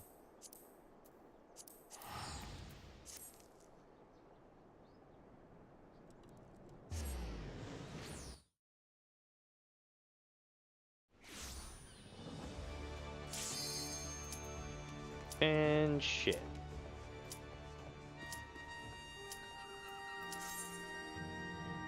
It's probably gonna spit me out on the other end.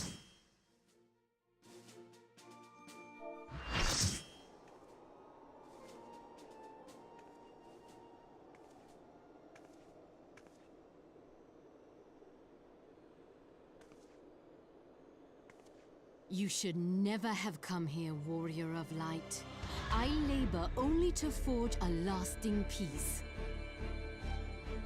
A peace you would deny us out of ignorance and blind faith. No matter. If it is our fate to be at odds, then it is mine to strike you down. Holy shit. We whom gods and men have forsaken shall be the instruments of our own deliverance. Partake of my flesh. Fill this vessel with your light. Walk amongst your brothers and sisters once more. Oh, Saint Shiva, still the hatred within our hearts and bless us with eternal grace. Uh-oh.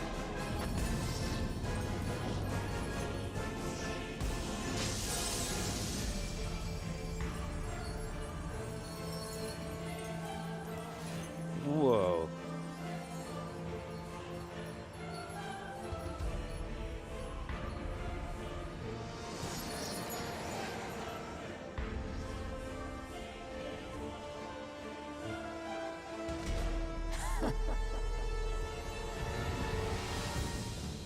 All right.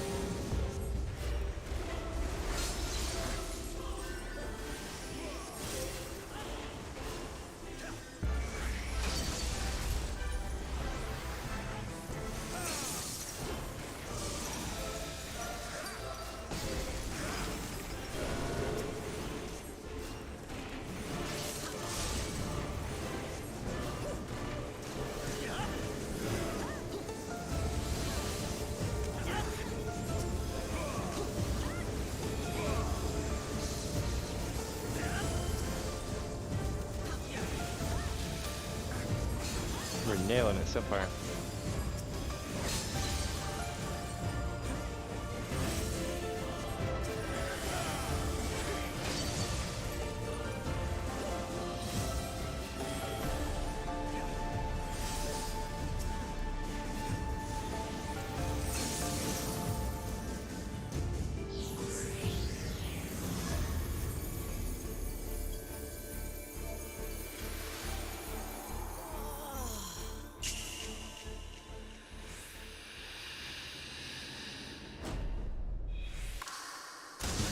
And that's how I got the image.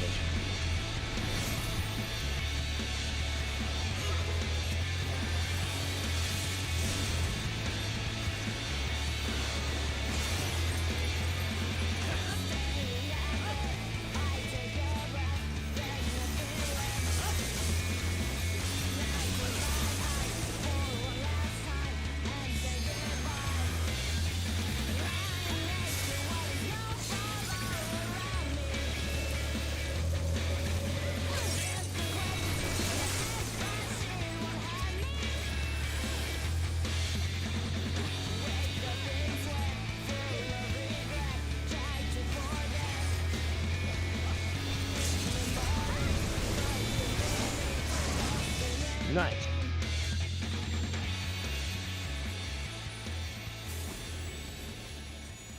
I guess his sale didn't do so well, Shiva. I mean, she had the powers, but with the warrior of light shit, you know what I mean?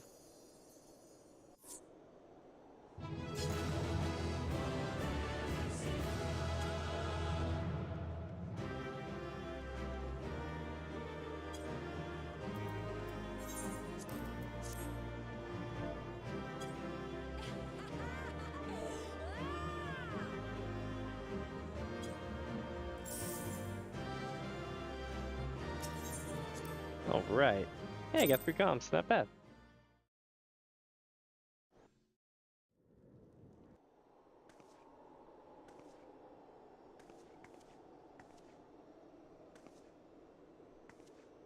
Huh, she still stands.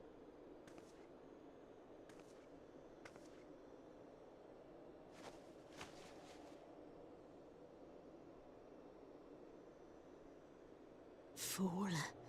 Blind, bloody fool.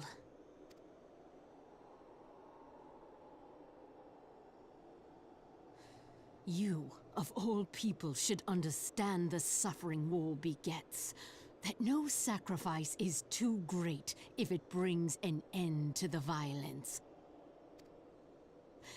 Mine is the righteous cause.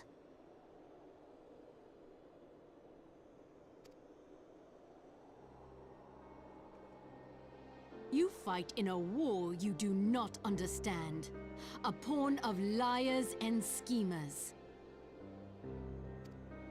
And they are no less ignorant than you, following the creed of their fathers without question, never thinking to ask why. That is nuts. And welcome, my friends. Trapped in a delusion of their own creation, and blind to the truth. She makes a really good point, though.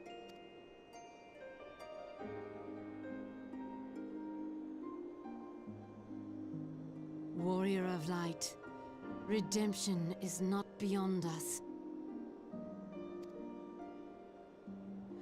We who walk before may lead those who walk after. Seek the Keeper of the Lake. See with eyes unclouded.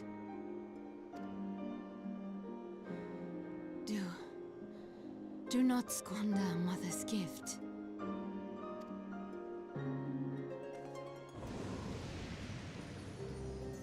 Hear, feel, think.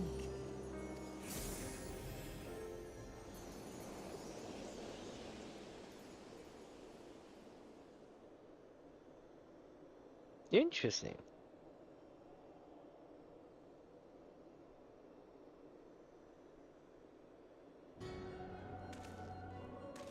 Oh, here we go. And so the vessel withdraws, a predictable outcome. Nevertheless, La Habrea will be pleased. How unfortunate.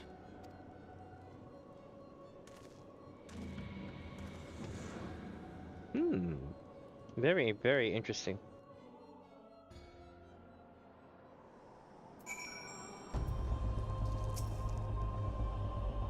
By the 12, you're alive. I mean, of course you're alive. Why wouldn't you be?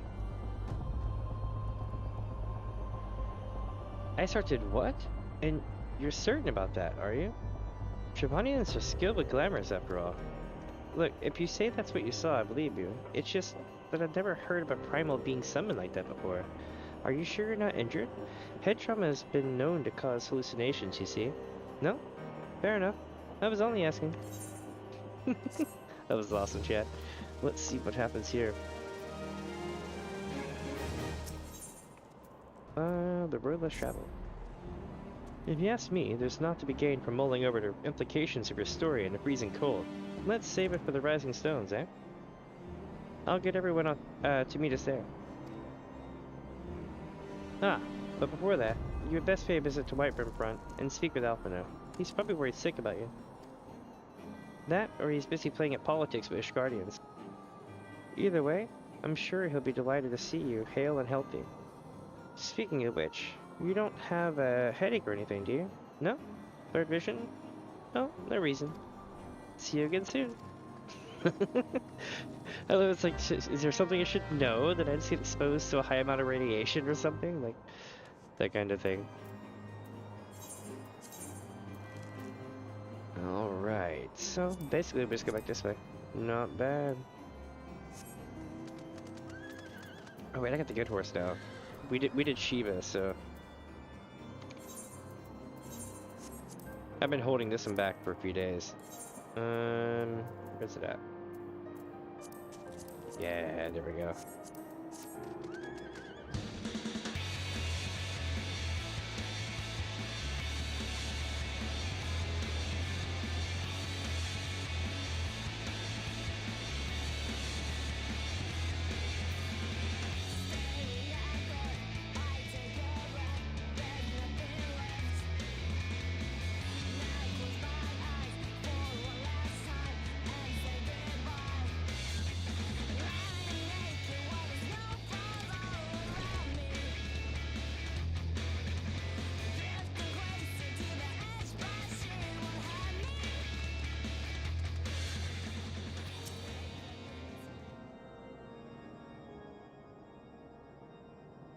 There she is, and none the worse for wear.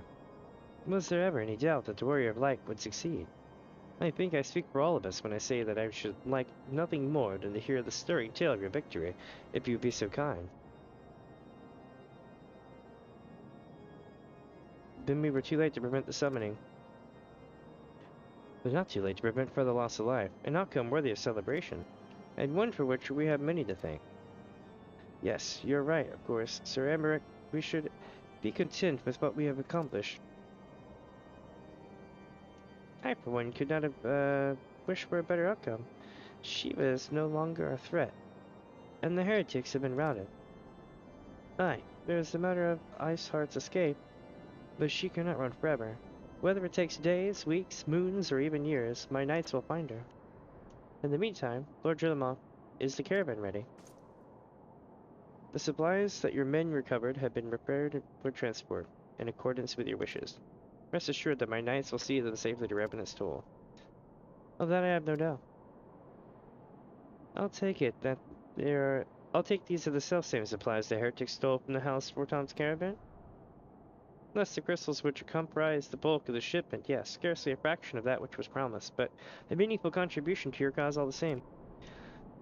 Ah, and on an unrelated note, Minnie, might I trouble you to accompany me to Camp Dragonhead at your earliest convenience? 'Tis not for my benefit. A certain lord was most distressed when he learned your intent to risk life and limb to stop Iceheart. It took half a dozen knights to restrain him, I am told.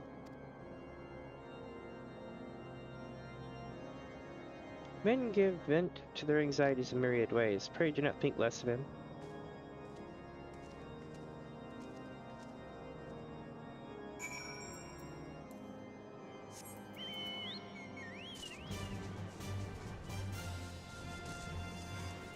Alright.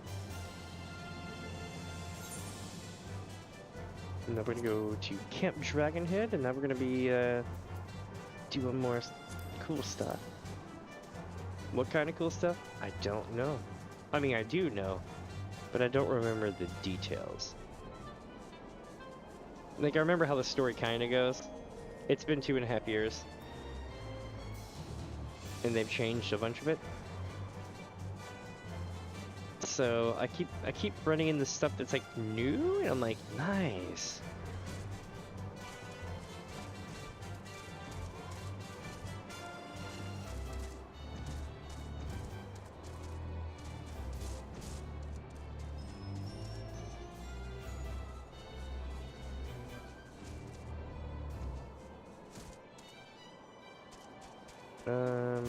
How do I get in this place? Is it here? No. Here. Aha. Oh, torture farm.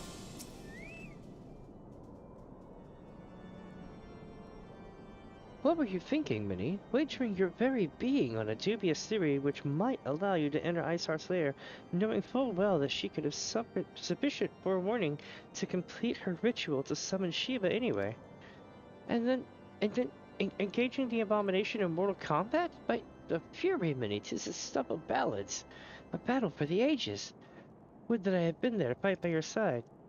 Yet, here I was forced to wait, condemned to wonder at the fate of a dear friend for the veritable eternity. I would not wish torture on my most hated enemy. Sigh. But you are here now, and that is what truly matters. Let us move on. Sir Emmerich wished to have words with you and Master Alphino in private. He awaits us in the antecessary.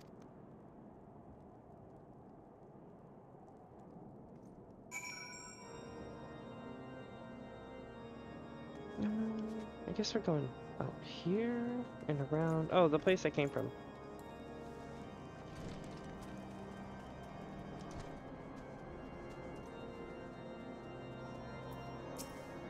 Greetings, madam. I'll just show you in at once.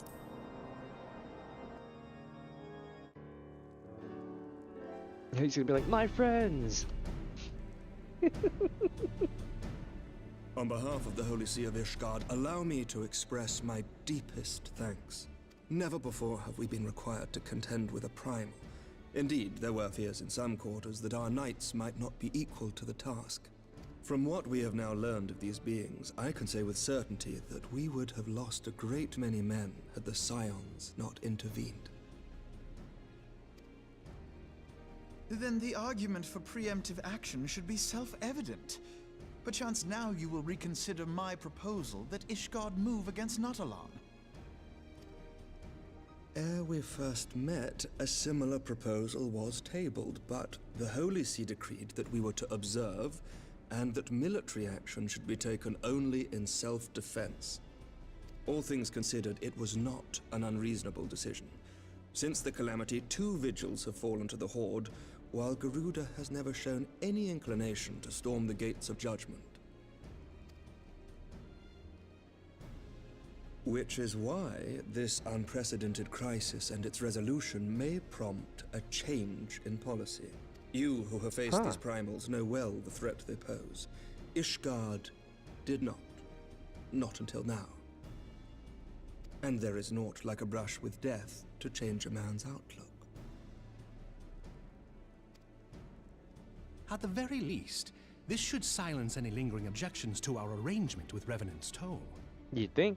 The Holy See may even feel moved to grant us its formal endorsement. So far as it is possible, the Scions shall be compensated for their service. We should be grateful for any aid you can provide. As a gesture of good faith, I shall withdraw my previous request. Your people are doubtless needed elsewhere. That will not be necessary. We too have a vested interest in watching Dravania's movements. I see. Once more, I must thank you. Sir Emmerich, if I may, do you truly believe that Midgardsormr could return? Interesting. The heavens are a window unto truth, but those who interpret their movements are not infallible.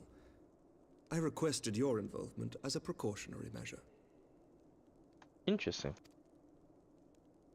But of course, you sought an excuse to compensate us from the first, mindful of what would happen if Revenant's Toll were taken by your enemies. Ishgard is not wont to aid its neighbors, but that does not preclude it from manipulating them to serve its own interests. Well, I mean, Alpino, it's kind of like what we're doing, buddy. Choose your next words carefully. Right?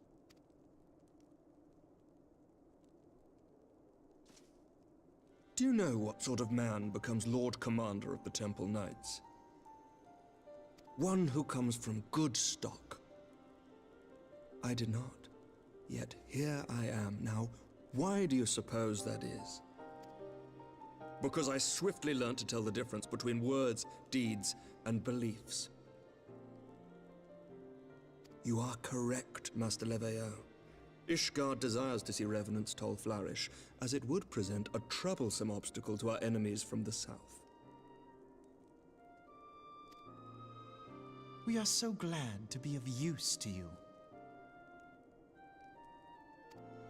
As we are to you. Ours is a mutually beneficial arrangement, lest we forget, one born of necessity. The dragons grow more restless by the day, and the heretics harry us nigh without cease. We have contended with such troubles for centuries, but there are limits to even our endurance.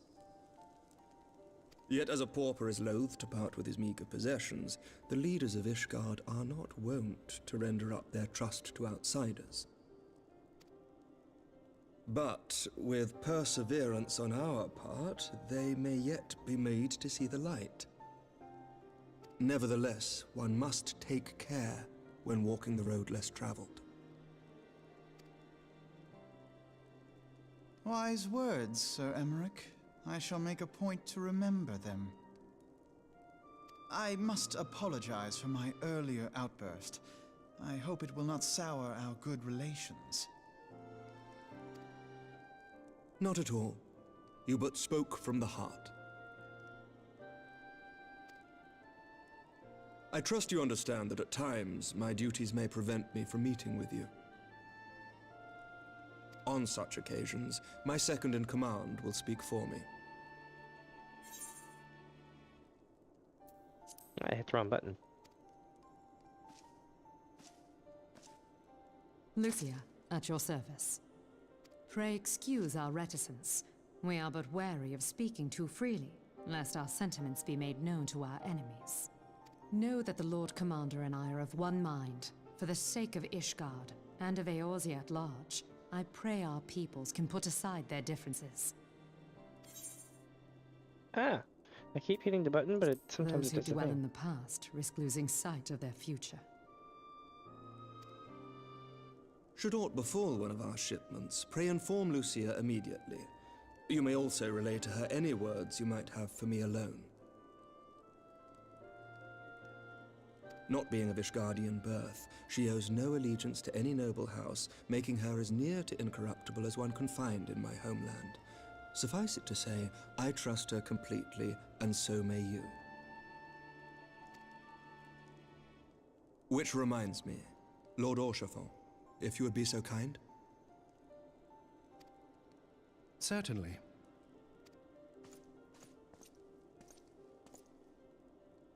In times such as these, trust is ever in short supply. Mayhap this will go some way to rectify the problem. The results of our investigation into the heretics' recent attacks, as well as our interrogation of the merchant you detained. Sir Emmerich, I cannot thank you enough. Think nothing of it. Ishgard may be many things, but it is no friend to Garlemald. Did I not tell you to have faith, my friend?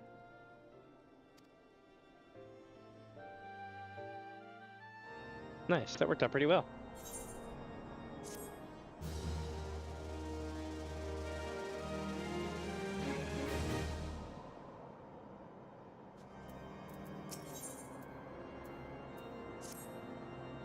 It would seem we have much to discuss with our friends at the Rising Stones. If what you say is true, Iceheart's method of summoning Shiva defies all precedent. It necessitates a complete reappraisal of the primal threat and of our approach to combating it. Moreover, there are grave ramifications if word of this incident reaches Imperial ears. The Garlean Empire believes that primals are an insufferable menace, that their mere existence is a threat to this very star. As such, they deem any action taken against the beast tribes to be justified by default. Imagine, then, if it became known that it was not only the beast tribes of Eorzea that could summon primals, but her civilized peoples as well. Any lingering objections to the Eorzean campaign would vanish overnight. Where before we had to contend with a single Imperial Legion, we could well find ourselves facing the combined might of all Garlemald. But I speak unadvisedly. Come, Minnie. It is best that we continue this conversation in Mordona.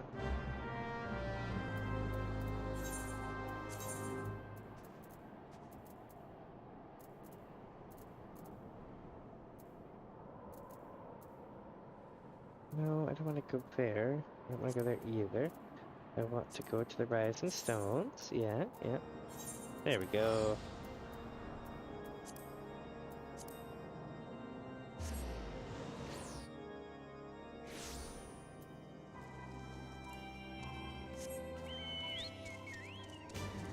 Alright, trying to take it back to the Rising Stones, where they will probably tell us about what's going on down south.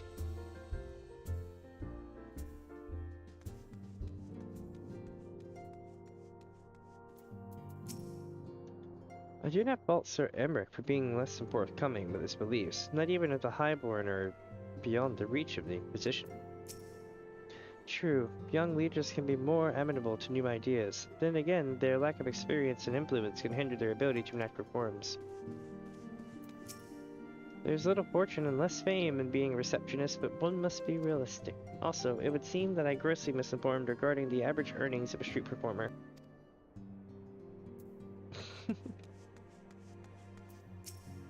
Ah, forgive me, Minnie. I thought I had prepared enough meals for everyone, but the others are most hungry.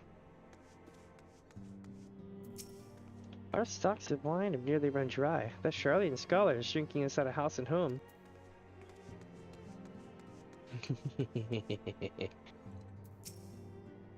Calm yourself, Sultana.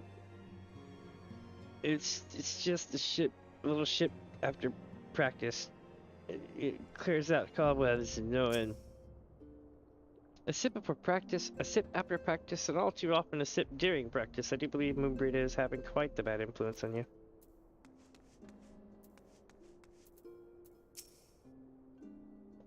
What you do is your own business. Don't say I didn't warn you. Hey, I just gotta say you're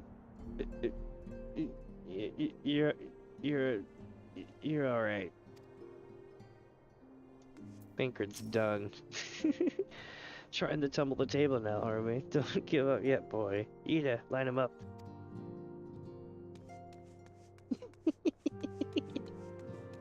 They're going hard. Oh, man. Been there. It never ends well.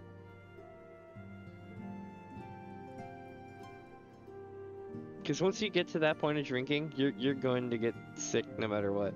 Like, there's just no way out of that. Alright, let's see. Words cannot well express how glad I am to see you return to us hale and whole. Needless to say, I am most eager to hear your account of that which occurred in Kurthis, assuming you're ready to speak of it. Excellent. I shall summon the others at once.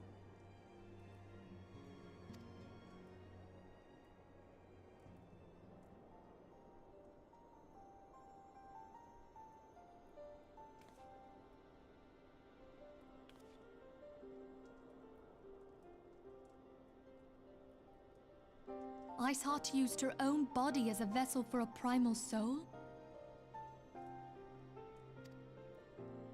Master Louisoir's writings make no mention of such a possibility. Can we be certain this entity was a primal? As certain as we can be that good King Mogulmog XII was a primal, I should think. Both were ostensibly summoned. Let's not quibble over definitions. Of more concern is the implication that Iceheart retained her will, even after she was possessed.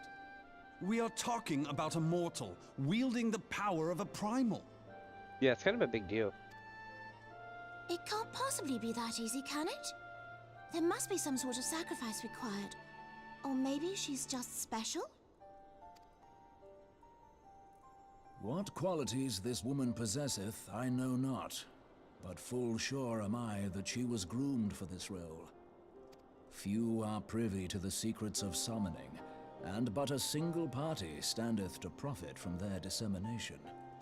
Well, I wouldn't presume to comment on how the lass came to know about summoning, but I will say that what she summoned was a primal.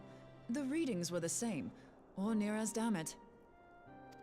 Strange as it all sounds, it's really no different from what you've faced before. Then mayhap it is time that we re-examined our previous encounters. Interesting. Pack your things, Ida. We're going back to Gridania. Oh, shit. Yes, sir.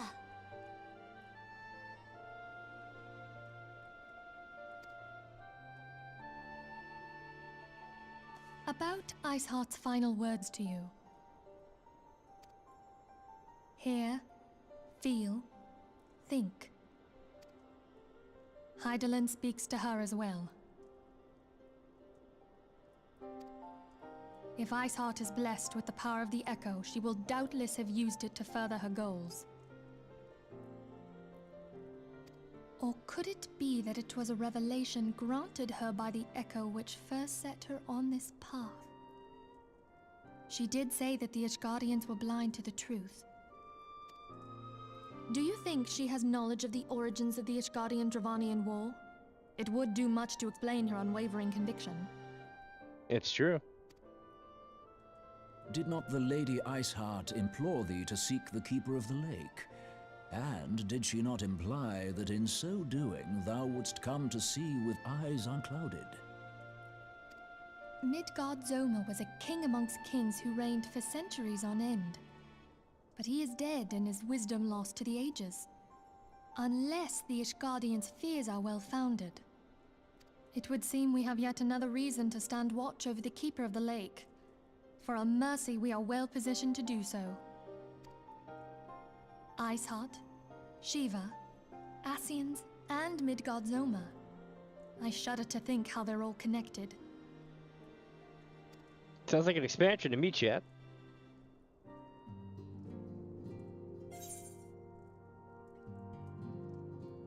In fact,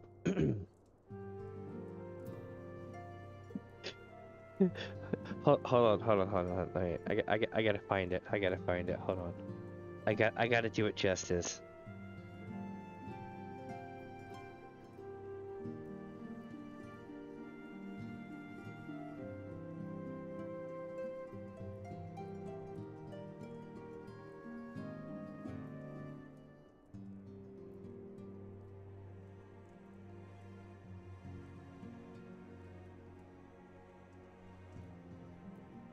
Yeah, here we go. Have you heard of the critically acclaimed MMORPG Final Fantasy XIV with an expanded free trial which you can play through the entirety of A Realm Reborn and the award-winning Heavensward expansion up to level 60 for free with no restrictions on playtime? That's cool, because they did that for years. Now it's extra up to Stormblood. But, you could totally play this next story for free. Pretty cool. You miss out on a couple things though. Here we go. The reason why I leave. Maybe we'll discuss how to proceed in light of recent developments. I mean to scour the annals for knowledge of Midgard-Zoma. Given his great age, given his great age, I dare say he appears in more than a few. Do you hear that? The commotion outside. Would you see if all is amiss?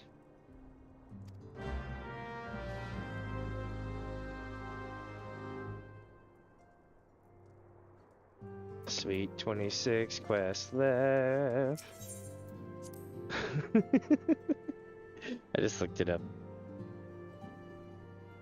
That's 29% of the MSQ so far. I still have 635 quests from finishing the game.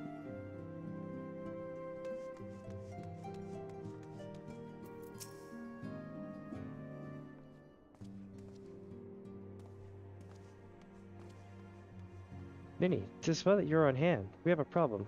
Worley's escaped. It happened shortly after the Immortal Flames took her into custody. She had been placed in a dungeon cell ahead of her coming trial, but apparently the accommodation was not to her liking. The turnkey was found slain along with 2 guards. 'Tis plain she received inside help.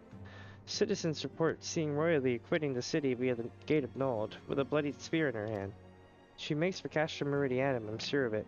With her fate in Eorzea as good as sealed, what recourse has she but to flee to her imperial masters? Even as we speak, Captain Alvard and the First are hot upon Worley's heels. Pray make haste to Camp Leapfrog and join the hunt.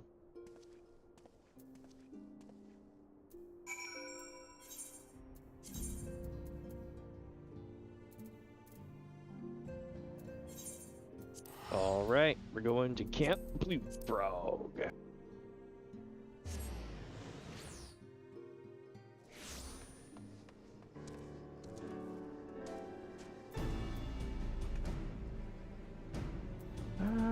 What should I get to play now? I should get, yeah, let's do this one for a bit. Oh, I guess that doesn't really matter, because it's right here. My thanks for coming, Scion. I have spoken with the soldiers here. They say that Worley, or, what did I say, Worley, walked through the camp not a bell ago. Aye, she walked right through. You did not mishear. We have Ravan's decision to keep the matter secret to thank for that. Bad for morale, he said. As a result, not a single flame in the garrison made any attempt to detain her. And so here we are. Worley must not be allowed to reach Castra Meridianum. Interesting. Very interesting. Also, I can, boop a mount off the list here and replace it with that. There we go.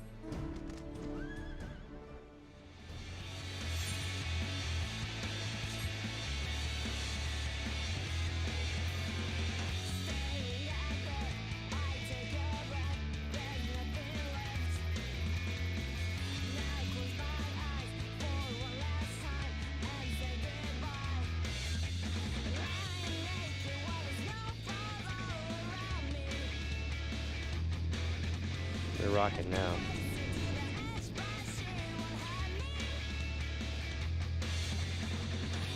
What? Oh shit. Hold on, chat. We're gonna have to take a quick break from our story here for a second. You're about to see something cool.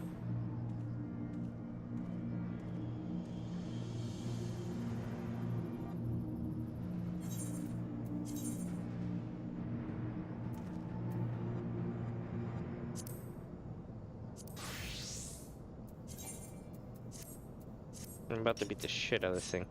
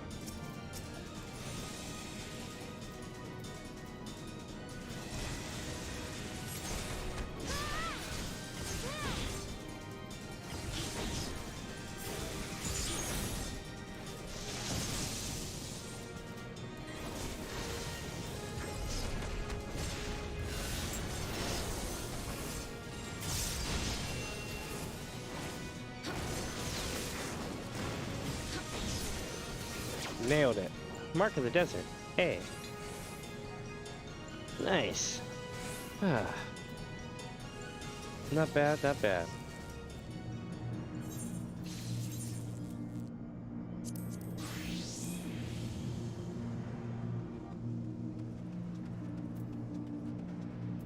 Now then, back to the duty.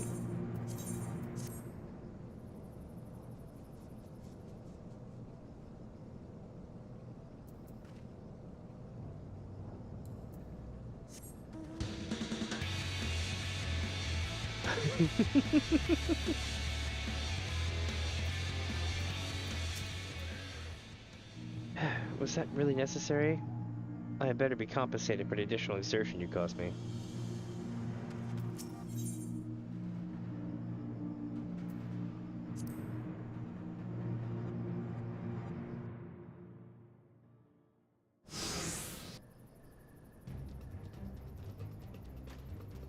This wretch was spoily. He threw himself at us that his mistress might escape.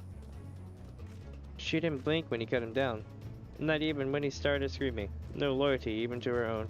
The goddamn harpy. Spit. With me, Scion. We almost have her.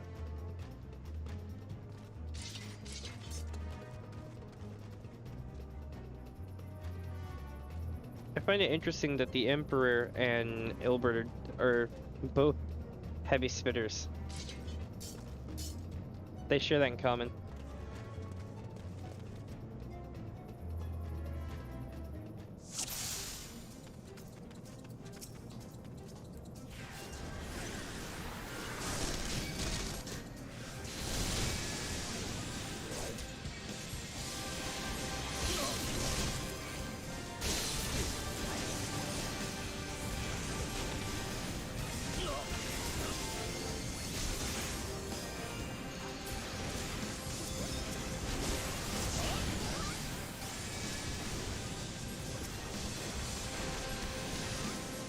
Got me in the razor. Show them no quarter. Ever says he wants royally alive. Kill the rest for Eorzea. It's like, what? I can't move.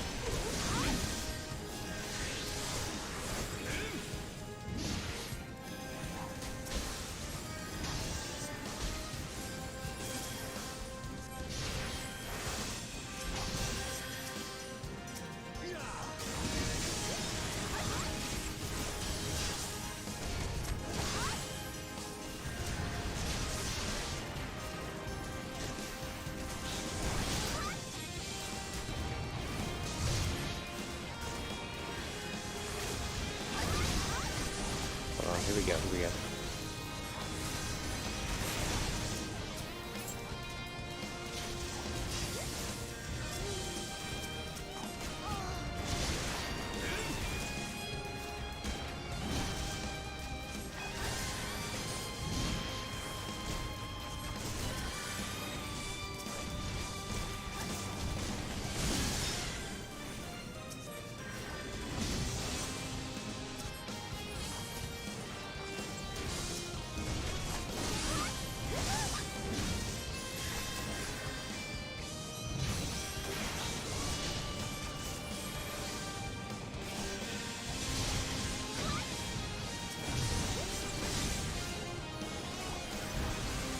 I have like no mana at all.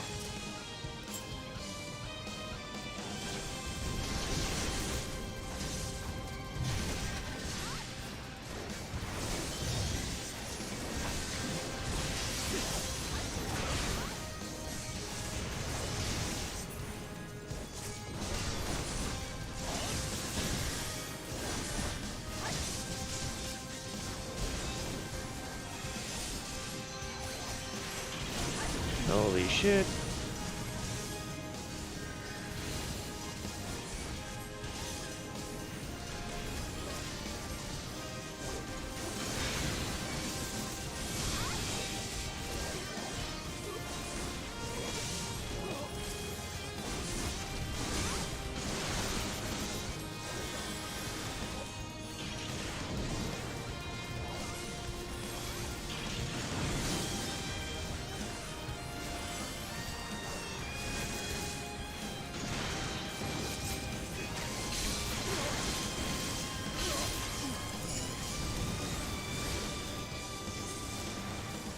Holy shit, we did it. That was so close. That was actually really hard. It's like, my turn, do it tight. Yes, sir.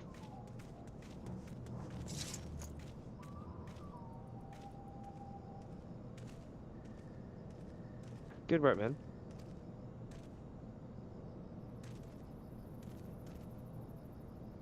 She and her Imperial cronies pushed us close, but we were better. Behold, a respected officer of the Immortal Flames. People looked up to you as one of the Order's founding members, one of its pillars. It saddens me to see you fallen so low. What would you know of blow?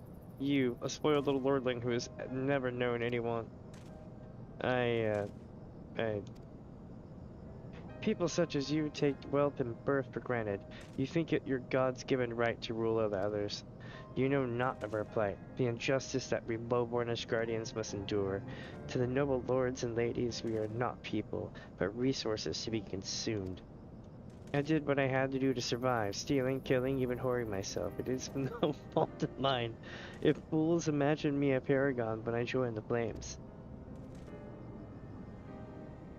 To hear you tell it, you would think you're the only person ever to have suffered. In case you have forgotten, Prabon himself was born into poverty, as was I.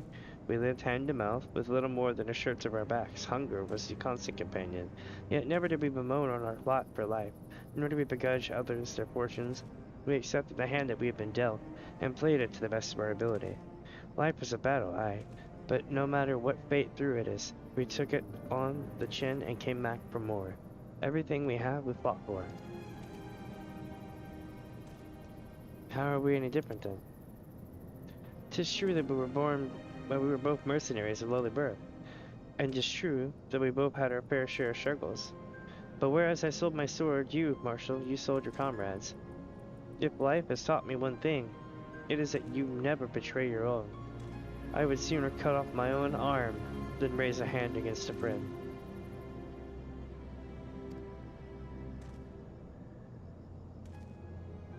But enough talk. You will return to Ul'dah to face justice, and the people whose trust you have dragged through the gutter.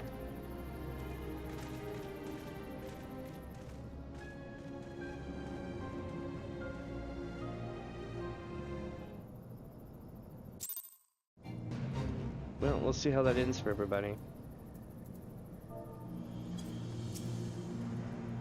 I joined the Crystal Braves that I might strike a blow against the Empire. Those who cast their lot with the Garlemald should expect no better treatment. Not so much as a hint of remorse. 'Tis well that this sort of business is finally at an end. A friend's betrayal cuts deeper than steel. We must hope that we have chosen our allies more wisely than Rabban chose his.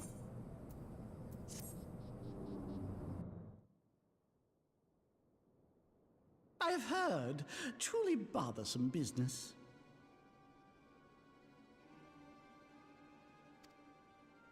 No, I do not foresee a problem on that front. The main concern is Roban. There is no telling what the brute might do. Have the Blades watch him in the flames day and night. Uh-oh. You may leave the Sultana to me. I shall personally attend Her Grace.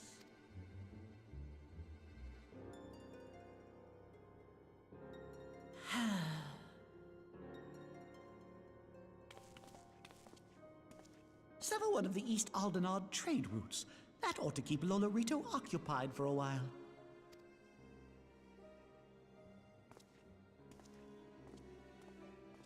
Nanamo Ulnamo. For my sake, pray be a good little Sultana to the last.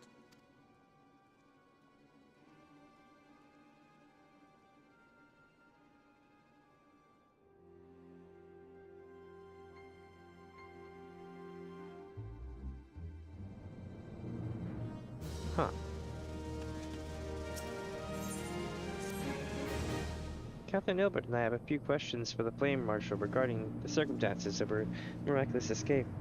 When we have completed our interrogation, we shall take our findings directly to General Raubon, and that shall be the end of it. Your work here is done, my friend. My thanks. But I have one last task for you. Return to the Rising Stones and apprise Monfilia of all that has happened. I am aware that the antecedent held worthy in high regard. For better or worse, she will want to know how this tale ends.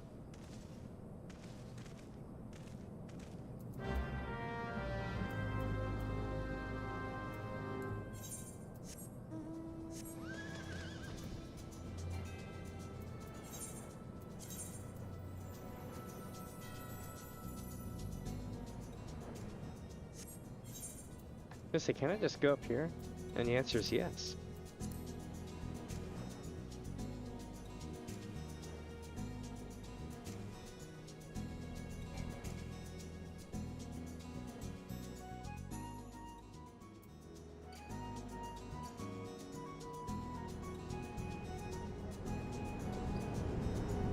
Man, we're killing it, not bad.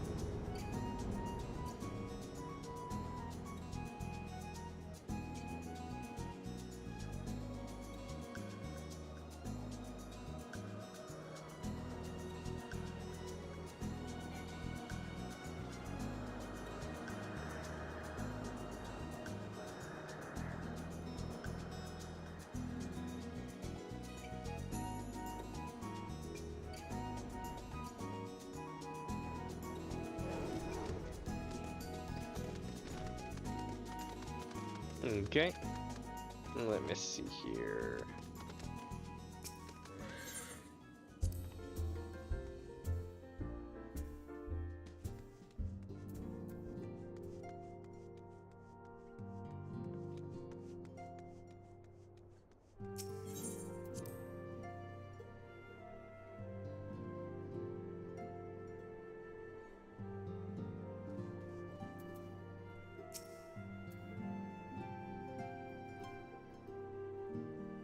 Welcome back, my friend.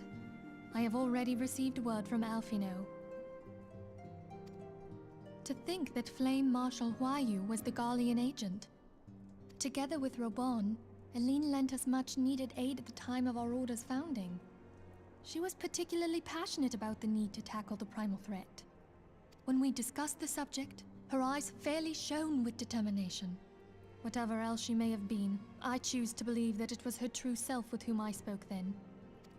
But now is not the time to dwell on such matters. I have an important announcement to make regarding our effort to defeat the Ascians. We shall begin as soon as everyone is assembled. Interesting.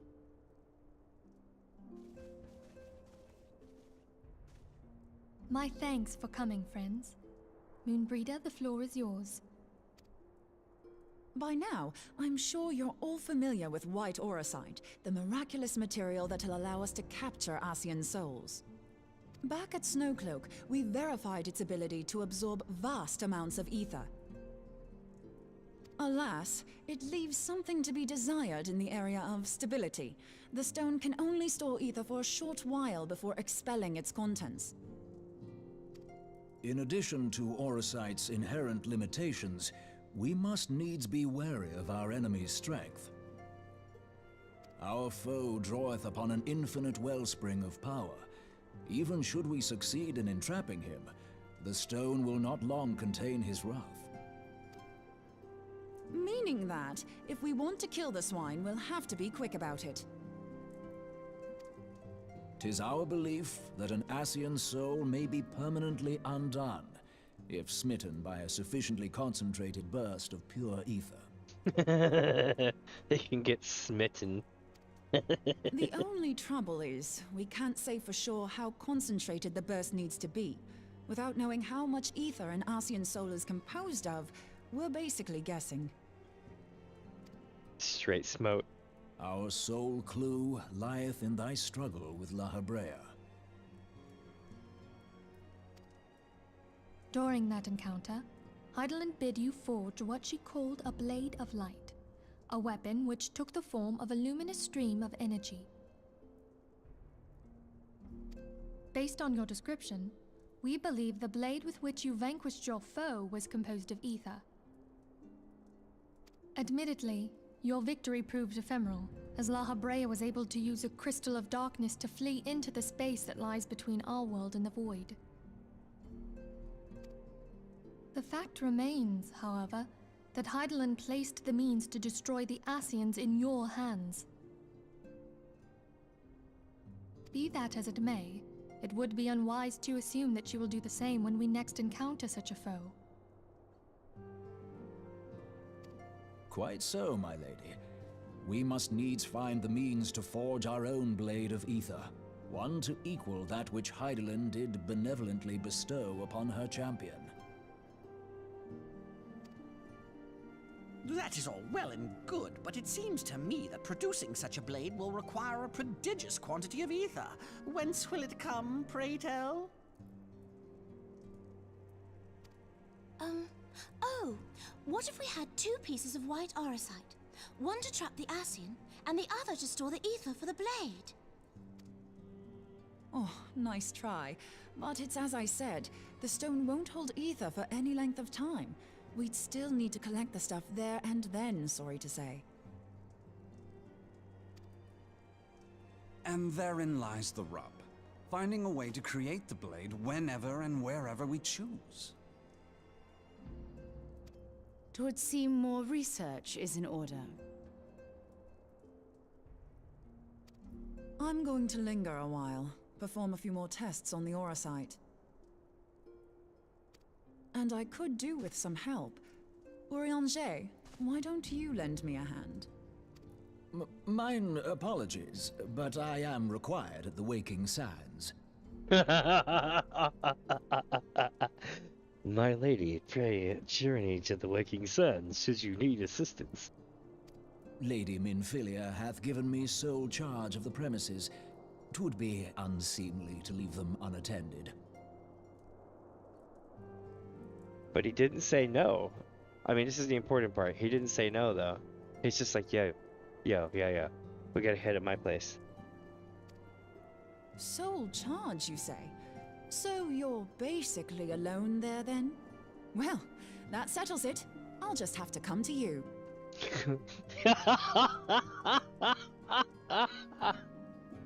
Nailed it.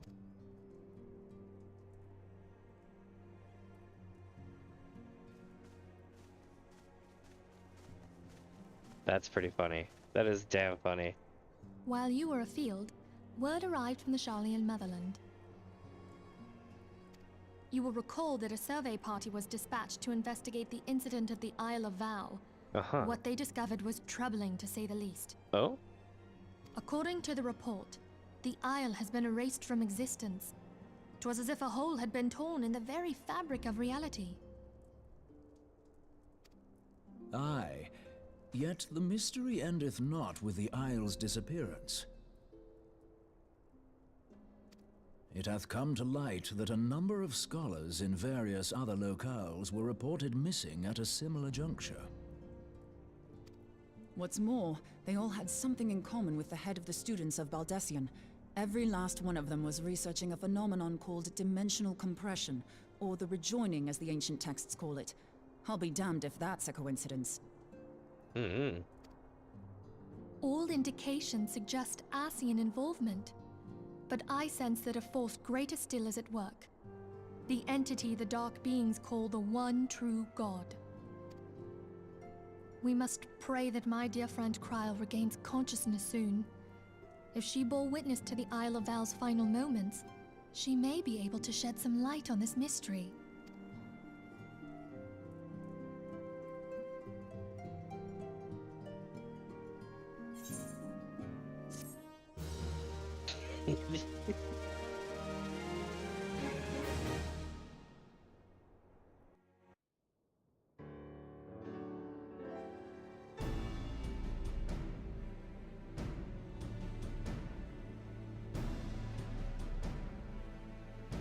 Following the calamity, the forces of the 14th Imperial Legion entrenched themselves in strategic locations across Eorzea.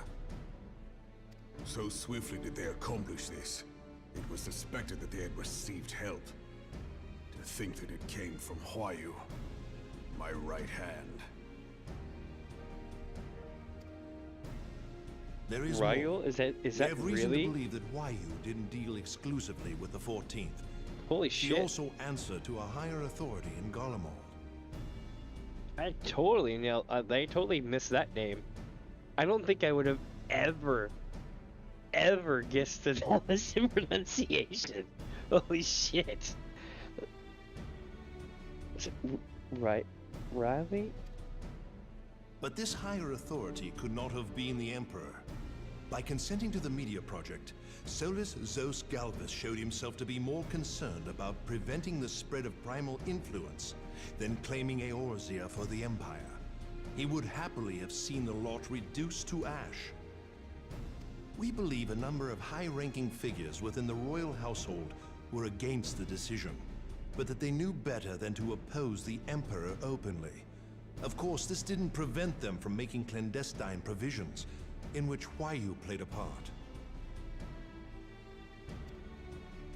Alas, these provisions did not prevent Dalamud from falling, and the ensuing chaos changed the face of the realm forever.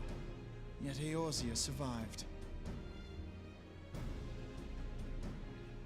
To all intents and purposes, the Meteor Project had failed, and the Empire was left to rue its lack of a decisive means to eliminate the primals. Until, that is, it stumbled upon the Ultima weapon.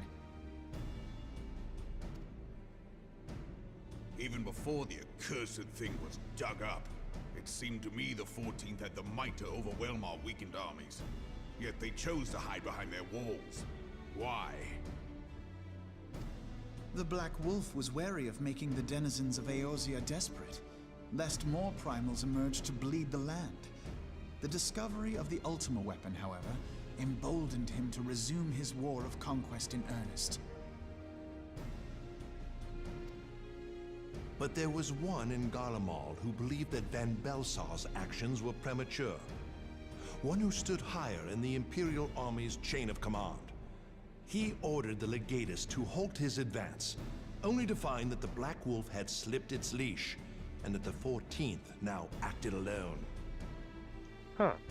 In a bid to bring Van Belsar to heel, he used the agent he had planted in Ul'dah prior to the calamity to undermine the Legion's efforts.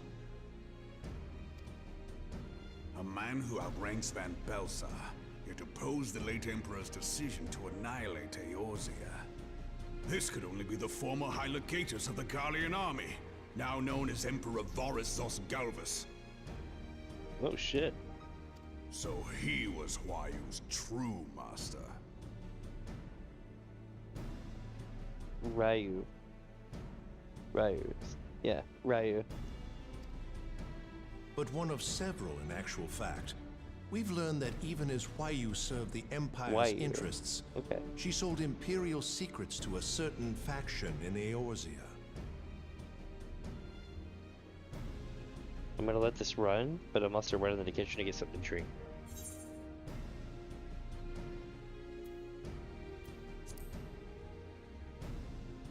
In so doing, she helped to maintain the status quo, thus prolonging the conflict. Considering who stands to profit from war, it isn't hard to imagine who her other masters were.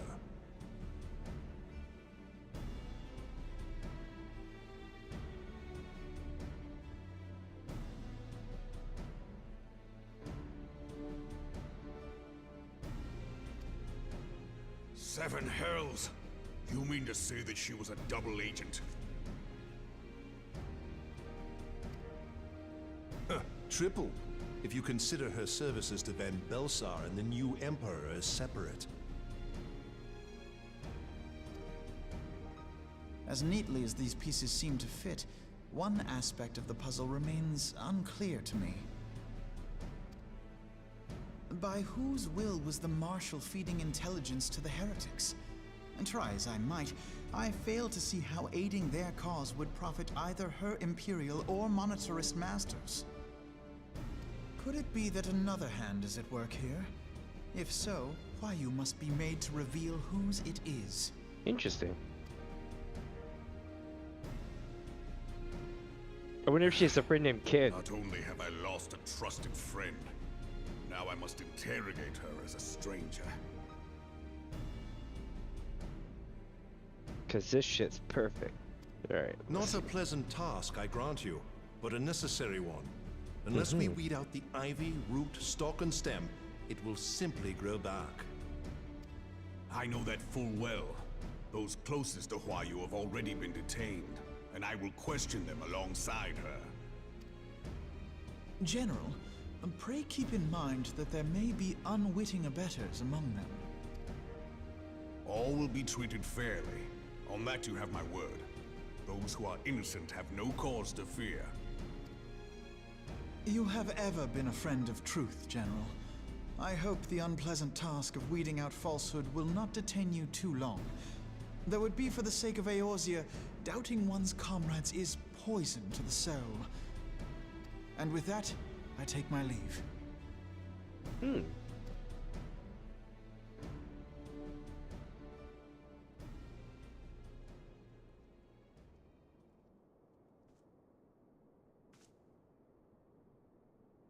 All these years, I've been made to dance to their tune. How could you, Huayu? How could you side with them? Those cankers who take from this land and give naught in return, who use their power to disempower and grow fat while the people starve. I know you can hear me, monetarist scum! Your crimes will not go unpunished! One day I will purge this land of your sickness! Before the eyes of the 12, I swear it!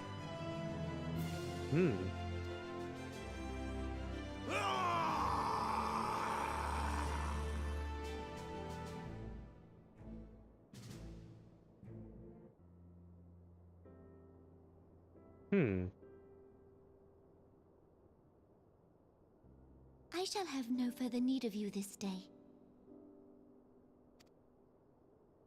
Your Grace.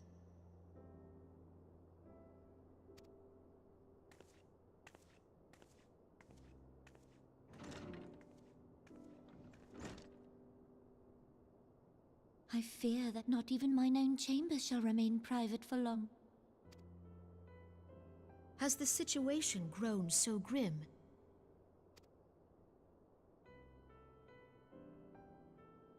Ever since he proposed the Cartiner Reclamation Bill, Teleji Adeleji has risen to greater prominence upon the backs of impoverished refugees.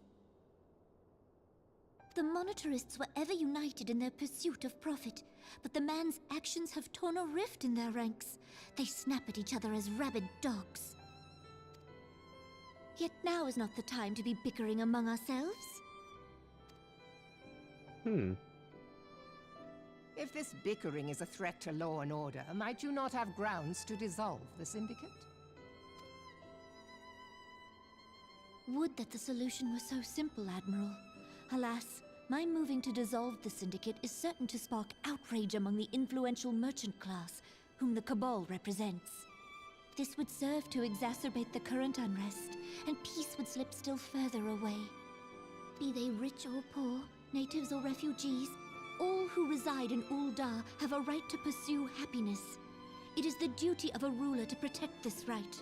If I am to perform my duty, I must needs tread warily.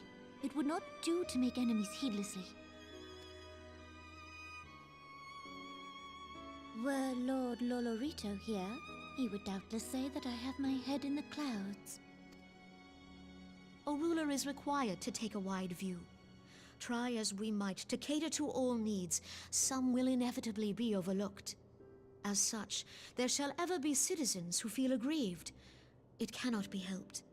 But as you have informed us, the monetarists take no view but their own. They hunger for power while the masses starve. In the absence of a common cause, it seems beyond any one individual to make Uldar whole. And the presence of a Garlean agent within the Immortal Flames only makes matters worse. Even accounting for Uldar's historic reliance upon mercenaries, such a grievous breach of security is unprecedented. I fear this business will provide the monetarists with a rod to beat Rauban. Eorzea can ill afford for the Immortal Flames to be dampened now. Ere long, the Garleans will turn their ravenous gaze toward our lands once more. If we are to resist their might, our nations must stand together. Yet for this to happen, our nations must be whole. Cannot be done to improve the situation in Uldar.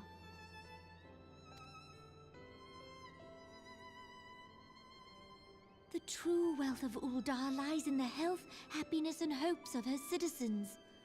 Alas, the citizens shall never know these things, so long as their lives are ruled by the ambitions of the few. The monetarists claim to represent the best interests of the people, but in sooth they desire only to manipulate them for their own selfish ends. For the government to serve the people, it must be formed of the people. For Uldar to move forward, it is not only the Syndicate that must be dissolved. Nay, you jest.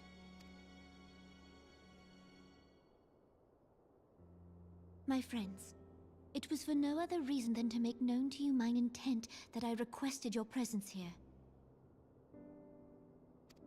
When I make my declaration to the people, chaos shall inevitably ensue.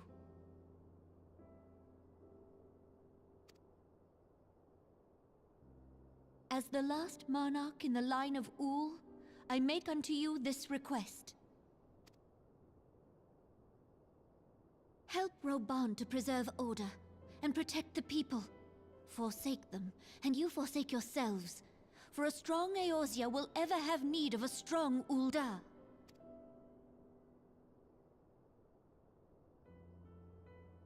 Your Grace, are you certain of this?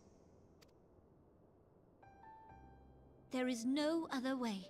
When the time is ripe, the nation shall become a true republic. Both royalists and monetarists shall cease to be. Uldar will no longer belong to kings or queens or merchant princes, but to her people. The shit's going deep, chat.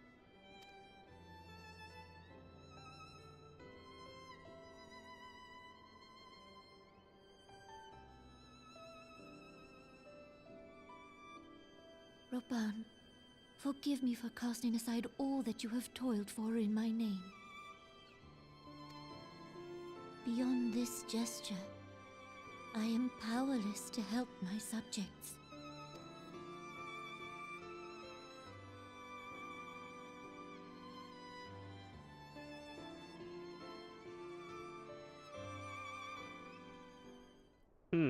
Sounds like she's getting ready to step down.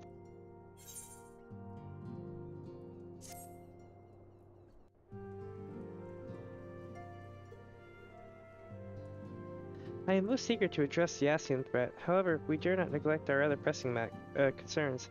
We both know full well that Saint Shiva will not be the last primal we face, and our relationship with Ishgard is still tenuous at best. To think that the resolution of the primal threat was once the sole priority of the Scions of the Seventh Dawn. Some days I wonder if it was wise for us to take on so many other responsibilities. Lest you forget, antecedent. The Scions need not shoulder the burden alone. Were not the crystal rays established for this very reason? True, we are presented with a multitude of problems. However, we all have all the resources we need to address them in turn. Minnie, in particular, is ever a steadying hand, whom I trust will continue to support the Braves. To what end do we owe the pleasure? Have there been further developments regarding the situation in Ul'dah? As expected, the Immortal Flames have been struggling to cope with the revelation that one of their highest-ranking officers was a Garlean agent. Suffice it to say, Delegi Adeleji and his monetarist ilk have wasted no time in attempting to turn the situation to their advantage. Coupled with ongoing unrest, the Flames are finding themselves hard-pressed.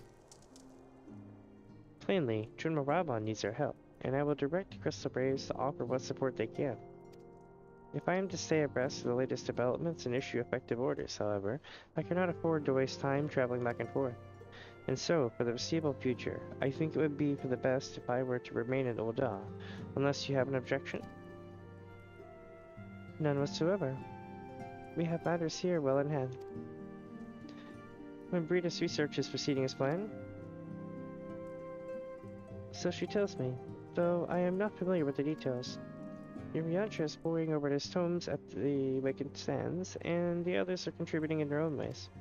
Alas, the key problem, how to form an ethereal blade at will, remains unsolved. Nevertheless, it is only a matter of time. Minnie, while we focus on the task, mayhap you could assist Alphino and his braves with theirs? It would do much to restore faith in the Immortal Flames that the Warrior of Light has seen working on their behalf.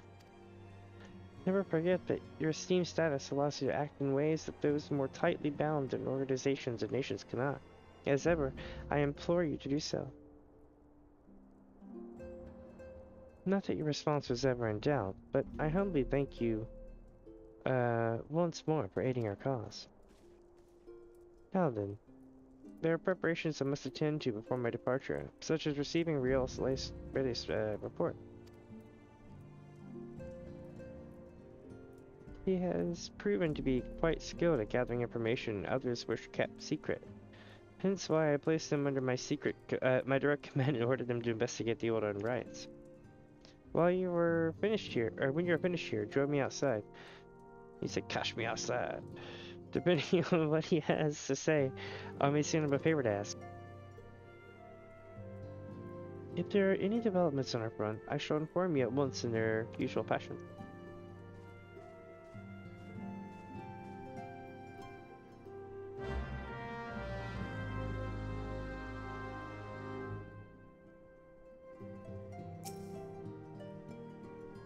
While we focus on resolving the Yassian threat, pray devote your energies assisting Alphino and the Crystal Braves. Give me just a sec.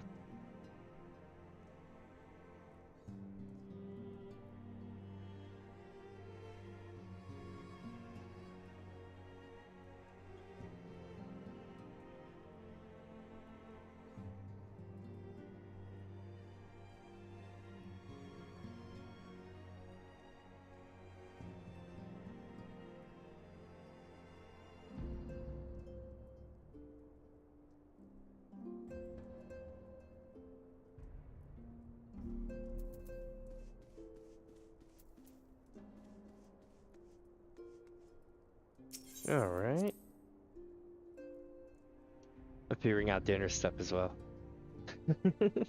I'm like, what are we doing for dinner tonight? Let's see. I had a late lunch, so. Is everything in order, Minnie? Are you ready to attend us?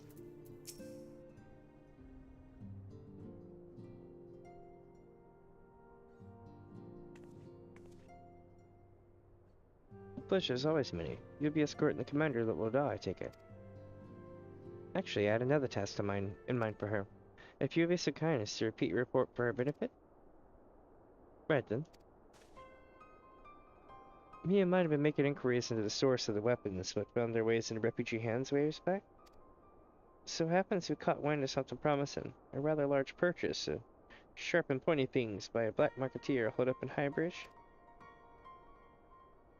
I doubt that this man would have secured such a quantity of weapons if he did not already have clients waiting. Clients that, for whatever reason, would prefer for this transaction to remain secret. Brings to mind that merchant Macondero while talking to Minnie, doesn't it? Generous fellow he was, doling out swords and spears to the downtrodden and disgruntled. Which isn't to say that these clients have the same mischief in mind, but if you want to be sure, it might be prudent to intervene before they collect their goods, savvy?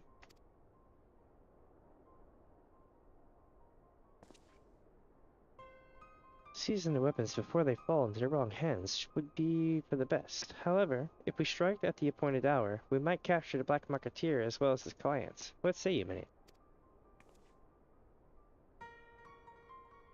Then it is settled. Rendezvous with Captain Ilbert at Highbridge and intervene with the exchange take place. When the exchange takes place. Now then, if you would excuse me, I must leave for Ul'dah. I expect good tidings.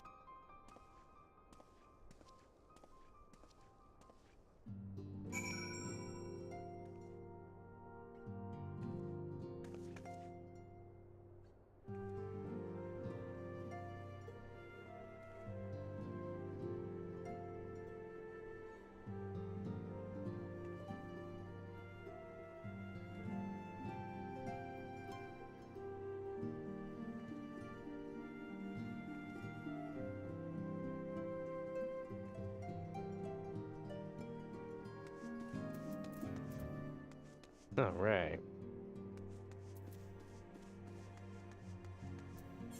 Where is Highbridge right now? That's gonna be... oh, Eastern Fan.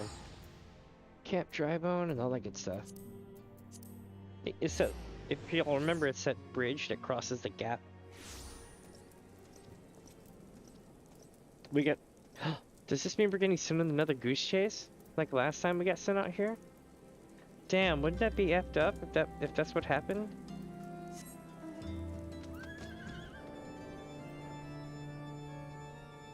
I'd be all like, my power!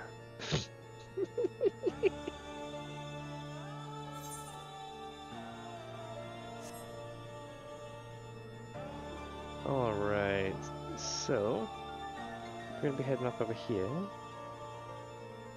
See, they were hanging out over here beforehand, and there's no one here now, see? That's not necessarily good. There's also the guy down here, but these guys are gone. That's unfortunate. Maybe they found somewhere else to go trading.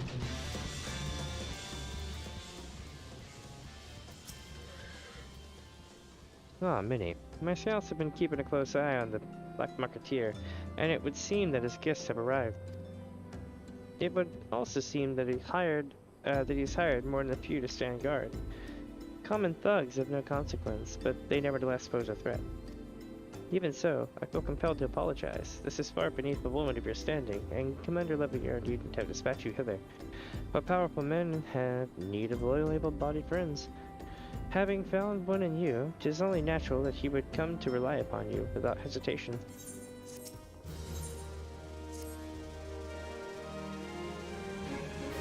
Now then, we should make for the burning wall without delay and secure those weapons. The first unit will ensure that the clients do not escape. With me, Minnie.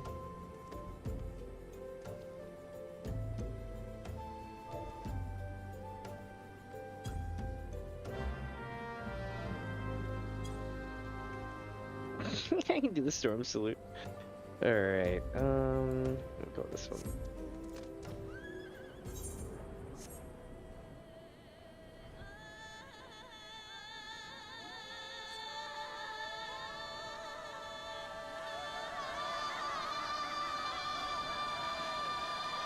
So way the hell off over there in the distance. I don't know if I can see this yet. Hold on.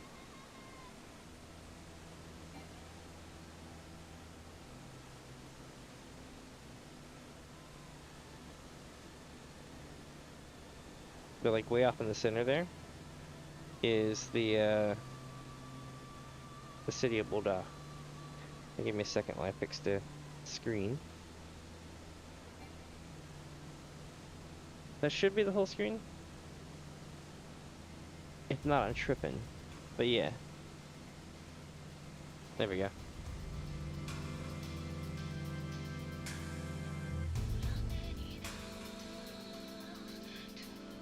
It's amazing.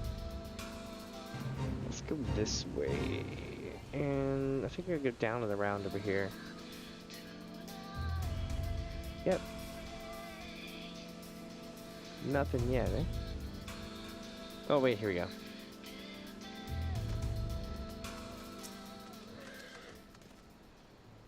I spy the one man, but there are sure to be others. I have a plan. My approach the sentry and create a distraction. My men and I will slip past the catch and Black Marketeer unawares. Once you've disposed of the thugs, wait for us outside the tunnel entrance. Any questions? Then let's be off. Good luck, my friend. Alright, chat, here we go. Ah! Oh, shit! Hired thug? Oh no, let's speak with them. Who goes there? An adventurer. Damn fool, you should have never come here. Oh no.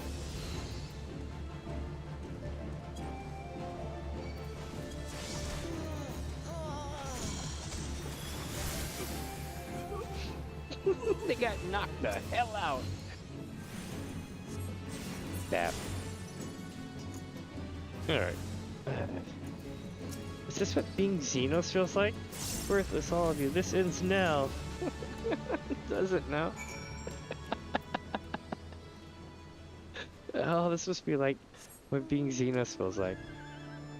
But I can't even tell you who that is. But those who know, know.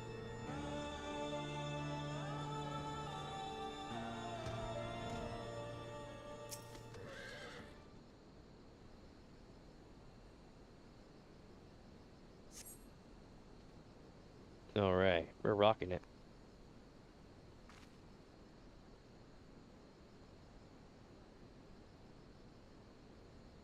Doom, doom, doom, doom, doom, doom, doom. Oh, here we go. I don't understand. What's this all about? Ah!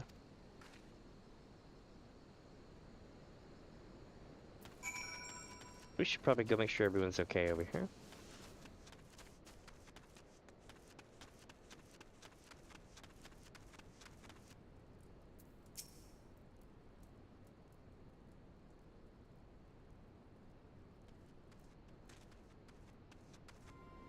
As you can see, this is a fine mess. When I tried to restrain him, he drew a blade and lashed out. Before I could disarm him, one of my subordinates panicked, and this is the result. How foolish of me to underestimate the bastard, and to bring an inexperienced recruit. Commander Levier will be most disappointed. Damn it all, a golden opportunity wasted. As for the clients, though we know not how, they slipped past our perimeter. At present, the Purse is currently tracking a party of Deathright sellswords we suspect may be them. Would that we could have enlisted the aid of the Immortal Flames or the Brass Blades. Alas, we were here to aid them. They were in no position to aid us. Well, at the very least, we have secured the weapons, yet even that accomplishment is lacking. For the information we received indicated a massive shipment, and this is anything but.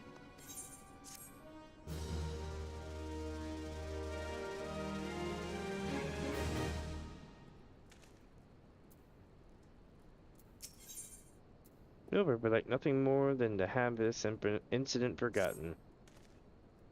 I will join the Purse in their hunt for the Deathright sellswords. If the gods are good, we'll catch them before they escape with the Black Shroud. In the meantime, I ask that you deliver these weapons to Old Dom instead. Entrust them to the third Eorzea. He will take care of the rest.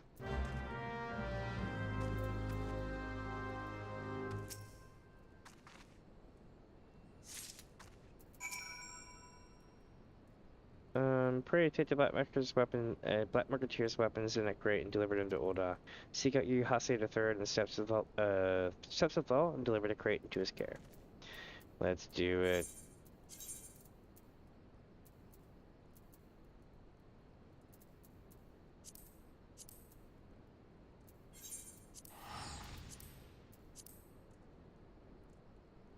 I wonder what could ever go wrong with this.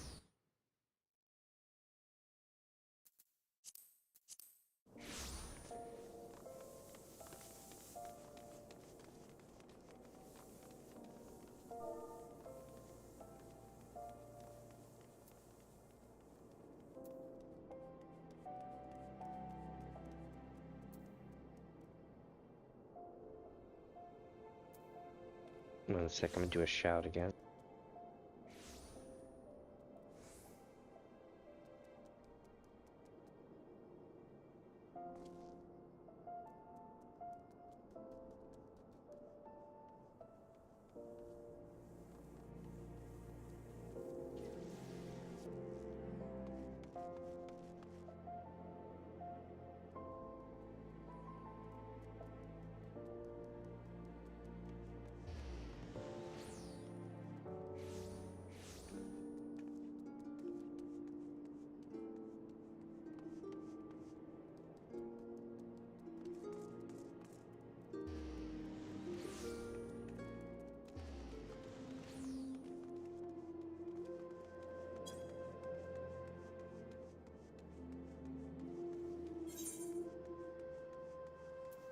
All right.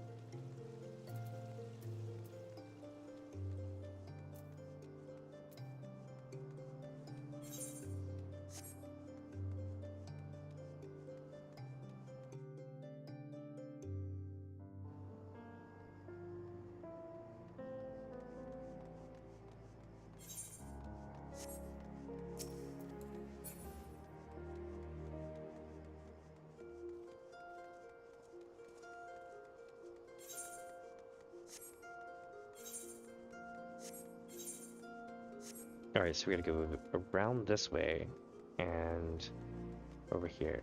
Yeah.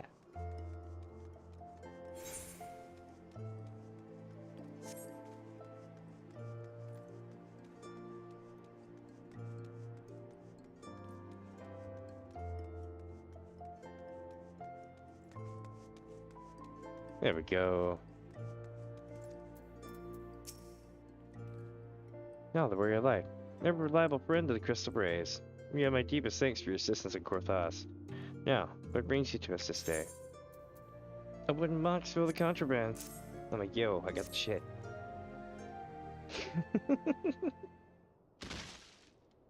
Let's see what happens. I kept the weapons to a certain black marketeer. Courtesy of Captain Ilbert, you say? Understood. Once you've cataloged the contents, I'll have them delivered to the Hall of Flames. This cannot be everything, can it? We all started a state of confidence that there would be a far greater quantity of weapons. A blatant falsehood. Clearly, Riola is unfamiliar with the ways of old-on merchants, who ever strive to present themselves as greater men than they are. We should be thankful that this information is not completely erroneous and that we managed to achieve anything of worth at all. It's still something worth celebrating, isn't it? Besides, we've got more important things to worry about, like fighting those Garleans up north. There'll be no fighting if I have anything to say about it. Our orders are to stand watch and not seek glory in battle. If you have no further need of us, then I shall take my unit to the cerulean processing plant. Time for the fourth to earn their keep, eh? Fight well, Alian, for the freedom of all.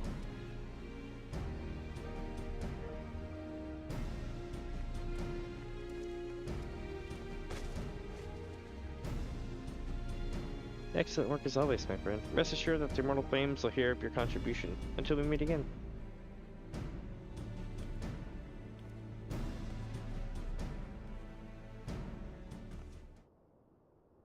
Minnie, a word if it please you.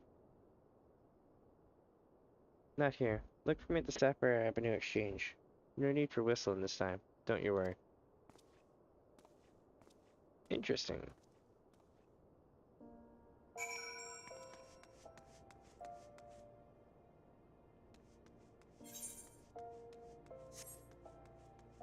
While I'm running there, I'm gonna fix my hair right quick, so give me just a sec.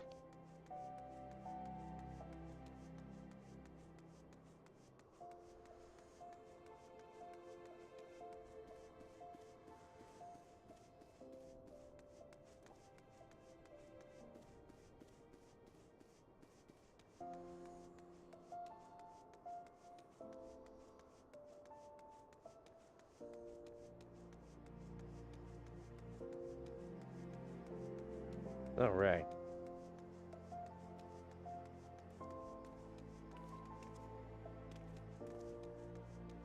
So, we're gonna be going... yeah, this way. Thanks for indulging my request.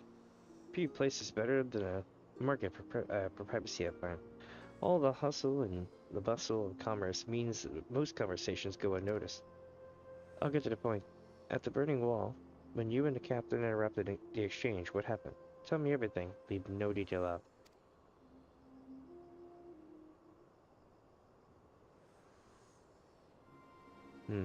That's not quite how the first told it. These dust rights were chasing. Latest word is that we lost the trail. Or the ones they were chasing, I should say. But you never saw him yourself? Not before the fighting started and not after? Something ain't right. I don't know what it is, but I can feel it in my bones. I'm not daft enough to be missed by some merchant's drunken boast. Our information was reliable, goddammit. I knew he purchased those weapons. As if I never deciphered a moneylender's books or had to follow a transaction back to its source. Did plenty of that back when the Braves were getting started, believe me. The commander wanted assurances that we weren't taking gil from the wrong sort of benefactors. Of course, these days, the money flows like water, and the first and the third get the shiniest new toys.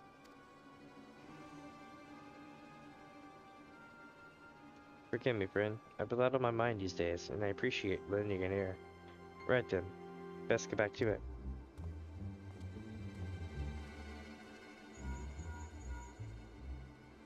I'm gonna drink some water right quick.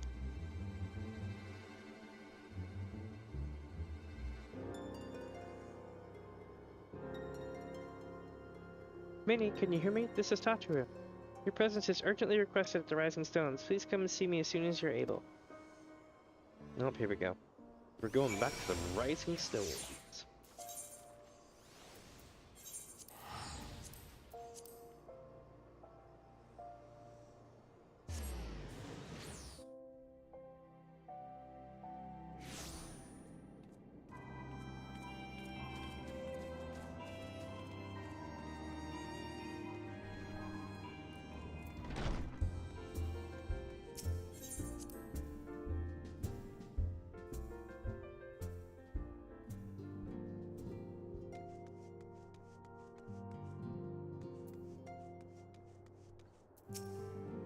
Thank you for coming so quickly, Minnie. We have a guest from Ishgard who wishes to speak to you. A most determined lady, by all indications.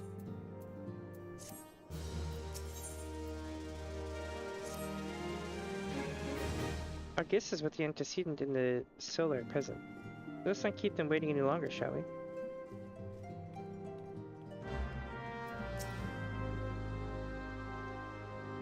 That lady knight from Ishgard cuts quite a gallant figure, doesn't she? Wait a minute, how do you know about her?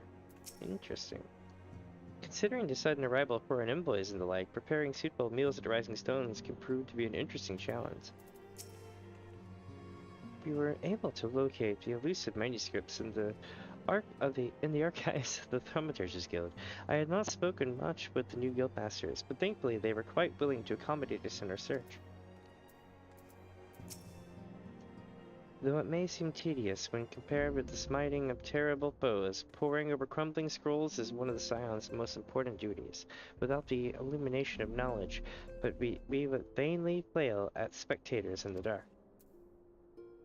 Oh, she's right. I traveled to Ul'dah to meet with Thancred's friend, the one who promised us the rare ore, and she began cursing me with words I've only ever heard from the mouth of pirates. I still have no idea what she was so angry about.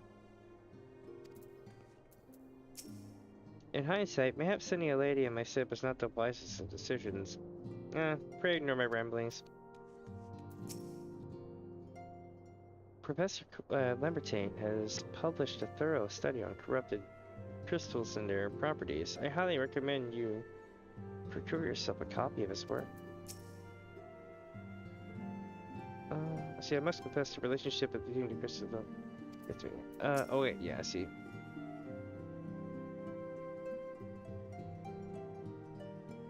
published as tourist. I think you said the same thing. They're basically having a conversation still. Okay, cool. So now we go speak with Manfilia.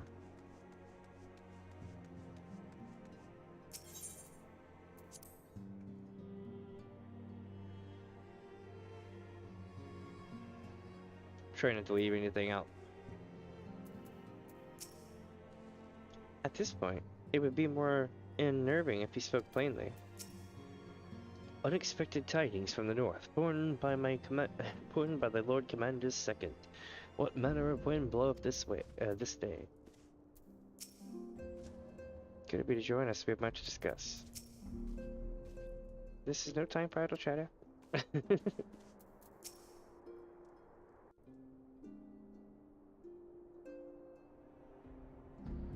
We have a guest from Ishgard who wishes to speak with you. I believe the two of you have met. We have. I had hoped to speak with Commander Leveilleur as well, but I cannot afford to wait any longer. The Lord Commander sent me hither to request your aid in a matter of grave import. You see now why I had Tataru summon you. Now that we're all assembled, perhaps you would be good enough to elaborate on the nature of the matter which brought you to us.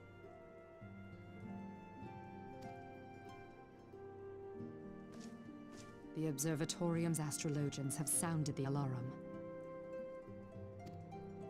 Last night, the Dragon Star burned with an intensity not seen in 15 summers. Oh? Not since the Dravanians engaged the Empire in the Battle of Silvertear Skies. Uh-oh. The northern sky doth burn full bright upon the Wormlord's call. The red behemoth beckoneth, and flame consumeth all. The old Curthan rhyme, aye. The brightening of the Dragon Star is said to accompany the roar of a great worm. The astrologians believe that it was Midgard-Soma himself who cried out on this occasion. After an absence of centuries, the King of Kings did return to lead his kind against the might of Garlemald. Only to fall in his duel with the Agrius, proud flagship of the Garlean fleet. Devoid of life, his corpse remaineth entwined about the Magitech monstrosity even unto this day. Eorzea has the right of it. Whatever this alteration in the Dragon Star portends, the Great Worm has shown no sign of life. Interesting. Tataru, have the Domans reported aught out of the ordinary?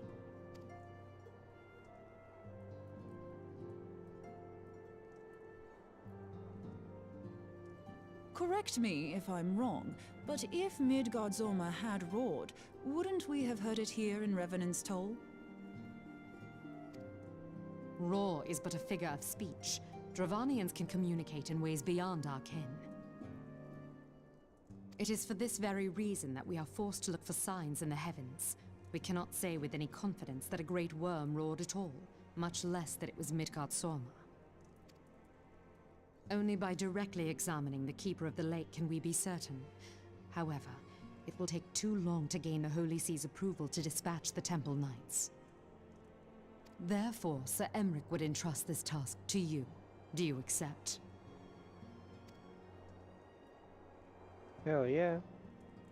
We knew you would not disappoint us. Now, if you would excuse me, I must return and assist the Lord Commander. We have precious little time to prepare. To prepare for what, pray tell? When a great worm roars, his brethren cannot choose but answer. We prepare for battle.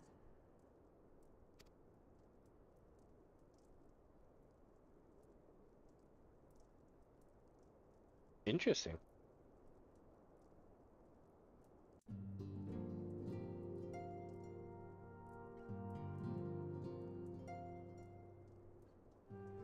Forgive me if I state aught which we already know, but I would ensure that you understand the nature of your destination.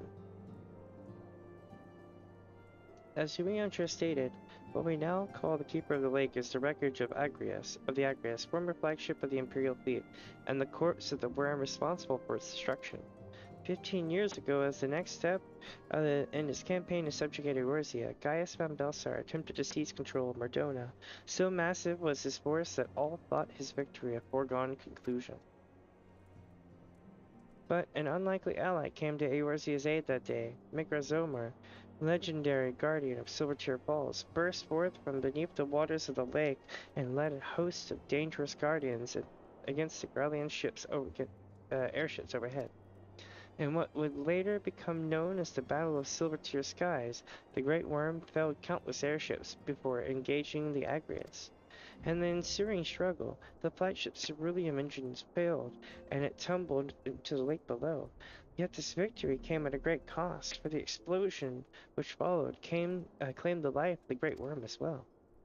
That same explosion transformed Silvertear Falls into that desolate wasteland it is today, draining the lake of its waters and crystallizing aether for miles around. Yet a remnant of the lake remains, and at the center, a constant reminder of that fateful day long ago. In accordance with Sir Emmerich's wishes, our Dolmen allies have been standing watch over the keeper of the lake. It would be wise to speak with them before investigating the wreckage yourself. Be careful, my friend. We know not what dangers await you within. Now then, let us not neglect our own task. There is much to be done, and precious little time to do it. Looks like we're going to be running a duty.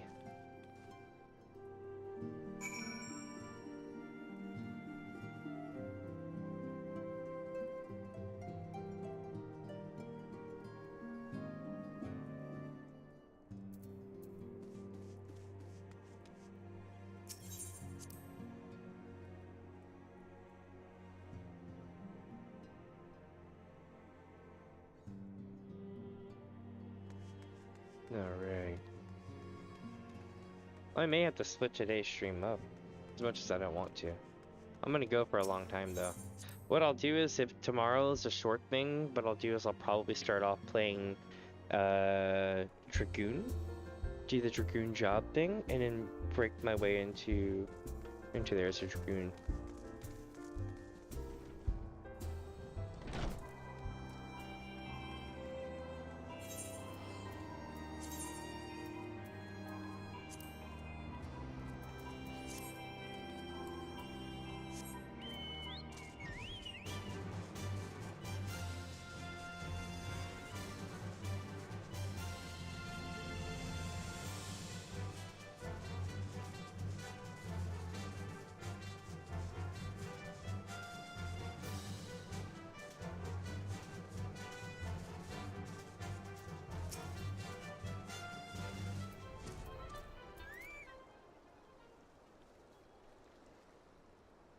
You're in luck, miss. I was about to send word to Reverend Stoll about the Guardians. Of late, I've seen small airships, likely from Castrum Sentry, come and go from the Keeper of the Lake, and though I cannot say for certain at this distance, I believe they may be salvaging something from within the wreckage. The Castrum supply lines have been cut for some time, and I'd wager they're desperately in need of spare parts and other equipment.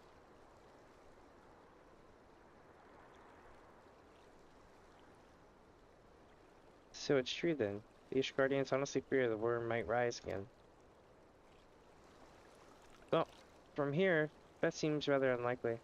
But if it's assurances they want, no choice but to inspect the corpse in its entirety.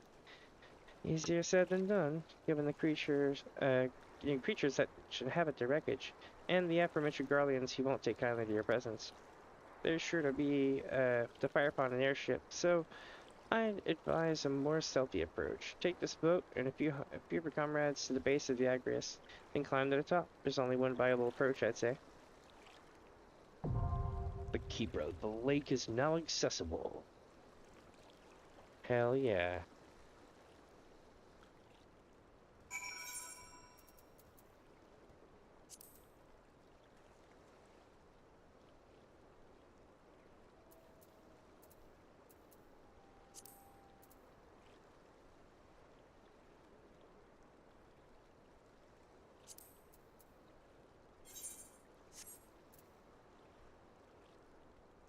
Let's rock.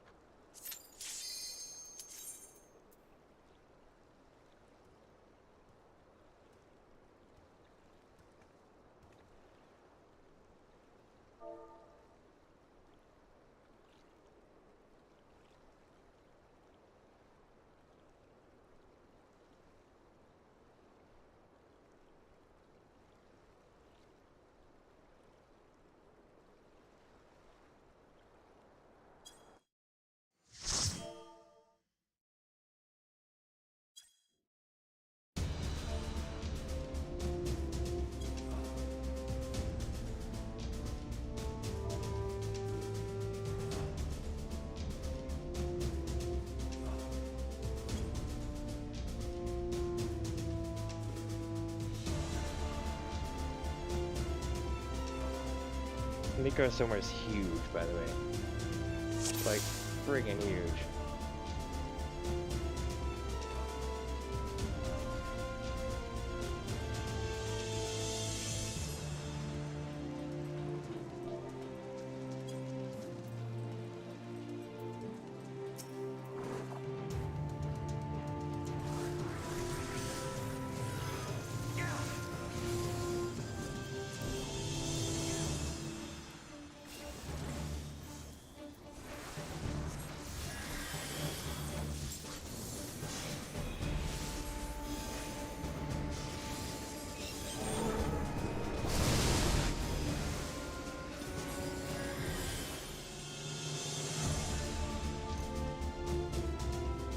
Here we go.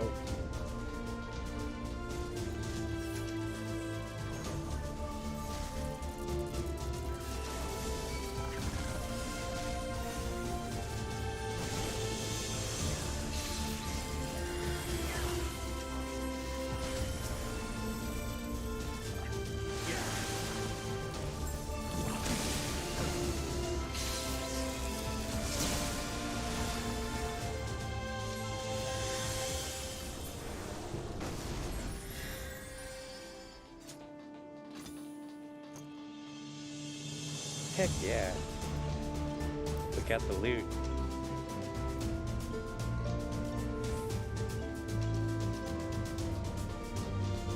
So now we're going to the inside.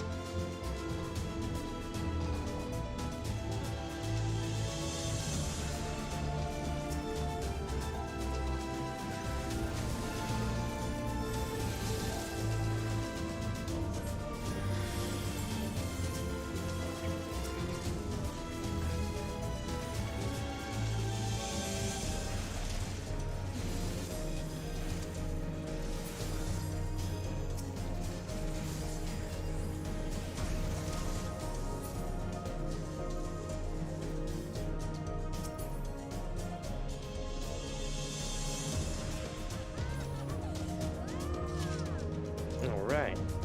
Killing it. This was fun.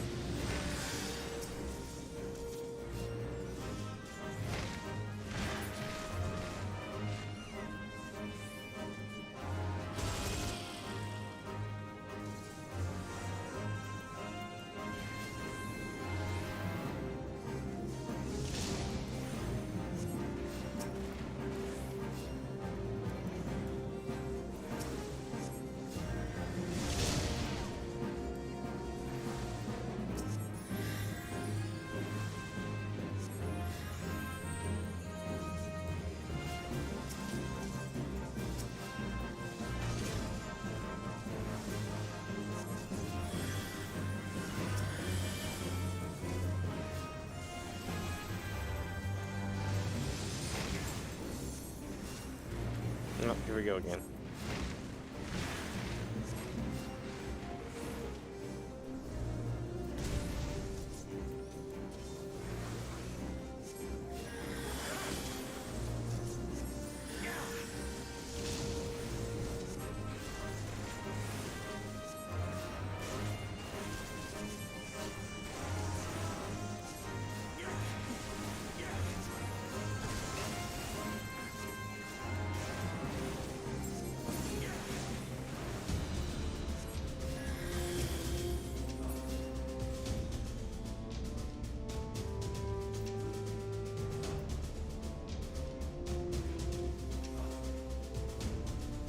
Alright, now we're up on the quarter deck. Oh, it's gonna do the alarm thing. I forgot about this part. It's gonna be like over and over again.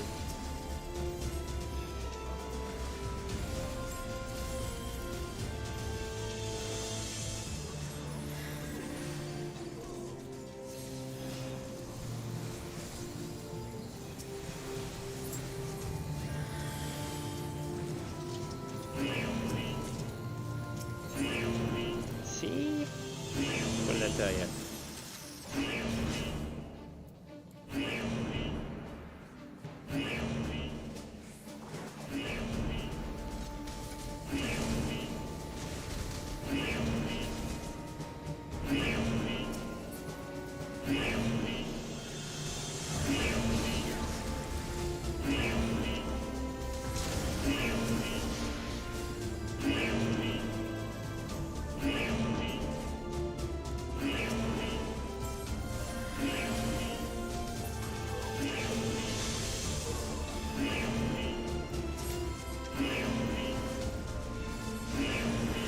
In case you're wondering, no, I can't turn it off. Not yet. I will be able to see.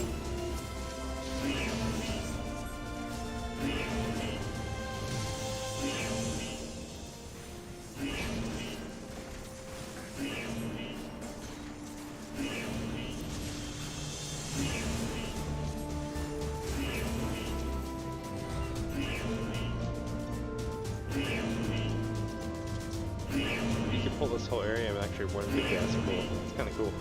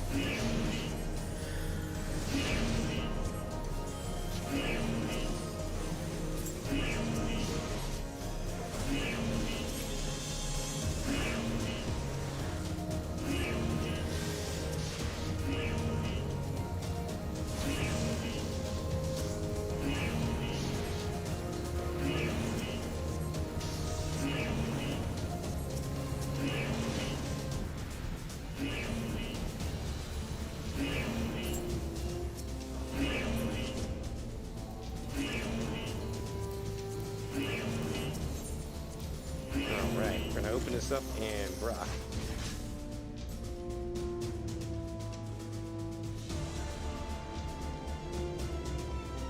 Ooh, it's this fight. Prepare to get burned.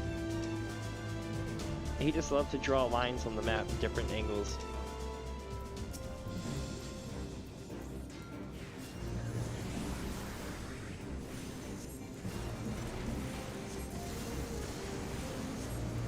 He's gonna look and draw a line. Here he goes. Yep.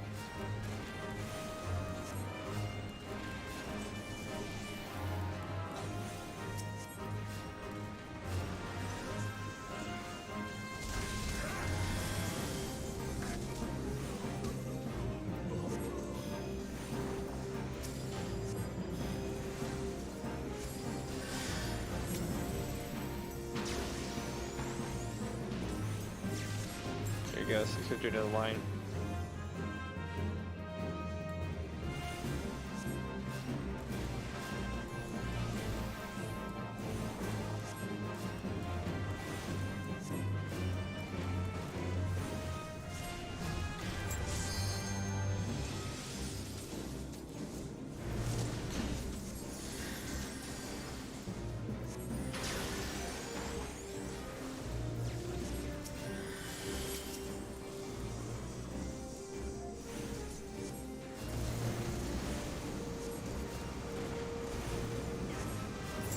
Alright, nailed it.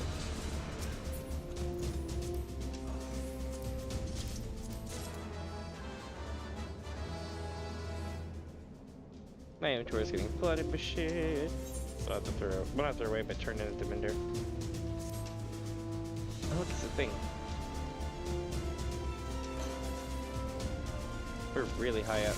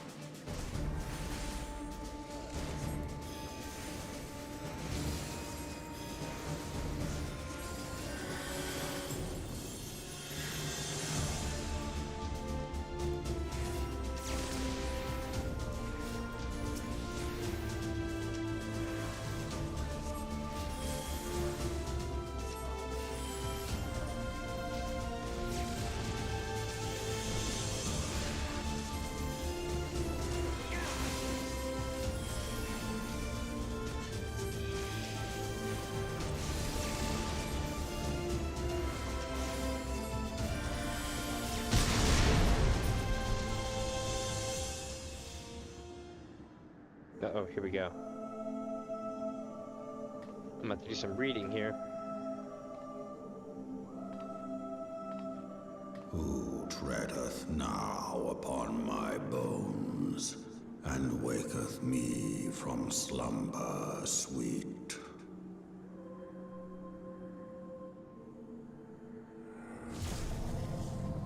Uh-oh.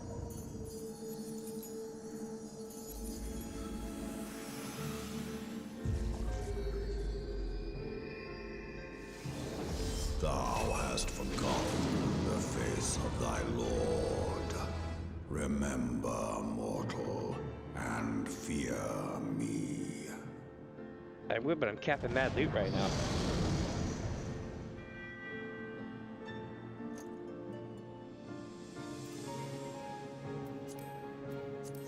Alright.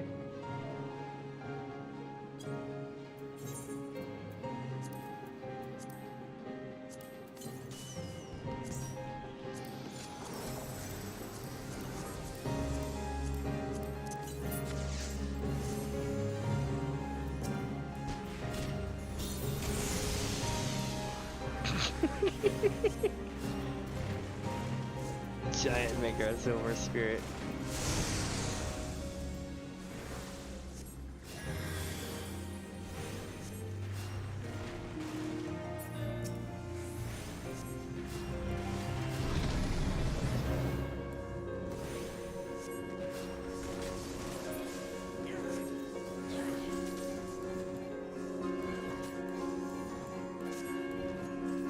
Has come then, thou shalt be weighed in the balances. Into thee I place my spirit. Rise, my child, and join in the chorus.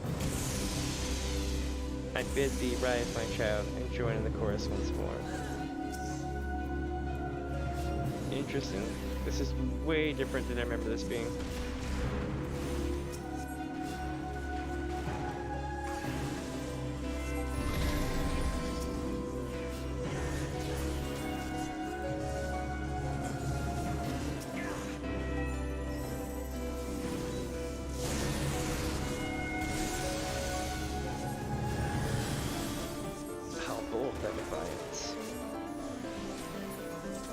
Yet full of fear is thy heart.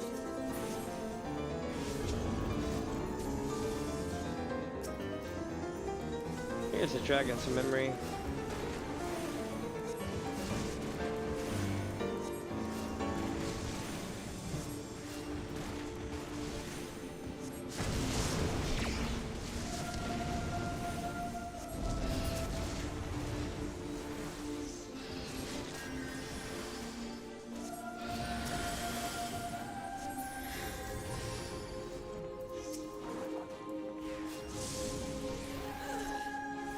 Hearken to me, mortal, and thou shalt know I am the Lord. I am thy Lord. Alright? So thou art gifted.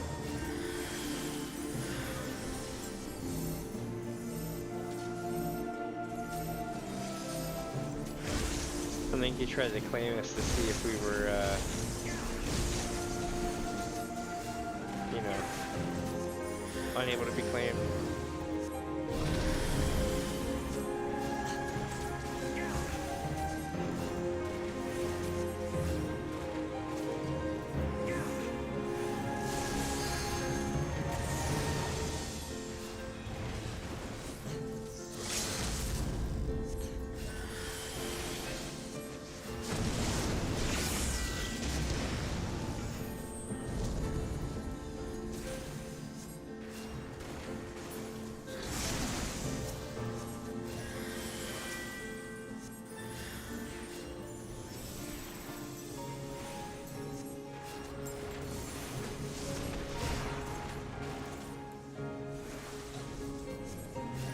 So far so good, we got it down to 7%.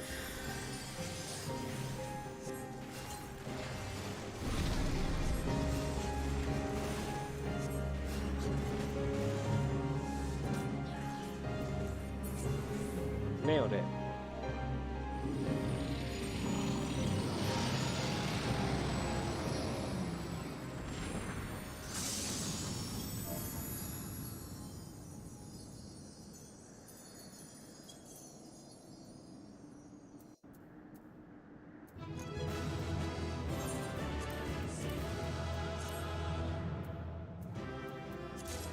All right.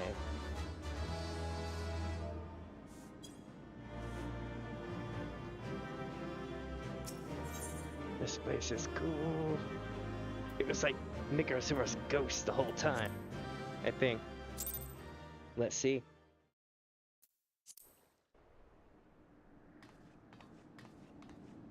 By her gifts hast thou earned a moment's reprieve.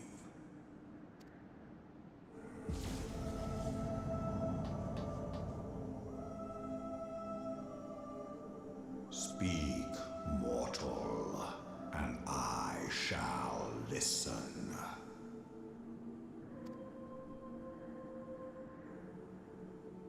Guided by a star.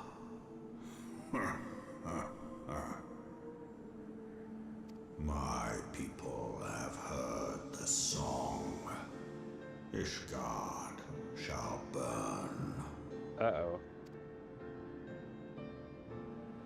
Sons must answer for their father's misdeeds. We do not forget. We do not forgive.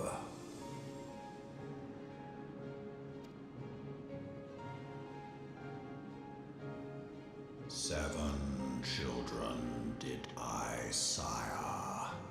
One now singeth of retribution.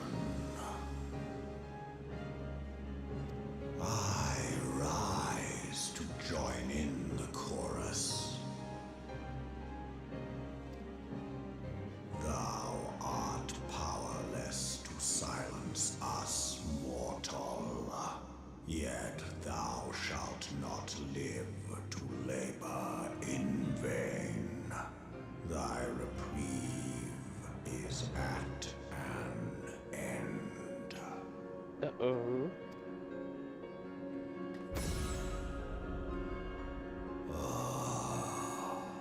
Trickery is thy shield. This frail, ignoble creature is not gifted, but chosen.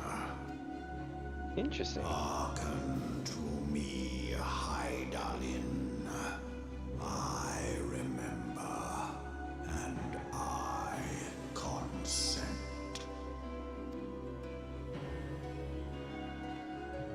Fear not, mortal. I shall not harm thee. Oh, well that changed very quickly, didn't it?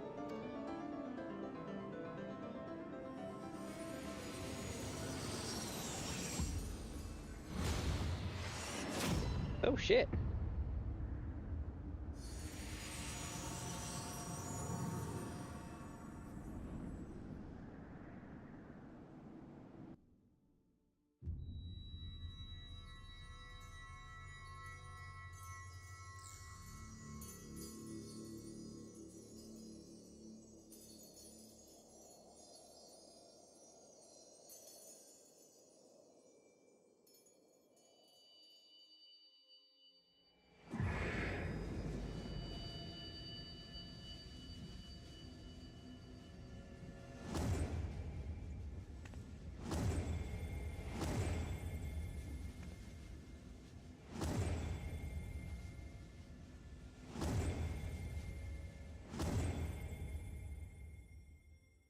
Huh.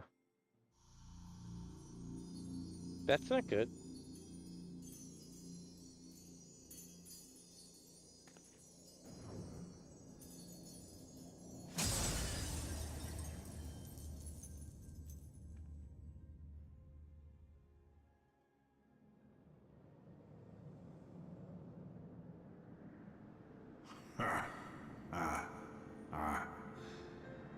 Mayhap thou thinkest me an oath breaker. Thou art mistaken. If thou comest to harm, it shall be by another's hand, not mine. Okay. I did but strip thee of thy mistress's feeble blessing.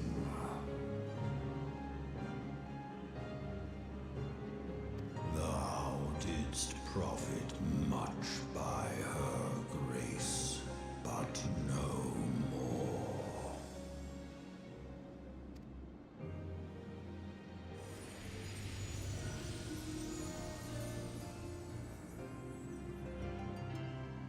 Huh.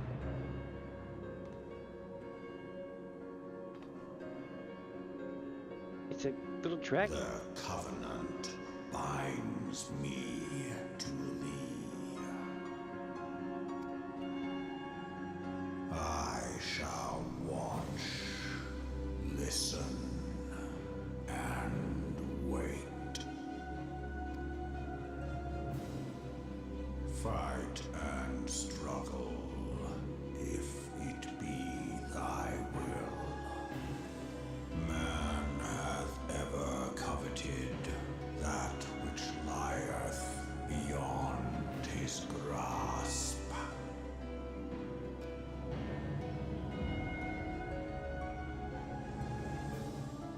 I drink of her body, and thence doth mine own find new life. Interesting. When it hath grown whole, the loyal and penitent shall rejoice.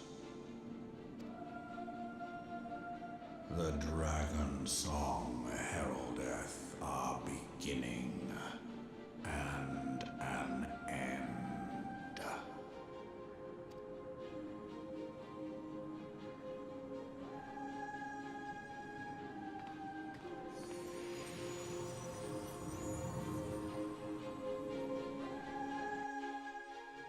Interesting. Very interesting. You may summon Megazoomer by selecting the corresponding entry with your minion guide under the character main menu. Nice. We got ourselves a minion. Let's see here. You're running around with a minion.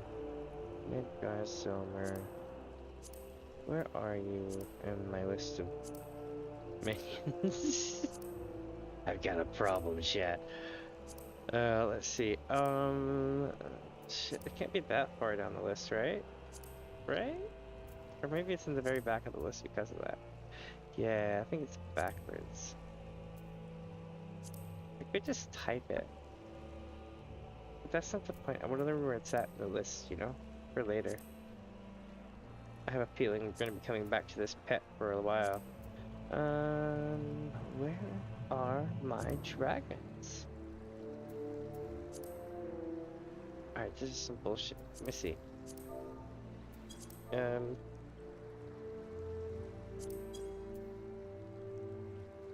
Right.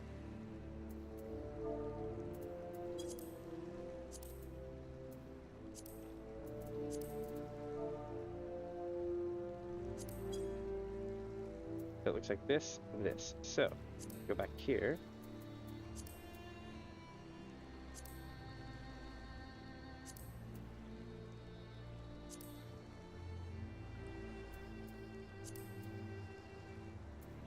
Here.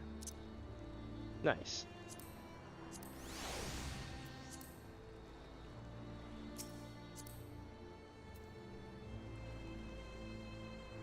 That's pretty cool. Don't watch though. I was beginning for the worst. Were those explosions I saw? Ah, but you shouldn't waste time talking with me. Alpina left a message stating that you were to return to the Rising Stones at once.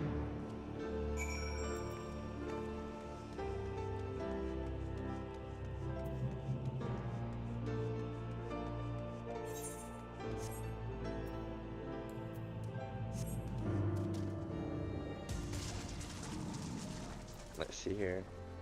Where is... There we go. I got like so many different mouths.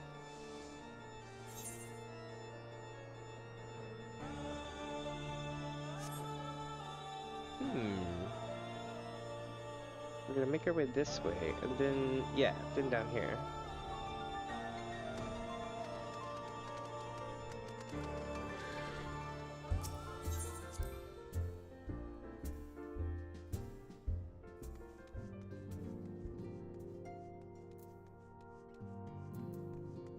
Oop, wait a minute. Have you spoken to Commander Labioria? He's been pacing again. Nope, same thing. They're all doing the same thing, they're doing the same thing. Okay. So... Chill, save me. Is it coming? What should we do? Oh, he's not?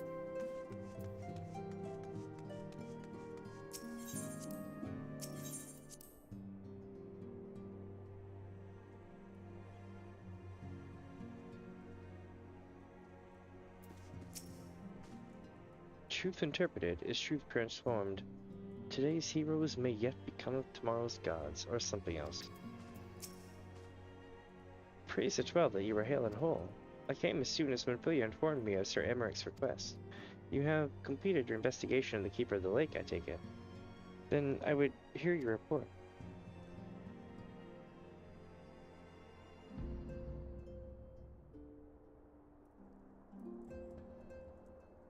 You conversed with Migrazomer. I swear, were anyone else to make such a claim, I would regard it with considerable skepticism. Are we to understand that the Worm Lord did not perish and that has in sooth lain dormant these past 15 years? Less a resurrection and more of a rejuvenation for he who dwelleth in eternity, here is passing his moments. Though his words were ambiguous at times, one statement left little room for interpretation. My people have heard the song, Ishgard shall burn. Clearly, an attack is imminent. We must share this information with Sir Emeric immediately. However, we dare not divulge your conversation with Migrazomer in its entirety. To even acknowledge that you heard the voice of a Javanian is a grave but necessary risk. Lest you forget, men have been executed as heretics for declaring as much. Thank you for your own protection, and for the sake of our tenuous relations with Ishgard. The truth cannot leave this room.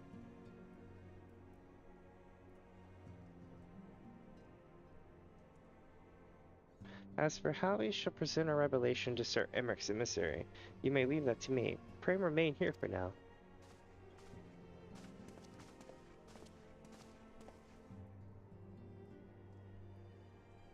Is there something you are not telling us, Minnie? You seem different somehow.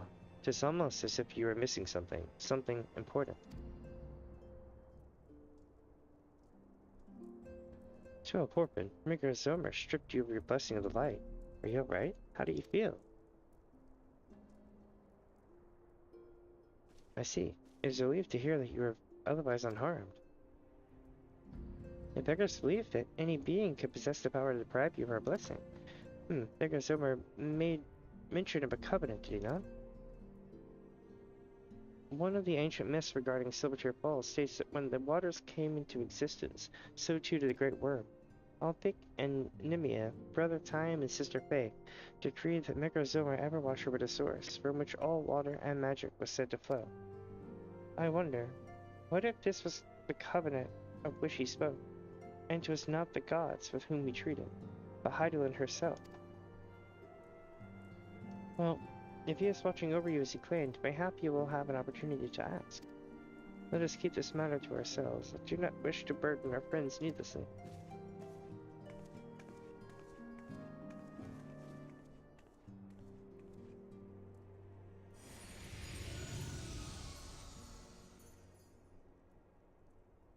Art thou a pawn, or master of thy fate? What hast thou wrought by thine own hands, mortal?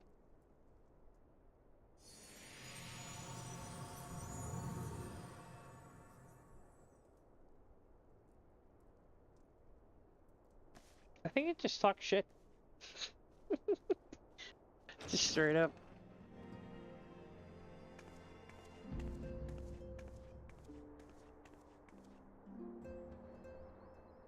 My friend, I can scarce believe it. You confronted the Worm Lord and lived to tell the tale. Yep. That I did.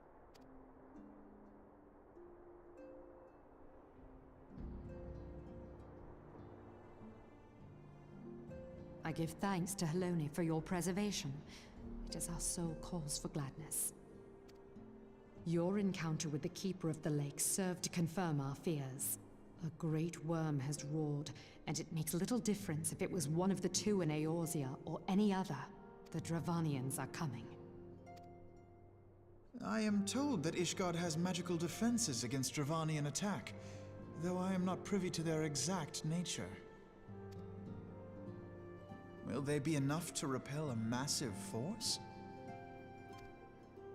Ishgard has weathered countless assaults over centuries. This will be no different. And now that you have confirmed the threat, none can ignore the Lord Commander's calls for the wards to be strengthened. I dare not presume to speak for him, but I expect the Lord Commander would sing your praises. I must away, but we shall meet again soon.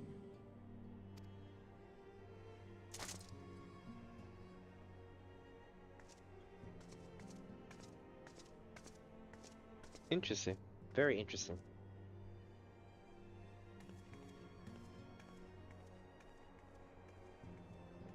Countless assaults weathered, and this will be no different? Why am I not convinced?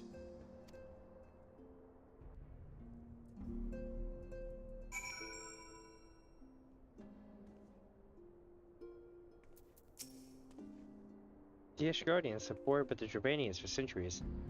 Nay, nearly 1,000 years. In all that time, not once have their enemies breached their defenses and entered the city proper.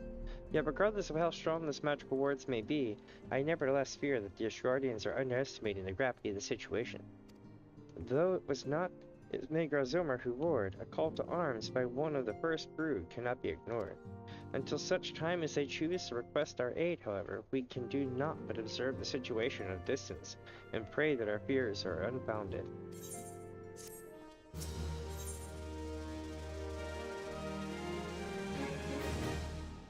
Alpino has a message from Moonbrita about for the Scions. Alright, pretty good. I believe Moonbrita has requested a gathering of the Scions. I assume there has been some progress concerning our efforts to combat the Ascians.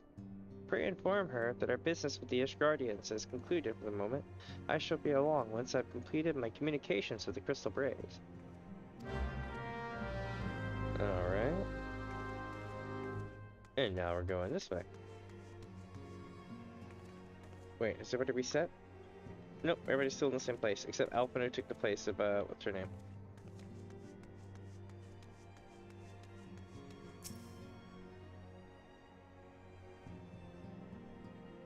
I must confess, the relationship between his crystal formations and the destruction of the Ascians quite escapes me. Professor Lambertade has published a thorough study on corrupted crystals and their properties. I highly recommend you procure yourself a copy of his work.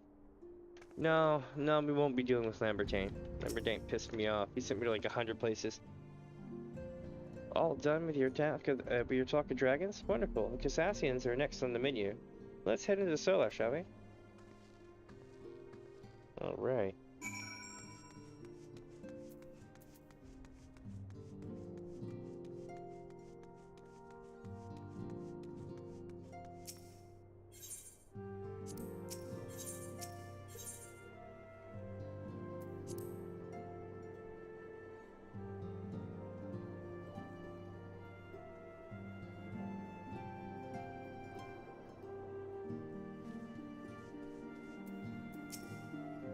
I've summoned everyone in the Solar. It would seem Moonbrita has something exciting to share with us.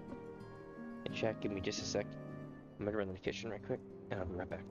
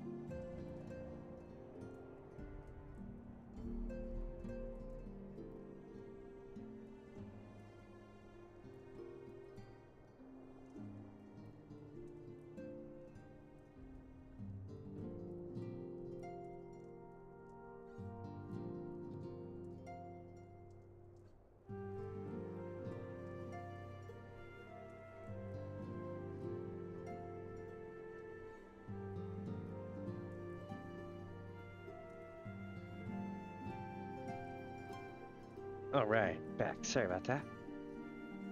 Took me a second here. I was like trying to get my stuff up and running. One moment here. There we go. Oh shit, I need to put my phone on the charger or I'm gonna be in deep shit. Give me just a sec, chat. This should only take a second.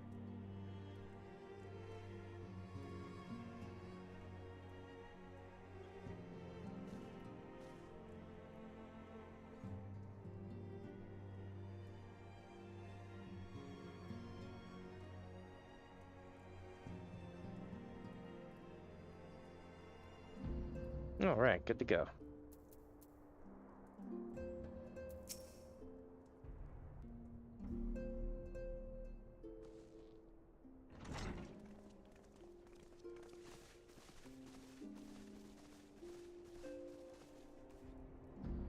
Now that everything's calmed down a bit, relatively speaking I mean, I thought it might be a good time to share our progress on the weapon.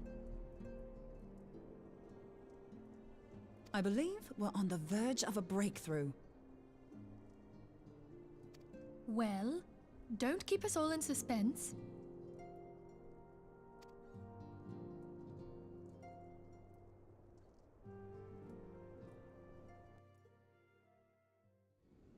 Just in case anyone's forgotten, let's start by reviewing what we already know. So, an Ascian is an immortal because its soul doesn't return to the ethereal realm when its host is defeated. Instead, it flees to the place that lies between our world and the void. Therefore, the first step to permanently defeating an Ascian is preventing its soul from making this journey. And if you recall, when we last gathered here, I had verified that white auracite has adequate capacity to entrap the beings, albeit only briefly. Mm-hmm. Which left the small matter of their extermination. Aye. To unmake an Ascian soul, one must needs smite it with a concentrated burst, or blade, of purest ether. However, we wanted for both the data and the means to forge such a weapon. Short of experimenting on an actual Ascian, you see, there's no way to gauge how much ether its soul is made of. As such, we don't know what etheric density our blade needs to have in order for it to work. So we'll just have to make the densest blade we can and hope for the best. Though that would require a lot of ether. Hang on a minute! Why didn't we think of this before? White auracite can hold an absolute heap of ether, can't it? Please tell me you're joking. God's sakes, Ida. I feel as though I'm reliving the same scene over and over with you. How many times do you need to be told that white auracite cannot store ether for long periods? Being intangible matter, ether is given to dispersion. Only in its crystallized form is it a stable source of energy. I will test you later on this, so see to it you do not forget. Right, yes. It's all coming back to me. So our hopes rest on good old crystals again, do they? While they are certainly reliable, they leave something to be desired in the area of portability.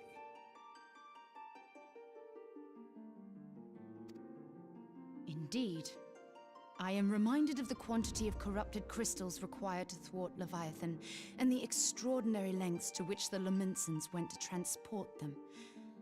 What if it should prove that a similar quantity was needed to destroy an Ascian's soul?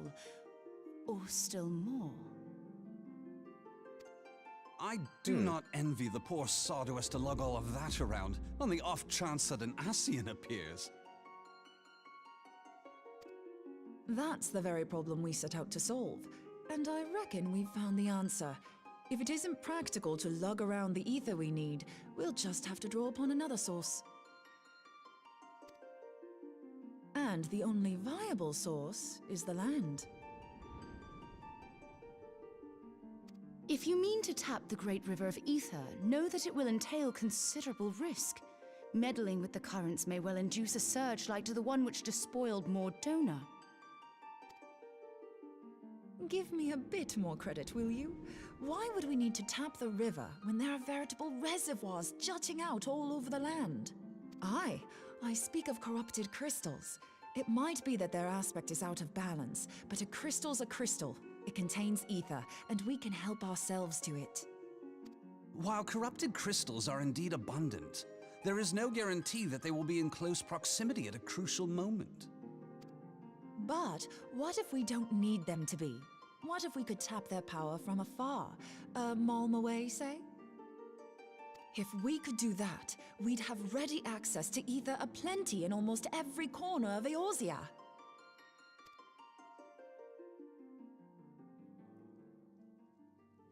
I've yet to put my theories to the proof, but I've got a good feeling about this.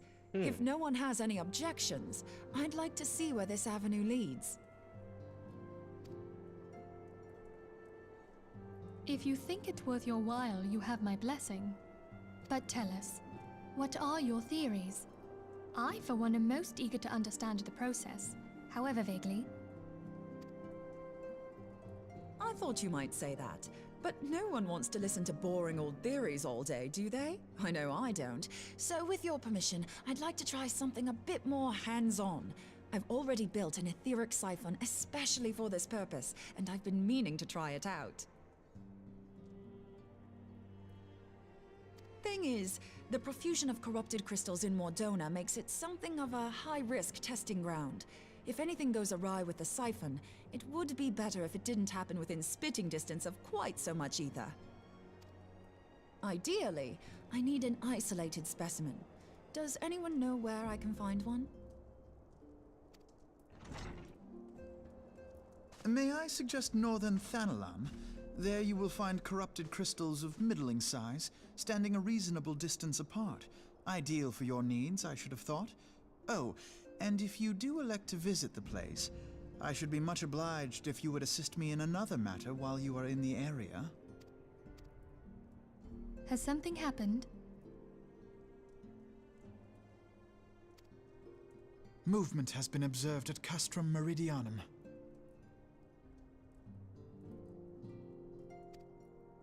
During Operation Archon, the Alliance dealt the stronghold a heavy blow. Its facilities were extensively damaged, and its garrison reduced to a fraction of its former strength. Not long after our forces withdrew, however, their ranks were replenished by reinforcements from Castrum's Sentry. They now seek to rebuild, and to this end they have their sights set upon the ceruleum processing plant. Having lost the Empire's support, the 14th Legion lacks the resources to sustain itself. To them, this is a bid for survival, and they will doubtless fight like desperate men. Though I have dispatched the Crystal Braves, I fear their strength alone may not suffice to stay the Imperial assault. I would request the Scion's aid in the defensive effort. If I didn't know better, I'd say you were trying to inveigle us into fighting your battle with the promise of shiny crystals.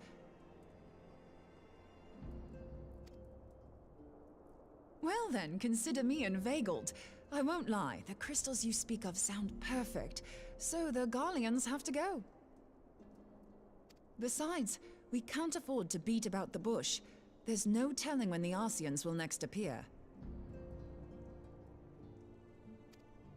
Thine eagerness to hurl thyself into the jaws of danger cometh as little surprise. Exercise due caution, I prithee. Though you have become a Crystal Brave, you are yet a Scion, Alphino. We could hardly refuse you. Pray, join the Crystal Braves and lend them your support. Thangred and Papalymo shall accompany you. Sweet. Also, I have an oat milk cookie now. They rock. Ida and Yashtola, in the meantime I would have you assist Moonbreeder. Scout out the crystal clusters, that the testing may commence as soon as the Garlean threat has been eliminated.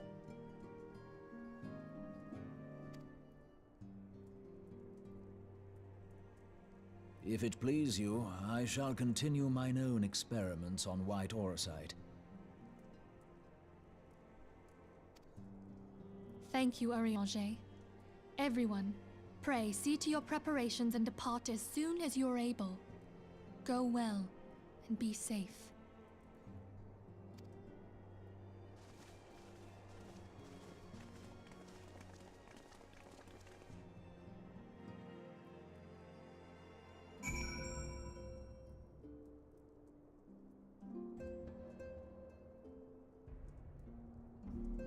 Alright. Now let's go back out here and speak with Alphino. Will we ever escape the Rising Stones? Find out next week. No, I'm kidding.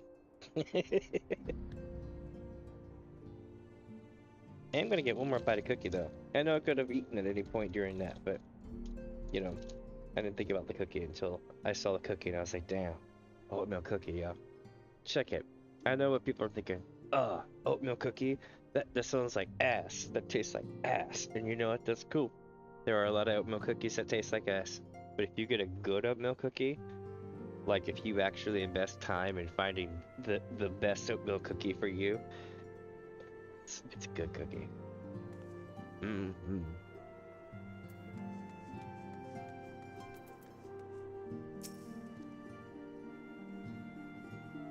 I'm almost done eating it.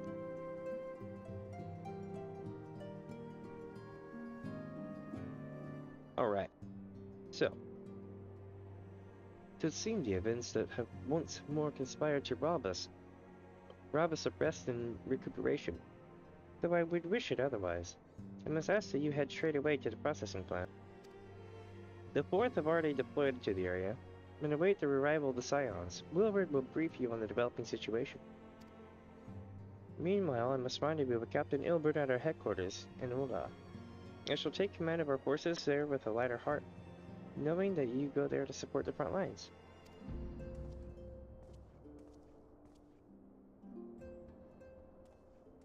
Alright. Your duty's taken to Northern Finland, do they know? We too must say our farewells to the Rising Stones for a time.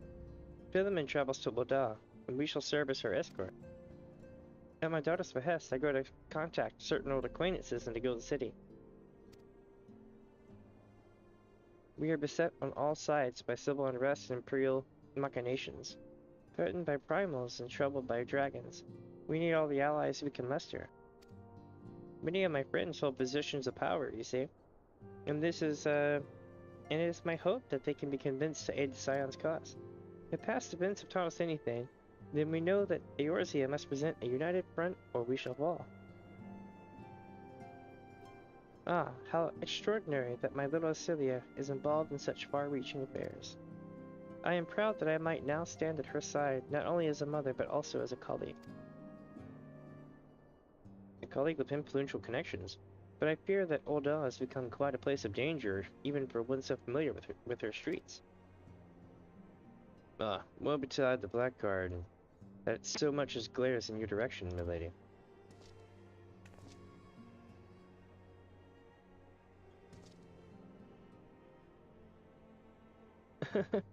I shall be well protected, it seems. Shall we be on our way then?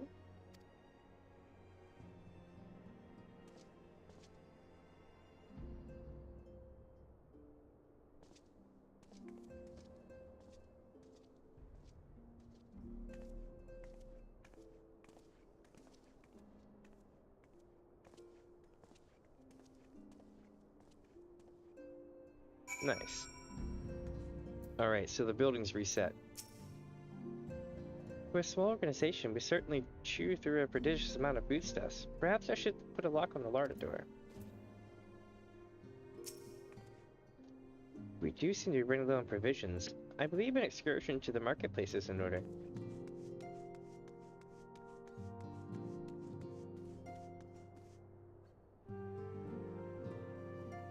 That looks nice. Little bouquet. Not bad, not bad. Alright, so this place is emptied out completely.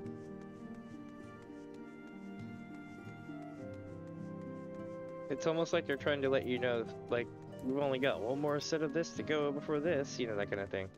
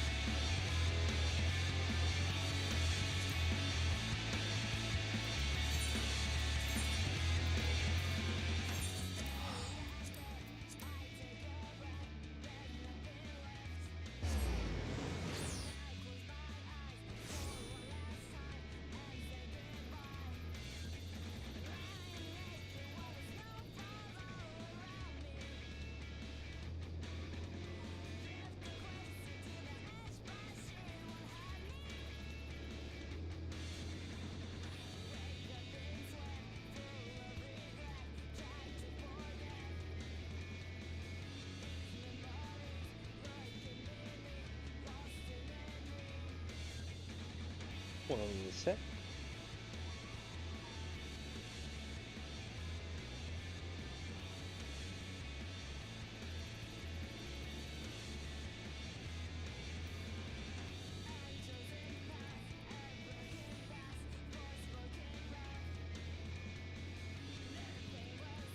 Right, let's do it.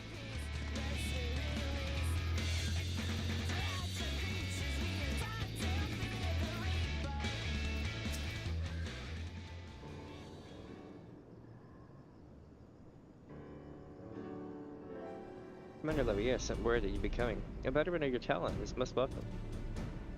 Not that I don't think we can handle the situation, mind you. I've learned a trick or two since the disaster with the Eorzea. But returning to the task at hand.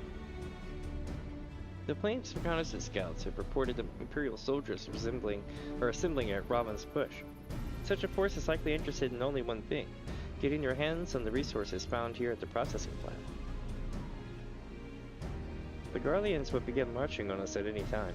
Pray speak Lieutenant Edelstein, that we might coordinate our counter strategy. In the meantime, I'll inform the others that you have arrived. No doubt it will be welcome tidings. It starts.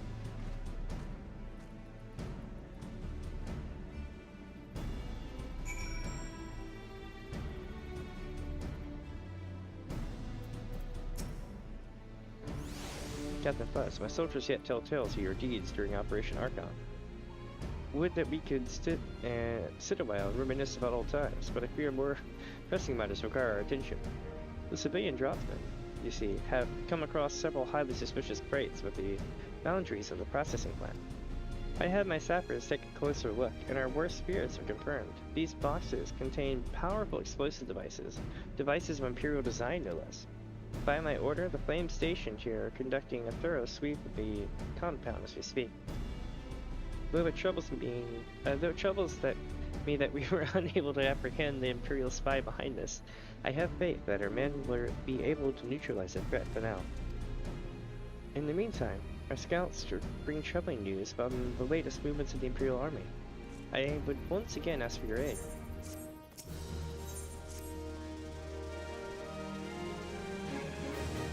We've been keeping a close eye on the Garlean garrison, and it would seem the Imperials have finally begun to mobilize.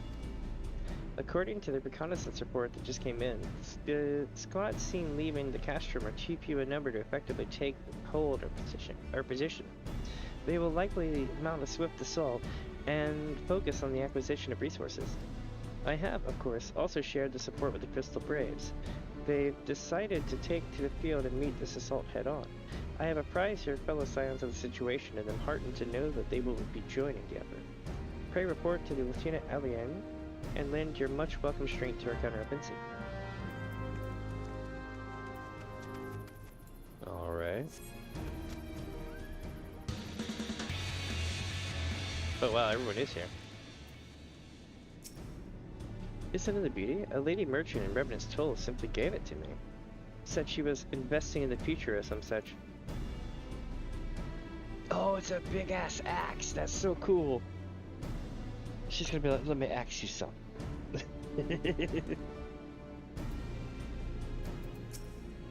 Now that is an impressive piece of steel. Have you ever seen Moon's finger axe? White, slice, cleave. There's really no stopping her. She's not wrong. Glad to have you with us, Benet. As I'm sure Lieutenant Edelstein has explained, the Garleans have deployed a small force in Castrum Meridianum. Their main column assembles to the north near Damien's Talons, but we've also spied several squads attempting to conceal themselves in the approach to the west. They wish you to rush forth and commit to battle with the main column, leaving the detached force free to raid the plain and pillage supplies. Not much of a strategy, but these are desperate men.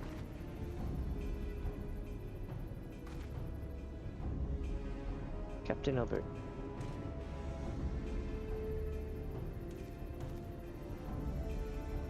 Greetings, sire. I understand they'd be like, greetings, sire. I understand Commander bid you and your fellows come lend a hand to the Braves. With such mighty heroes at his disposal, the force should have little trouble contending with aught that the Garleans might throw at him. But even you cannot be everywhere at once. The third was getting restless, holed up in Ul'dah, so I marched them out here to fill any holes in the planet's defenses and add their numbers to your counterattack. The reinforcements are welcome. We've enough soldiers now to divide our own forces and safely engage the enemy far beyond its walls. Aye, twould be best to avoid staging a battle anywhere near this much ceruleum. Let's take this fight to the Garleans. A wise course indeed. I shudder to think of the consequences should any of these storage tanks be exposed to fire. If there are no objections, the Scions shall join the fourth and give battle to this main column.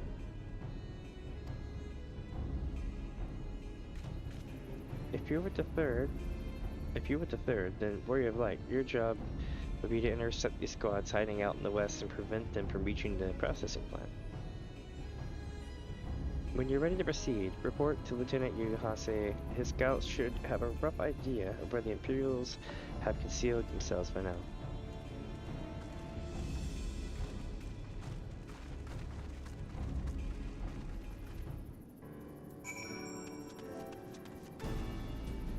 Alright.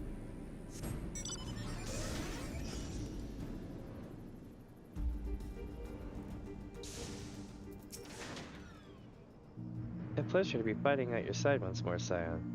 Our operations invariably succeed when you're around, and victories are wont to pave the road for greater coin. Now, this detached force we've been sent to eliminate has split into smaller squads, the better to conceal themselves within the terrain up hereabouts, I imagine. We will need to split ourselves up as well, to cover more ground, and make sure we root out all of these would-be raiders. And seeing as how you're an army unto yourself, I've assigned you your own areas to scour clean of enemy soldiers. Aye, this will be a simple search and destroy. We'll rendezvous back here when the task is done. Happy hunting, Scion. Alright. So we're gonna go hunt stuff, it looks like.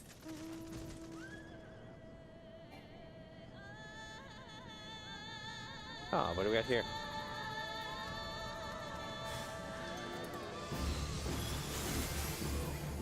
Ah, we've been spotted.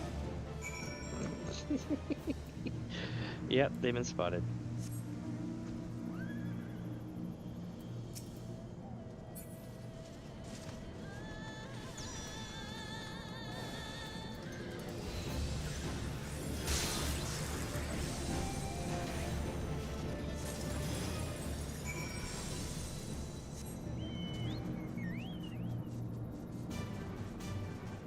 We're rocking it.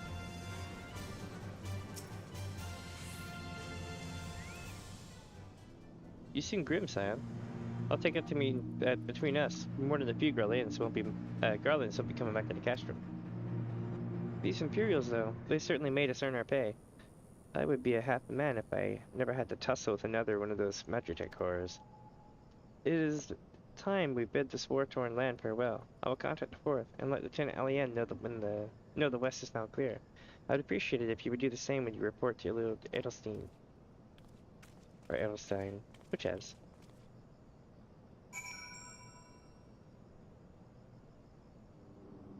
Alright, let's see here. We'll go with this one.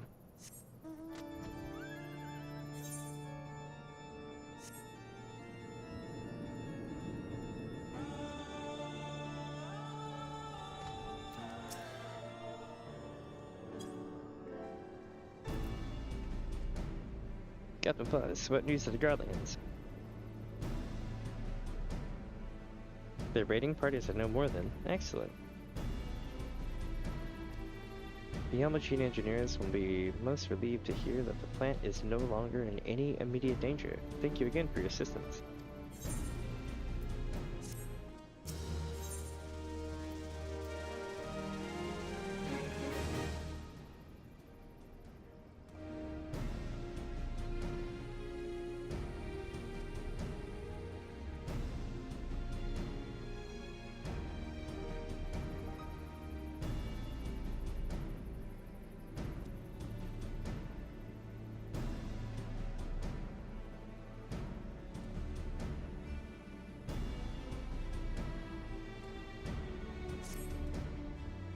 Sweet, I'm just giving free to fly. Free to flies are awesome.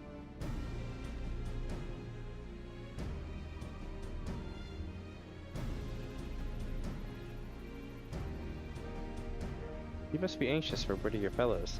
Lieutenant Ilian has reported a sound victory over the main Column, and informs me that Scions have already returned their attention to other duties. All but one, that is, the Rogan lady with the large axe. It would appear she has chosen to remain at the site of the battle. I know not what task keeps her from returning to civilization, but Northern Bannerland is no place to wander alone. Even for a capable sort such as her, I would certainly feel better about things if you could check in on her before you continue on your way. Uh-oh.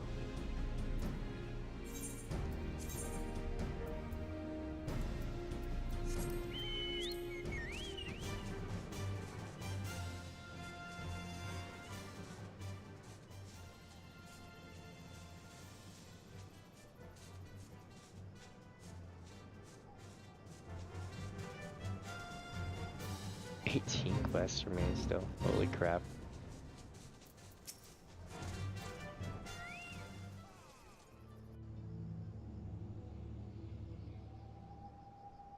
Hold on, I won't be a second.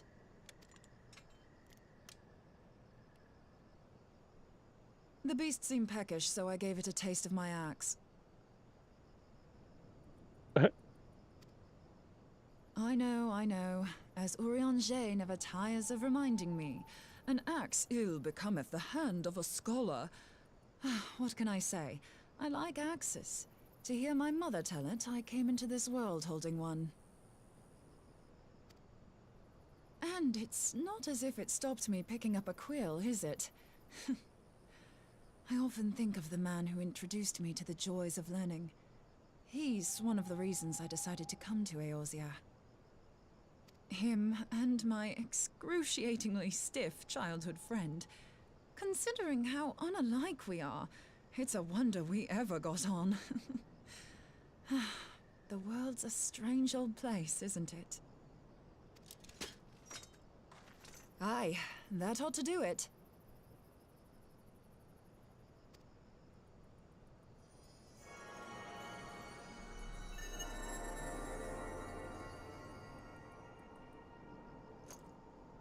So far, so good. At these concentrations, it shouldn't matter too much if something goes awry. Just enough ether to make it interesting. Huh. Did you see that? The way the crystal glowed? The siphon works, I'm happy to say. With a few refinements, it should satisfy our appetite for ether. Hell yeah. Which just leaves the small matter of forging our blade. I'm not sure how to go about it just yet, but I swear to find a way. I'll put a blade in your hands if it's the last thing I do. Okay.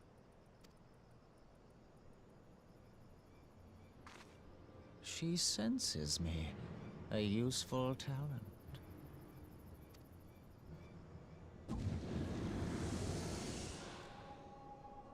Hanassian, are they onto us? Oh yeah, they're onto us hard. By your brand, I see you are an Archon of Sharlayan, keeper of knowledge, seeker of truth, meddler. I don't know what the hell's you're saying, but I don't much like your tone. Your instincts serve you well. But come, be not unsettled on my account. That lovely brow was not made for frowns. But I waste my breath. Let me direct my words to one who understands them. We meet at last, warrior of light. I am Nabriales. I mean, I understand a lot because I've beaten this game, but I still don't understand you, Nabriales. I really and you don't. have long been a thorn in my side. I suffered the overweening presence of La Habrea that men might host the power of gods, only for you to undo my hard work.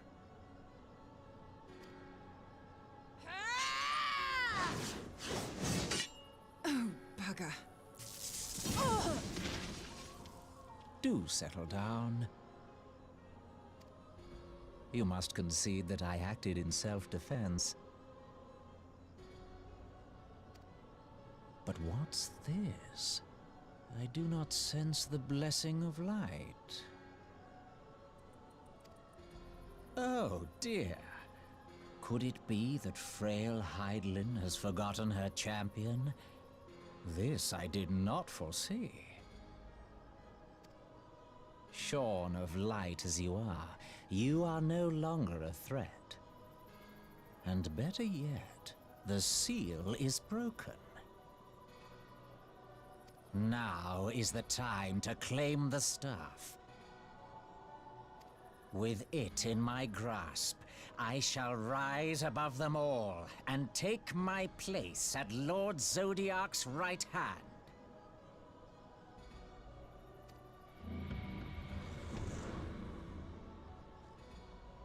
What did that bastard want with us? I don't know. Nabriales, he calls himself. With charm like that, I'll bet he has maidens falling at his feet. Unconscious. Hey! But this staff... You say just talking about it had the bastard grinning like a brat on his name day. Must be quite a staff.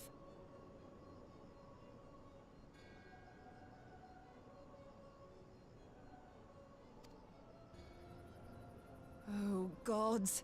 He means Tupsimati, Master Louis Soir's staff. Minfilia's in danger. We have to get back to the Rising Stones. I don't know, man. I'm already at the Rising Stones.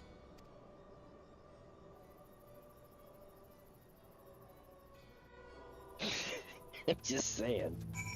Let's make our way to the Rising Stones. But first, Moonbrita. If I'm right, and the Asien is after Tupsimati, then we'd best make all haste back to the Rising Stones. Minfilia must be warned. She said make haste to the Rising Stones. Oh, we have a person.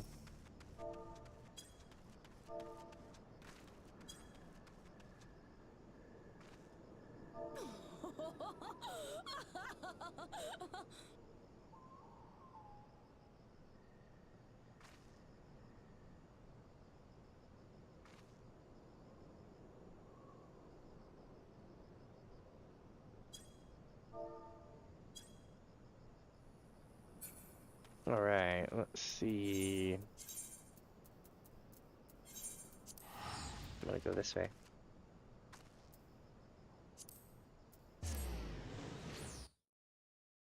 Now, once we get here, to be pretty cool. Nice to get back to the Rising Stones where Everyone's alive.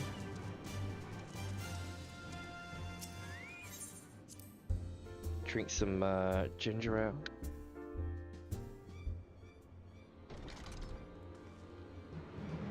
You're here. Master Lusso, staff Captain the Solar, isn't it? Quickly now. Uh-oh.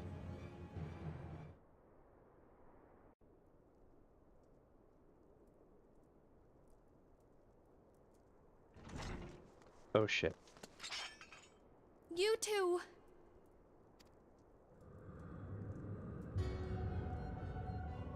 So, you were able to divine my intent. What now, warrior of light? Ah, but that name is no longer fitting. You have become decidedly dull, and quite incapable of barring my entry. Huh. What do you mean? You truly do not know? Then I suppose it is only right that I enlighten you. The blessing of light kept you and your fellow meddlers safe. It was that which prevented my kind from entering your domain. Mm-hmm. My kind, I say, though it had no power over the likes of Elidibus and La Habrea. Being of this world, they could come and go as they please, while I could only look on.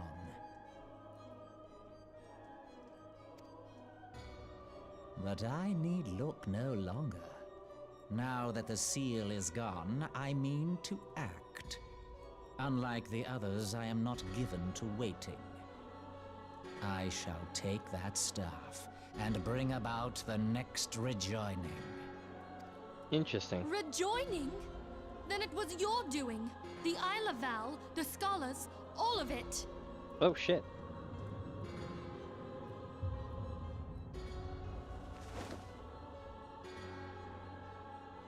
You will not harm her!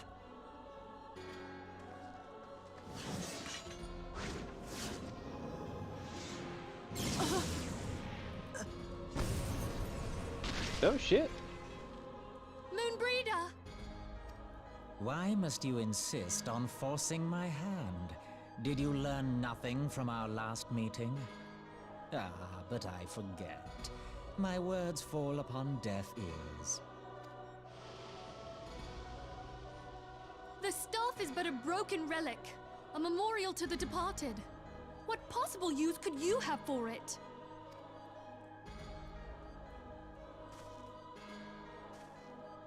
What use? You mean to say that all this time you kept the key, never knowing what it was you possessed? The staff Tupsimati, or rather the stone tablet it bears, is host to a great power. Together with the horn, it can be used to draw vast quantities of ether from its bearer's surroundings. Mm-hmm.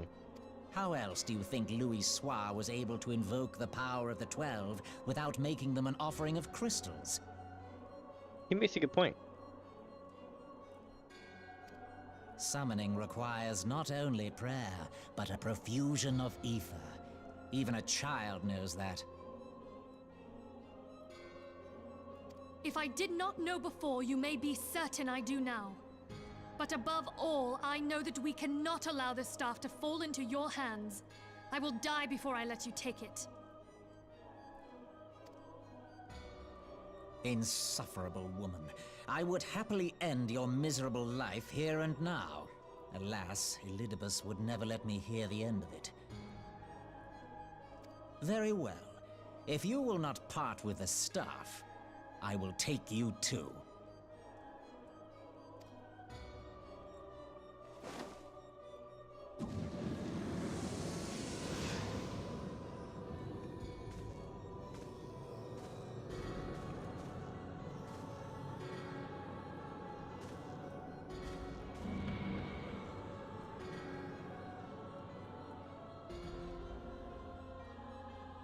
Holy shit.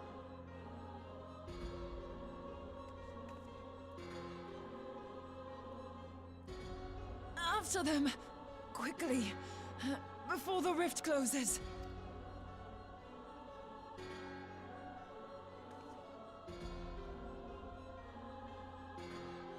Huh. The Chrysalis now accessible. Hell yeah. We got ourselves a raid, not a raid, but a trial. A trial that may take a lot of Q for, we'll see. Forget about me, go. Okay, I'm going.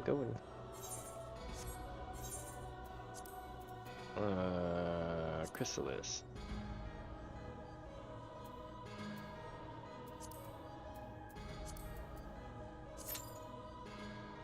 Less than 5 minutes. Hell yeah.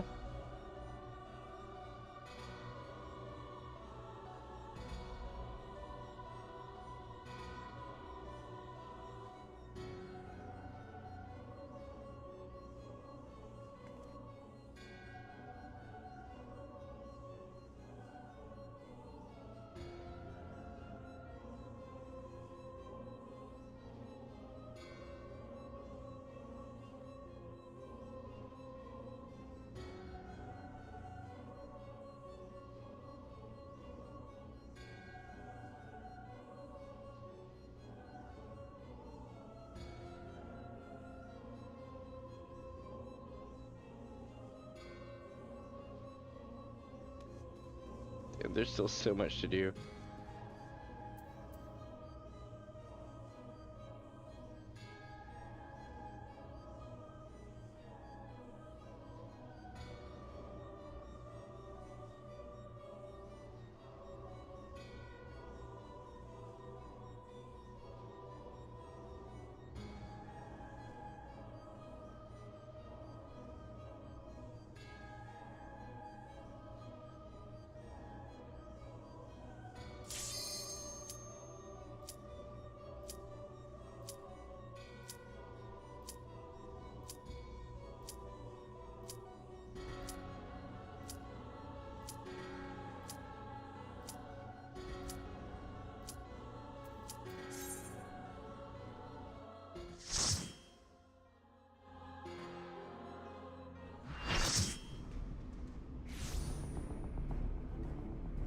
I love this song. It's my favorite one.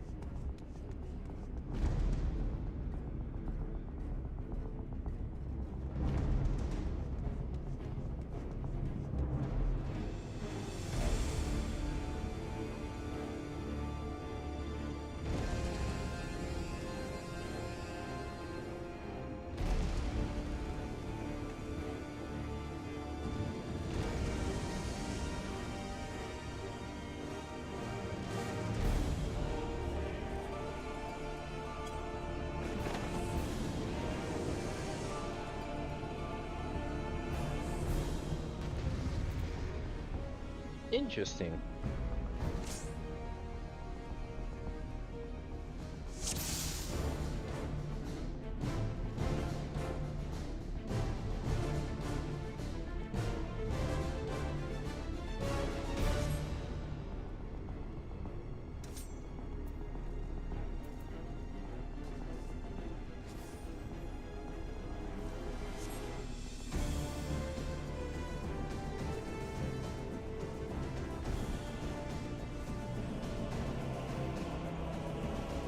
Alright. I had to finish renaming the stream for today. Because there was no way we're making cap. So what I'll do is I'll cap off tonight. Tomorrow we'll run the other half, and then I can run the other thing with it.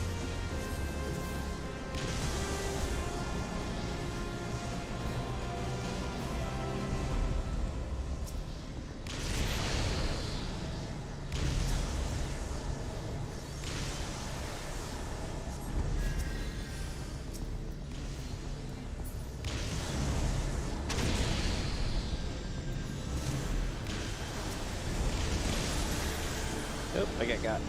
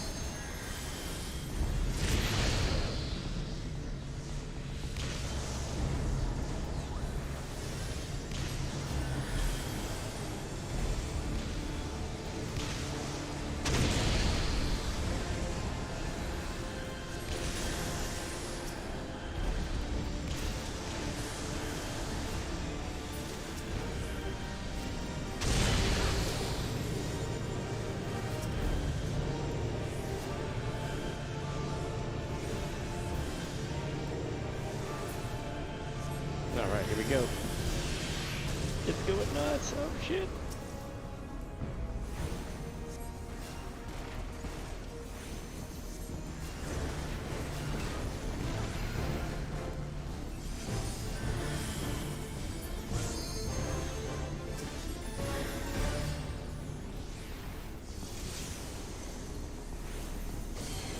Looks like you got him. By Sylvia's name, I command thee. Impossible. Has the power over time itself.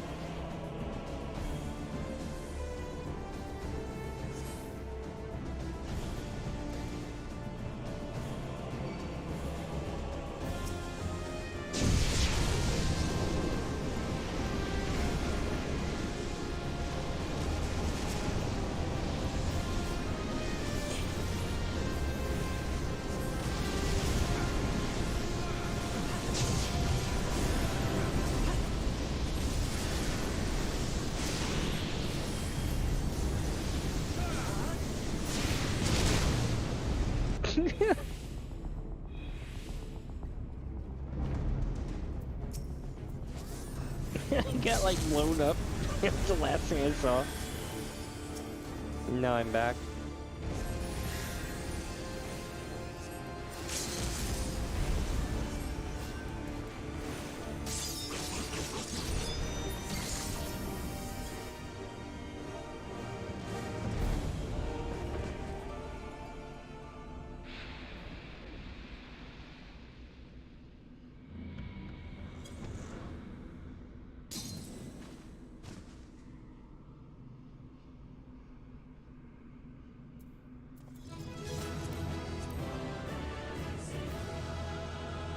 Oh yeah.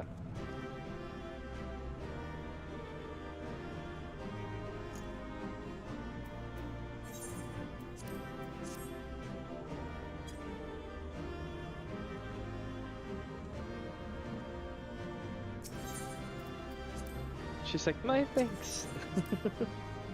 Yeah, you got 3 combinations, not bad.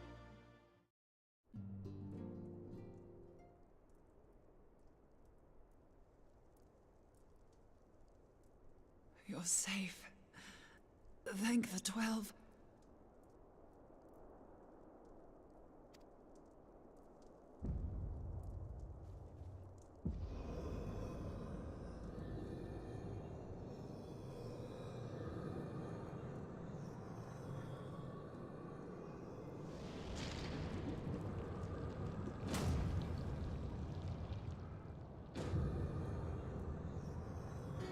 You may have bested me this day, but what of the next? What of all the days to come?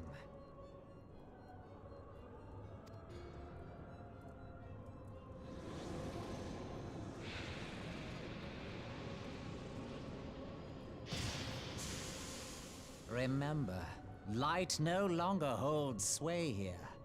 I may return whensoever I wish, again and again and again. Eventually, you will falter, and the staff will be mine. Until next time, scions.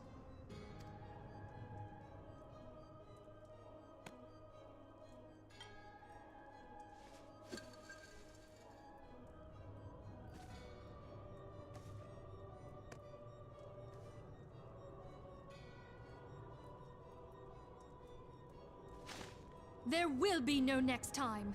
This is the end.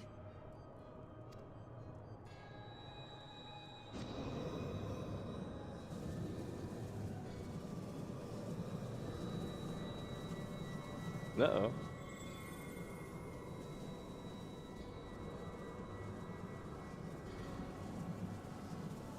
What? What trickery is this? No. No! You cannot! No!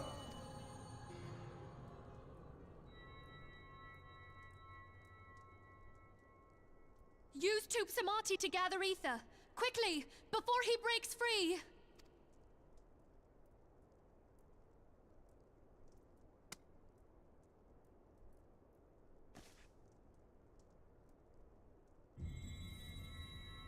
Concentrate! Call to mind the time you struck down La Habrea with the Blade of Light.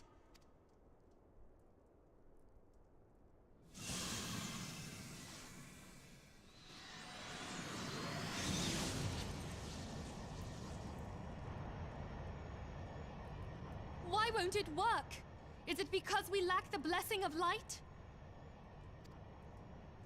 Damn it. So much ether. And it still isn't enough. Fools!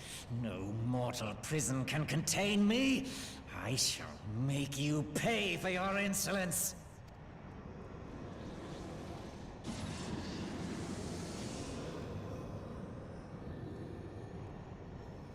Please, Mother Heidelin, hearken to our plea. Lend us your divine light. Why can you not hear us? Do our words no longer reach you?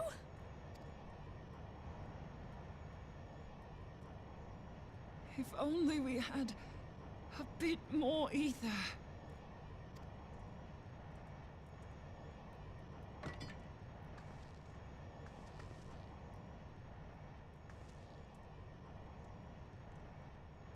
Moonbreeder, what are you doing? Master Louis, I understand now. The choice you made.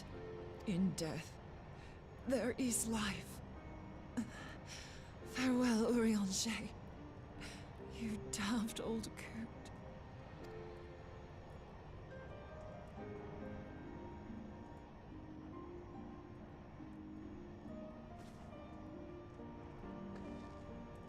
Oh no.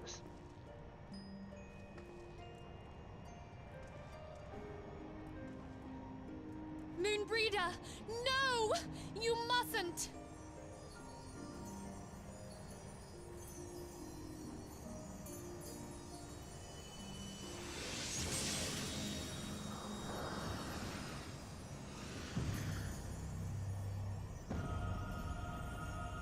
What? No! It cannot end! I am eternal! I am immortal!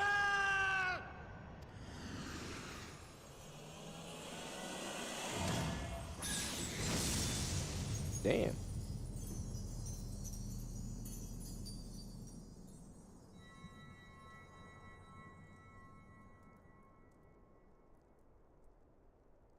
Moonbreeder. She's gone.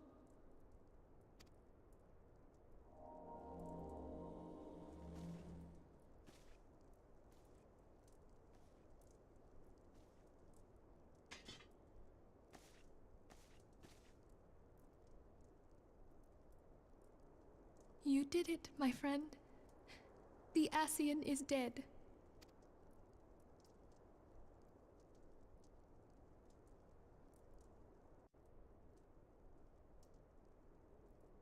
This device is a legacy of Moonbreeder's toils and sacrifice. I shall hold on to it for safekeeping. Minfilia, are you all right? I am. This is all super sad. Oh, we were surveying northern Thanalan when we received the distress call.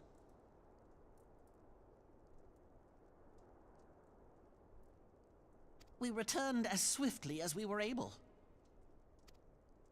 It seems you have everything in hand, however. What happened here? Where is Moonbreeder? Uh-oh.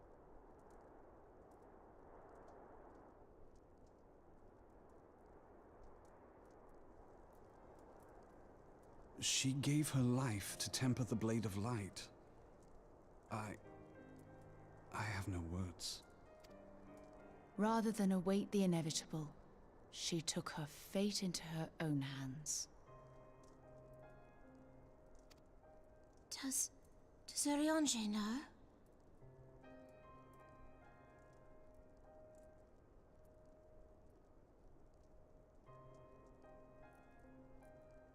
Sorry, Chad, I was running back and forth to the kitchen. I'm like, oh shit.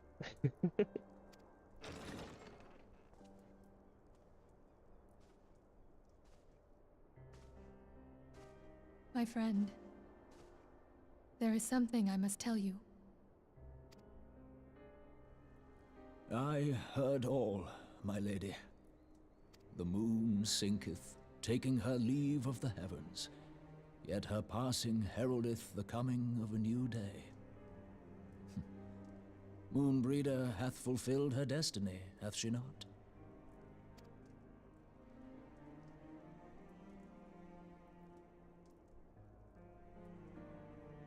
Long ago, far across the seas in the Sharlayan motherland, Moonbreeder and I did study under the sage tutelage of Master Louis Soir. Full oft did he impress upon us that knowledge existeth to serve the greater good. This sentiment, however, was contrary to the nation's policy of neutrality, which censured intercedence in the affairs of foreign lands. In spite of vehement opposition, he founded the Circle of Knowing, and journeyed hitherto the heart of Eorzea. Through his noble sacrifice was the realm spared its doom. Yet this great soul, whom all should rightly have honored, was branded a pariah in his own land. His peers did accuse him of forsaking his duty as a man of learning, and of meddling in the course of history. When he left Sharlayan behind, Master Louis Soir gave no word to signal his intent to Moonbreeder. Close as they were, as master and disciple, she was deeply wounded by the sudden exclusion from his confidence. Above all, however, she was confused. Try as she might, she could ill comprehend her master's motive. The slanders that were heaped upon him after his passing served only to inflame the turmoil within her. For years upon end, she knew not what to believe. Torn as she was twixt the man whom she revered and the man who forsook her and his duty both. The Louis Soir I knew would never forsake his duty, much less one of his own. This I know full well, my lady. 'Twas not for want of love that Master Louis Soir hid his intent. He but desired that Moonbreeder discover her own path, free of the shadow of his influence. Long did I contemplate revealing the truth to her, and long did I hold my peace.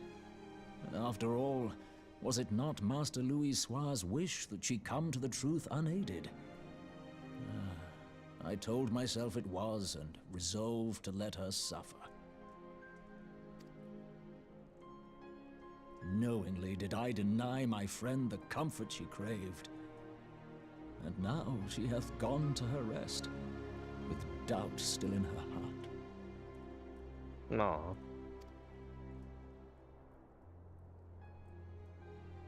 Speakest thou in earnest? Did Moonbreeder truly come to understand Master Louis Soir's will before the end?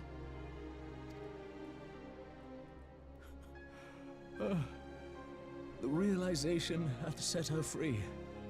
She may now find the peace which hath for so long eluded her.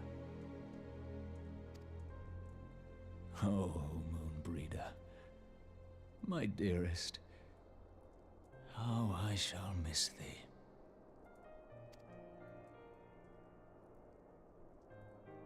Moonbreeder gave her life that we might possess the means to defeat the Ascians.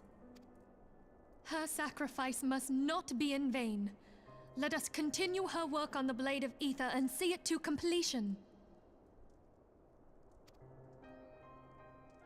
My lady, I would mourn Moonbreeder in mine own way. I beg your permission to return to the Waking Sands. Of course, my friend. Take all the time you require. We shall be here should you have need of us.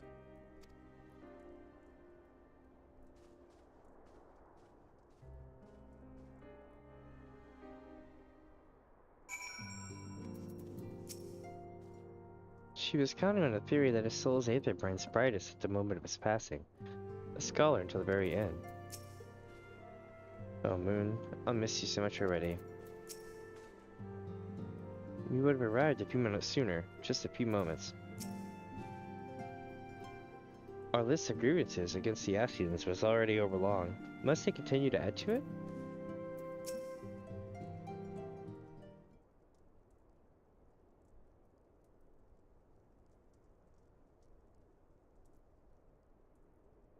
There's a lot more dialogue though now.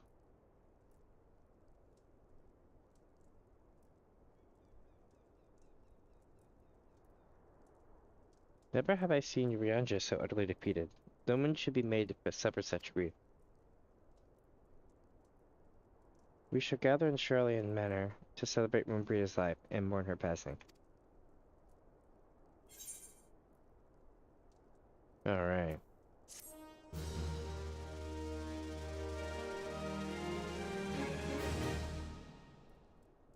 Now I am totally going to call it here for the night, my friends. I will be picking back up tomorrow for part B of this, but also, I'm going to, once we make it to, not Charlian, but once we make it to Heavensward's main quest, right, I'm going to run the job quest for what am I trying to say? Dragoon. And then we'll get a pretty decent intro into Heavensward. So it'll be kind of interesting. But with that, I do thank you all for joining me tonight. I should be back tomorrow, more than likely around sometime between 2 p.m. and 4 p.m. PST. So if it's 2 p.m., it's going to be 5 p.m. Eastern time. If it's 4 p.m. my time, it's going to be 7 p.m. Eastern time. Hope that helps. And yeah, but this has been part 6A, I guess you could say. We didn't quite make it to the Sultana, and I do apologize. I'm literally dying over here. It's almost 8 hours, so. And yes, I know people stream for longer, but I can't do like 12 plus hours every day. I can do 8 hours every day. I can do 6 hours every day. Can't do 11s and 12s. It makes me not able to get up the next day to do stuff, so it gets rough. I do them every now and then though. But anyway, enough of my blabbering. I will see you all tomorrow. Catch you later.